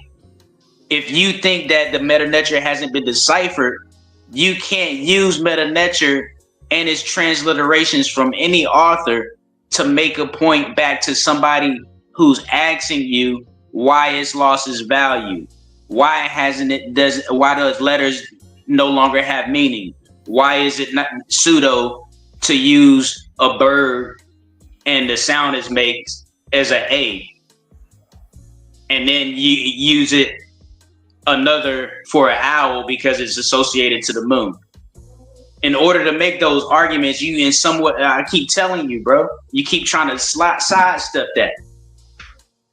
That's what I'm saying. We got to clean it up a little bit. I know everybody itching for a debate, but you got to make sense about what you debating, bro.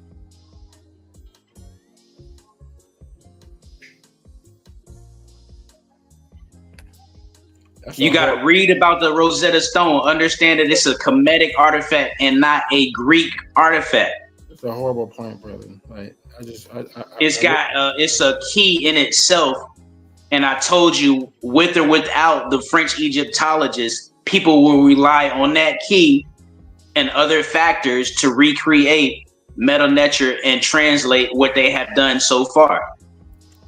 It's just basic, simple points that you keep trying to sidestep in the form of questions that don't even make no sense, bro. It makes all the sense, brother. I mean, I think. So how do you make sense in using translated Medu Neter to prove a point about how the Medu Neter hasn't been deciphered? I'll show you, brother.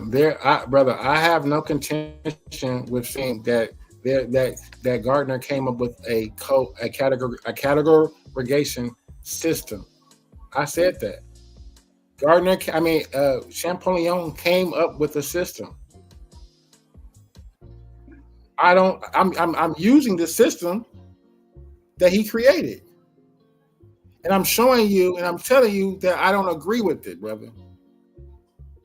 Okay, but you would have to be able to read that in order to say something about it like that.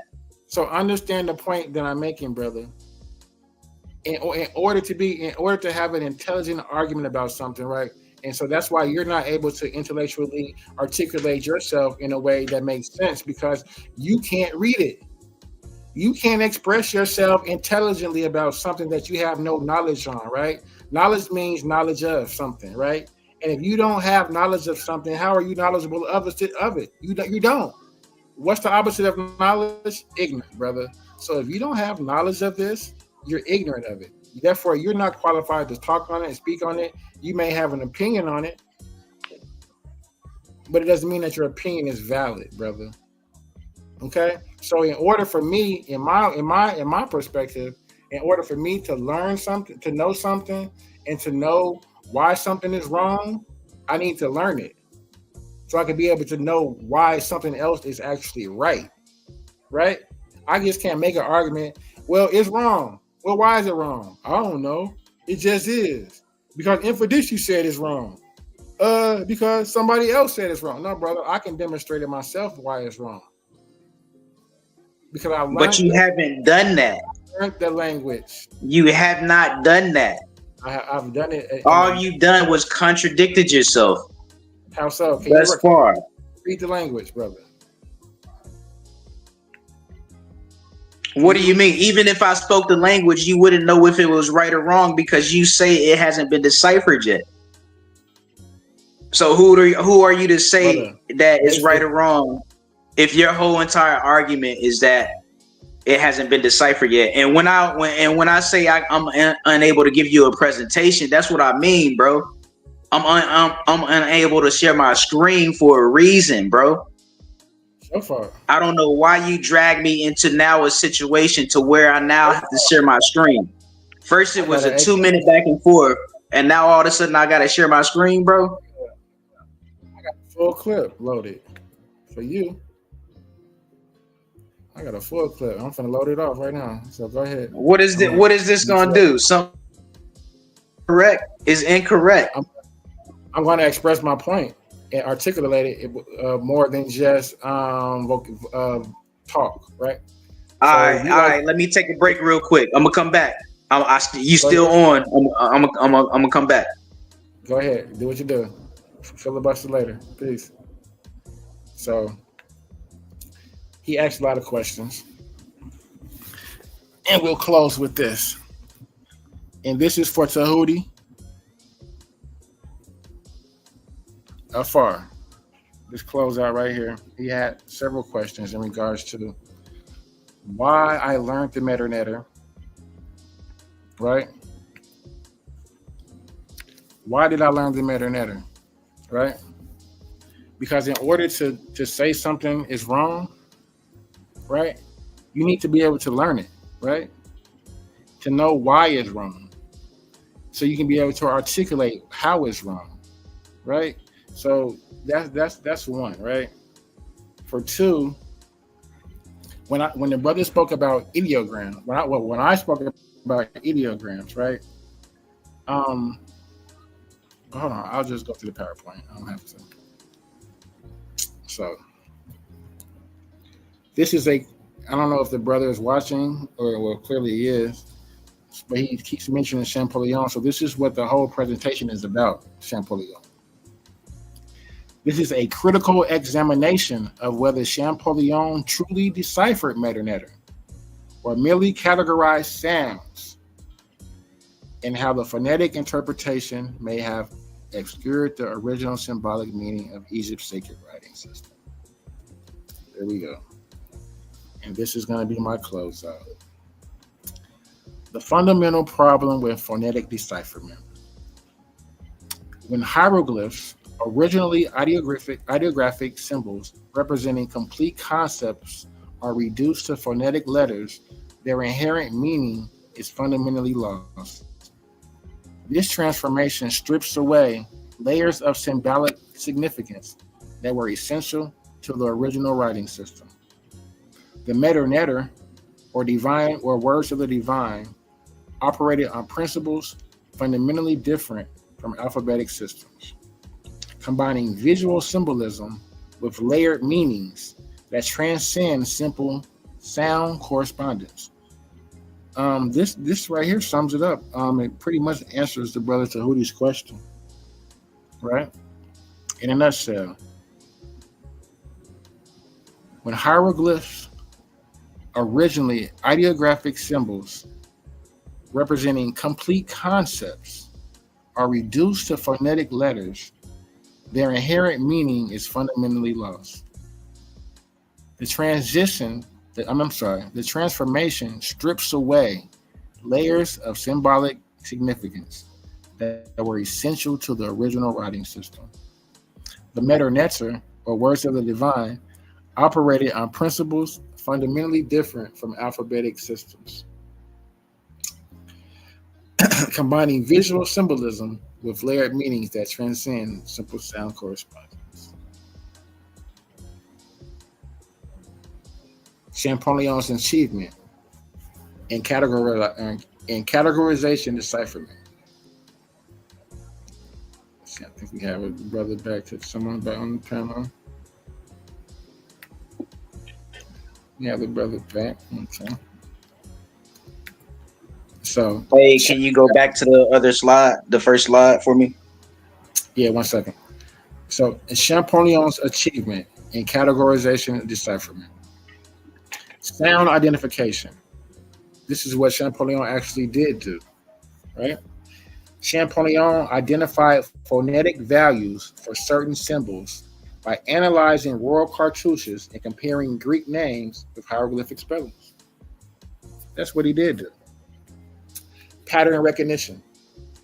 He categorized symbols based on their apparent phonetic usage in Ptolemaic era inscriptions, creating a system of sound correspondence, right? So when I say that Champollion categorized phonetic sounds and did not decipher ideograms, this is what I mean, brother. Follow.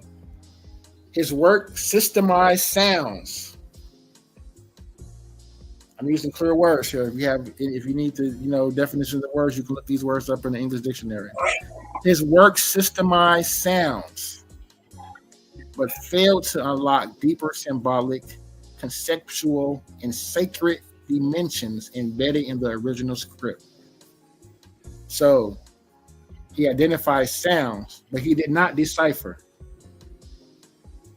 Because if he deciphered, then he would have unlocked symbolic, conceptual, and sacred meanings of the original script. So he did not do that.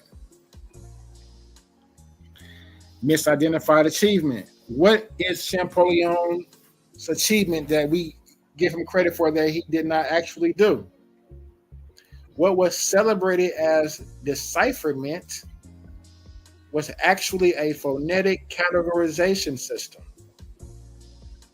useful for pronunciation, but inadequate for understanding true meaning. So, and we know in transliteration, right? The key and the goal is to retain, right, that true meaning, right? when you lose that true meaning, you've already lost the battle, brother. You've lost the battle, brother. Okay. Hey, can you go back to the first slide? Because you said you would do so in a second. So I just, before you get too far, I just want to go to the first slide, the first couple slides. Yeah, I appreciate you, but just hold on, brother. You breaking my, you know what I'm saying? So the unilateral symbols, right? Well, hold on. You going too far.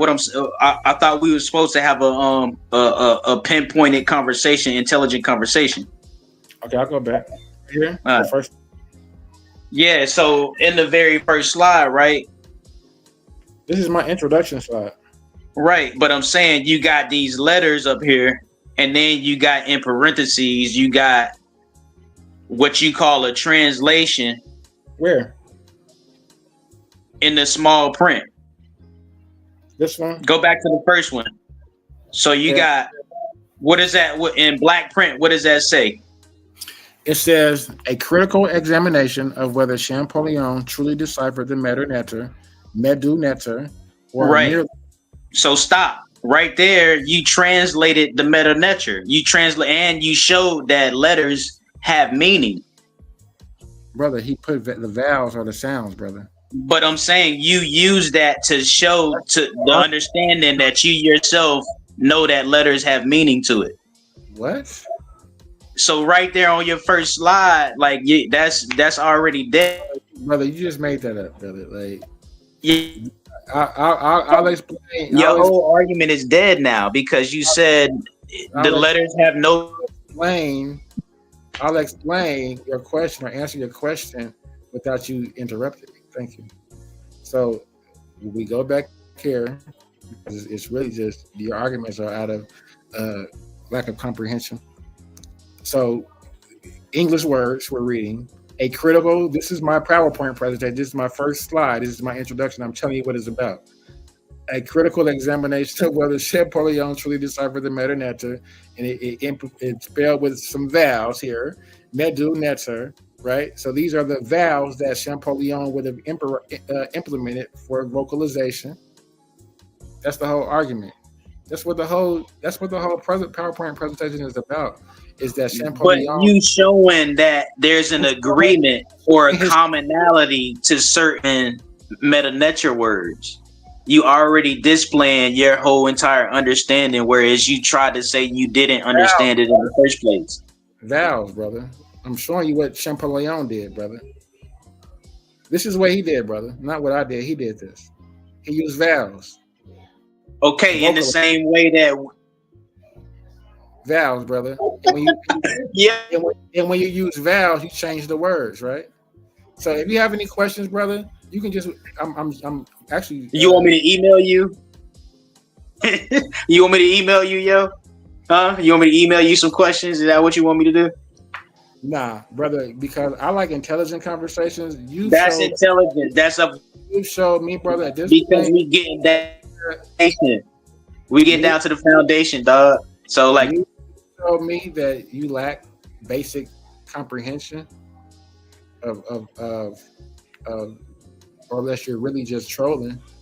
So if you're really just trolling, then I'm booting you. I'll probably block you, at least from my shows. But if you just lack understanding and can't comprehend, then brother, I really don't want to talk to somebody that I have to teach, or if I don't, or don't take well to actually when you show them to understand it. So he asked about Medu Neter, the pronunciation. Here we see the skeleton of Medu, what I would suggest, Medu Neter, right? Champollion system, what it says here as categorized sounds, right? So which would be the implementation of the vowels, right? According to what vowels you interject in the skeleton would determine the pronunciation of how you may pronounce the Medu Neter. Me personally, and if the brother was actually listening to my argument, I'm saying this is not pronounced. Just Medu Neter isn't a pronounced word at all. It's a tonal word. It's something that would have been hummed. Medu, you know what I'm saying? So And even with this vocalization and categorization of sounds, you can change and put any vowel in here that you want to put in there, and it's going to give you different tones. You can put a M-U-D-U and you spell it Mudu Netter. It doesn't matter. And so that goes to the point of what I'm actually showing you of Champollion. There is not a decipherment. If you can put or implement any vowel into a skeleton and change the meaning, then it's not a decipherment. It's a category. It's a categorization, and that's it. He came up with a system, a phonetic system, and that's it. And that's it. And there's nothing wrong with that. Well, it is something wrong with that, because when you do that, you take away the meaning of the original ideograph, the original symbol. So there is something wrong with that. So we'll continue without the trolling, because one thing I don't care. I'll have one view before I'm trolled and not held to on my platforms a level of scholarship that somebody can actually research and look up and say, hey, I was on this brother's platform today. He actually presented some good solid work. I was able to go and verify everything he said, and there's some validity into it, opposed to the other guests up there who didn't have anything but to say was Infodishi's my teacher and he said this and said that. But oh yeah, I can't even read the letter. I can't even read the language, but my name is Tahuti. I had to have somebody else tell me what my name meant. But it's deciphered, right? So I would at least implore the brother to up his scholarship a level to at least to be able to read it, to write it, to speak it a little bit, right? So that way he may could challenge something that somebody presenting to him to be like, hey, wait, this doesn't say this, it actually says this, right? So, I mean, to some extent, I'm able to do that in parts through these scripts, you know, because I don't want somebody to be able to tell me something says something when I could look at it myself and come to a conclusion that may be a little bit more accurate or closer to something that my ancestors may have conceptualized or conclusion that they may have came closer to. So I do appreciate the brother for his contribution to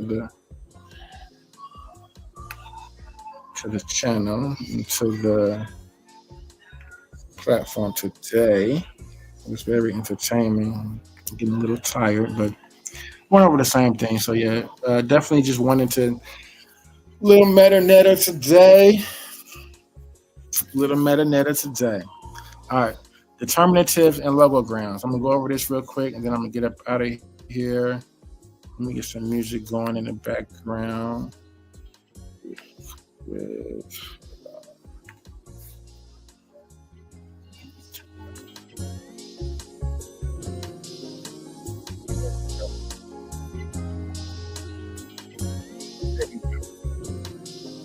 So determinative and local, the unspoken elements. What are determinatives? Determinatives were semantic classifiers placed at the end of words to clarify meaning, indicating whether a word refers to an abstract concept, a deity, a man, a woman, or an action. Critically, determinatives were never meant to be vocalized.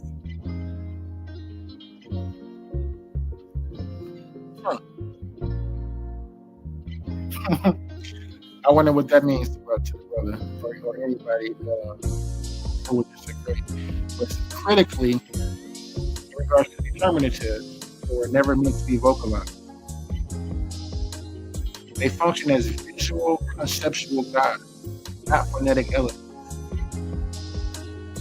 Modern transliterations typically omit or ignore them, erasing crucial layers of meaning. Logograms. What are logograms? Logograms represent entire words. Or concepts from single ideographic symbols.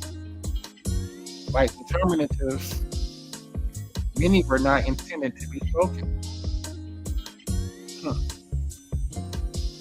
or served as visual semantic images. The sun disk, the Ankh, the dead pillar, these were conceptual imagery carrying theological and philosophical weight that transcends phonetic production. The sun disk, the Ankh, the dead pillar, these were conceptual imagery carrying theological and philosophical weight that transcends production.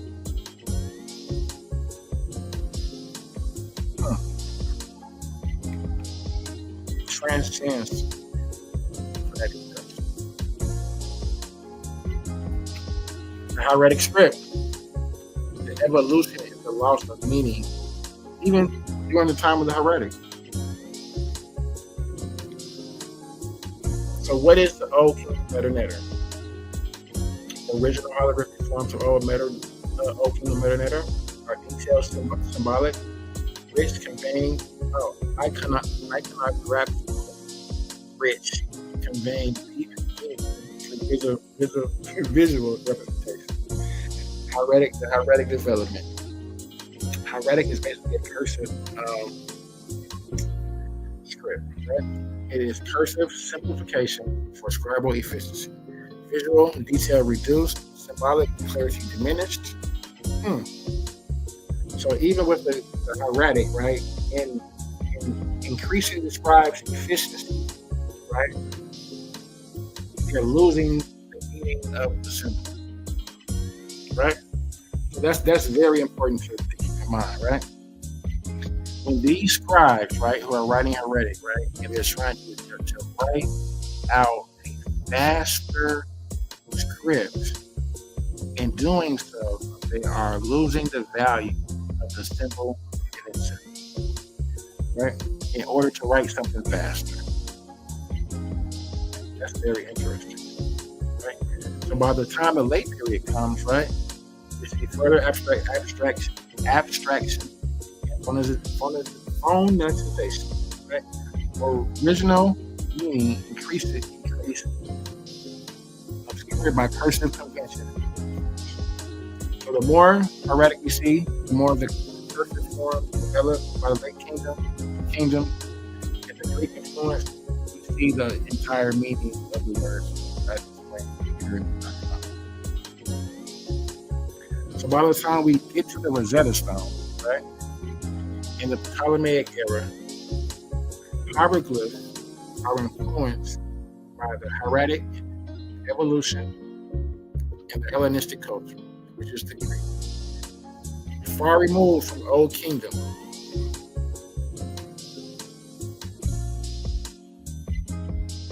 the Rosetta Stone. The Rosetta Stone. A flawed foundation. And with anything, if you start with a flawed foundation, you will end up with a faulty conclusion. With anything, it is an intellectual fallacy to assume that if my premise is flawed, then I will come up with a correct conclusion. The Rosetta Stone, dating to 196 BC during the Ptolemaic period, represents a late stage evolution of Egyptian writing. Nearly 2 millennia removed from the Old Kingdom. So only 2,000 years later, they come up with this Rosetta Stone writings that differ from the Old Kingdom, right? Champollion's decipherment relies on this late Ptolemaic text, which had already undergone extensive transformation through hieratic evolution, Greek cultural influence, and phonetic simplification. Long story short, the Rosetta Stone does not reflect the kingdom. Long story short, the Rosetta Stone does not reflect the Old Kingdom system in its original form. Once again, the Rosetta Stone does not reflect the Old Kingdom system in its original form. critical issue. Using Ptolemaic era text to decipher Old Kingdom meanings, it's like using modern English to decode Old English poetry. Although technically related, they are fundamentally different in structure. So you cannot use Ptolemaic era text to decipher Old Kingdom meanings. So imagine if that's 2,000 years, that's what the Ptolemaic time period, it's 2,000 years later from the Old Kingdom, you're another 2,000 years later from the Ptolemaic period. We're 4,000 or 5,000 years removed from the Old Kingdom, and you mean to tell me we have the audacity to think that we can contextualize and tell them what they actually meant? The audacity of us to look at an owl and take away from his ideographic, pictographic meaning and bring it down to the letter M. Letters have no meaning. What do we lose from an ideograph going to the alphabet? Visual symbolism. Hieroglyphs communicate. As I close out.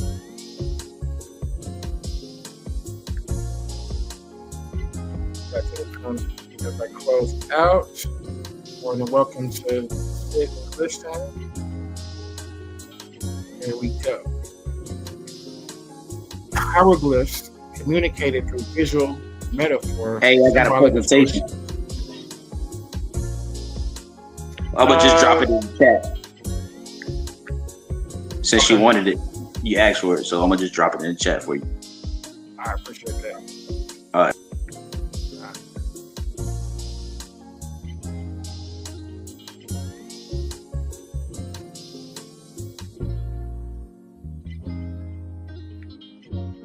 Drop that link in the chat.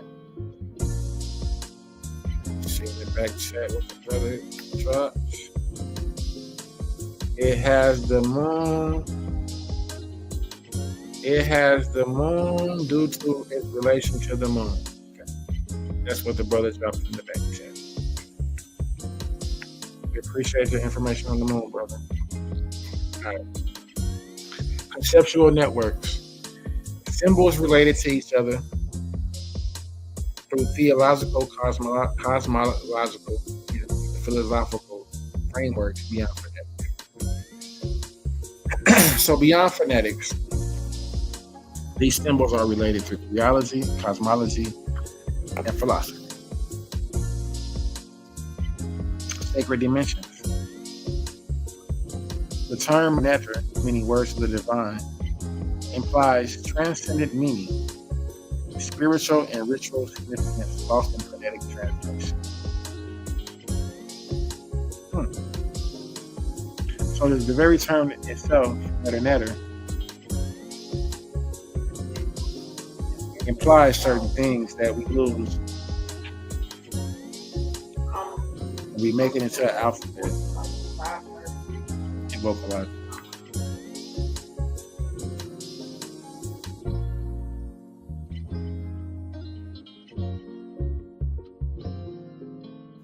The unspoken.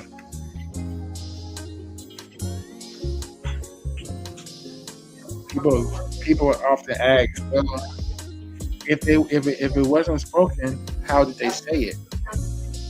That seems to be the question, or where sometimes the comprehension is lost in understanding tones and vocalization, right?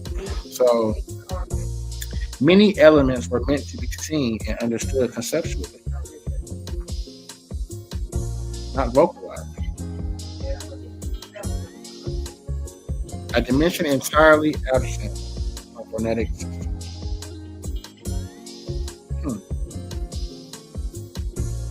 That's something that Champollion's so-called decipherment lacks, right?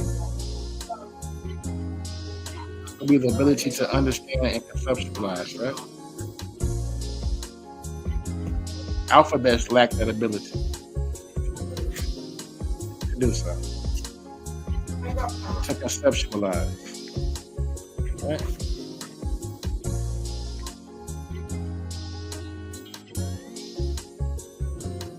Hey, it's in the live chat, not the back chat. The live chat.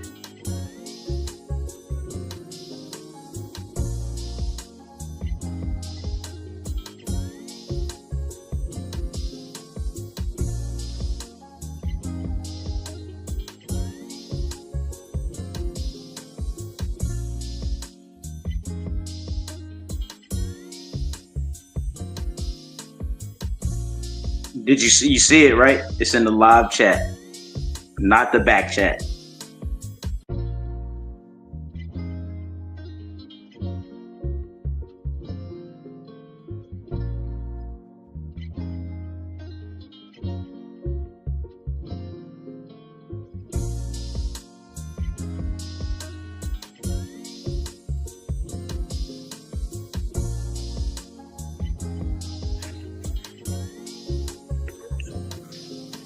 The unspoken.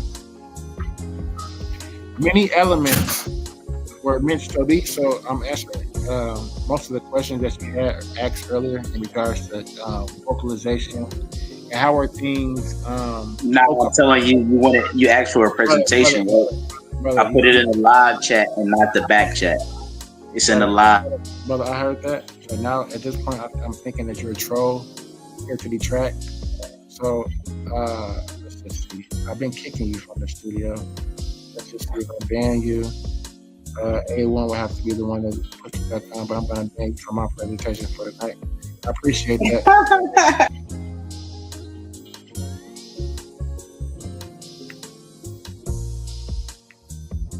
And he was the first. And I'm sure it won't be the last. So the unspoken. Many elements were meant to be seen and understood conceptually, not vocalized. A dimension entirely absent from phonetic systems.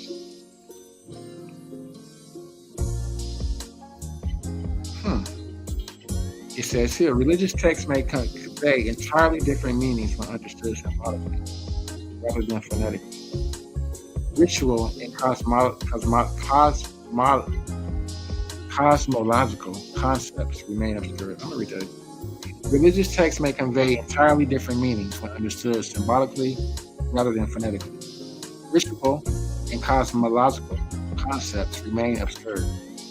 It says, in regards to philosophical gaps, Egyptian philosophical thought, encoding and symbolic writing remains largely inaccessible when approached through phonetic decipherment alone. Wait. Let's read this.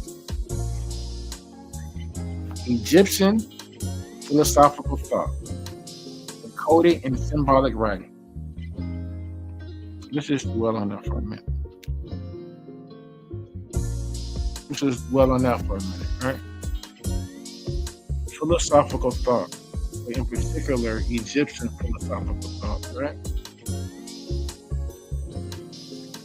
So they are using, and they have encoded that thought in their writing, in their symbols. It says this philosophical thought remains largely inaccessible when approached through phonetic decipherment alone. We may be reading words, but we're missing the idea. We're reading words, but missing the idea. Pronunciating words, but not conveying the idea. Historical limitations. Our reconstruction of Egyptian history relies heavily on phonetically translated texts. I'll read that again. Our reconstruction of Egyptian history relies heavily on phonetically translated texts. There's that word phonetics again. If the translation framework is flawed, so too are our historical conclusions. If the translation is flawed, then the conclusion is flawed.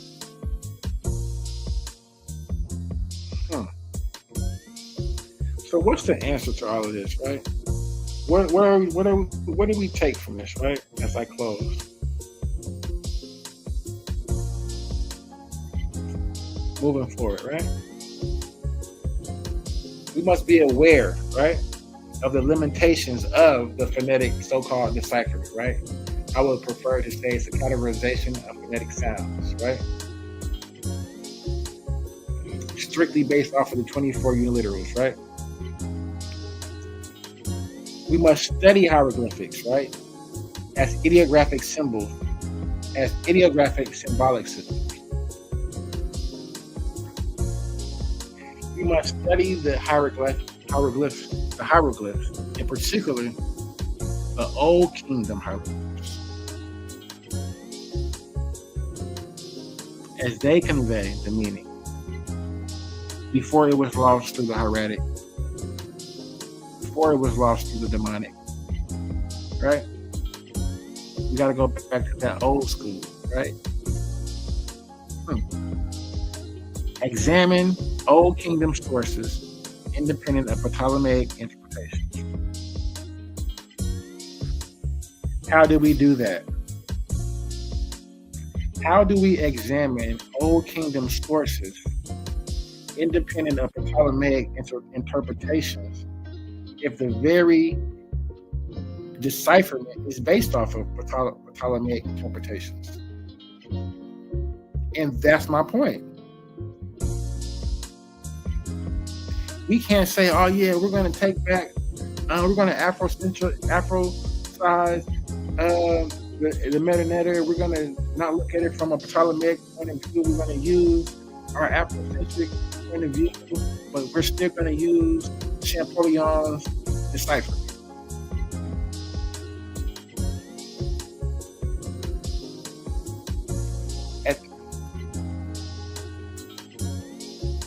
At that point,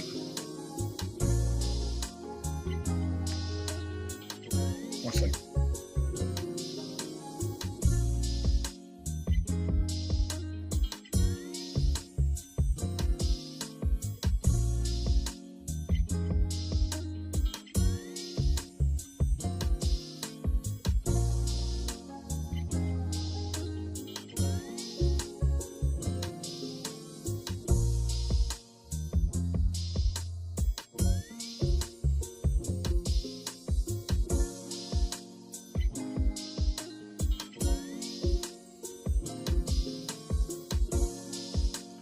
All right, I'm back.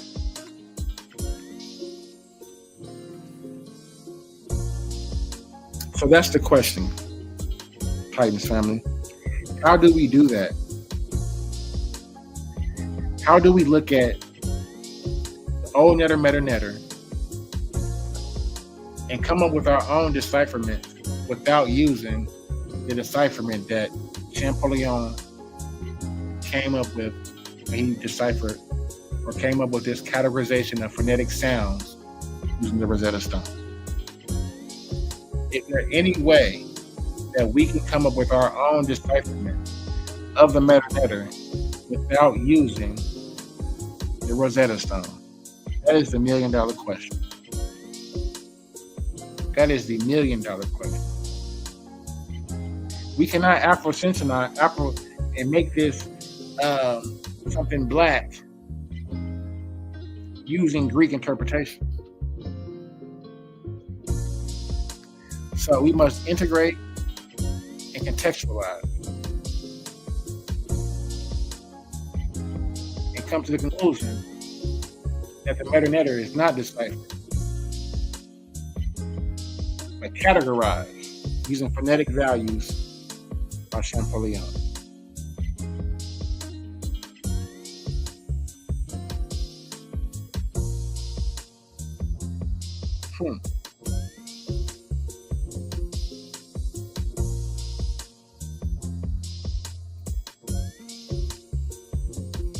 as we see here in regards to the ideographs, when they are reduced to phonetic letters, they lose their meaning.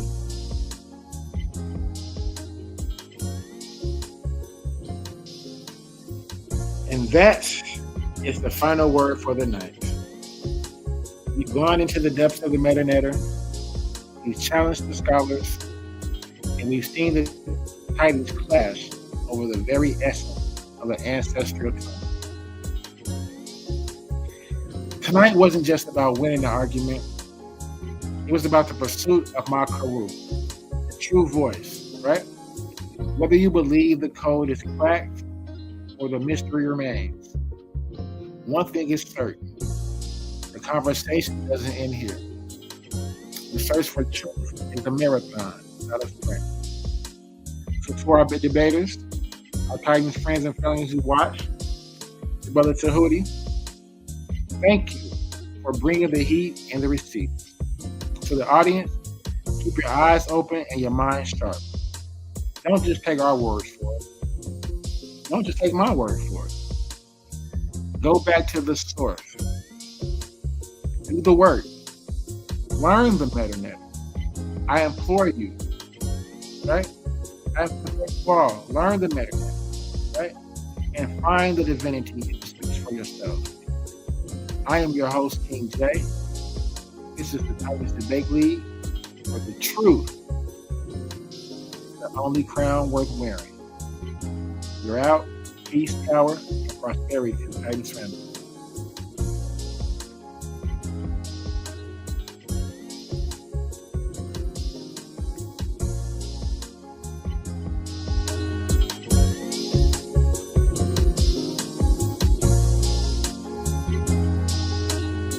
Trying to douse my flame. Yes, they can try, yes, they can, it'll douse my flame. 10 toes where I stand, I'm the motherfucking man, wanna put out my flame.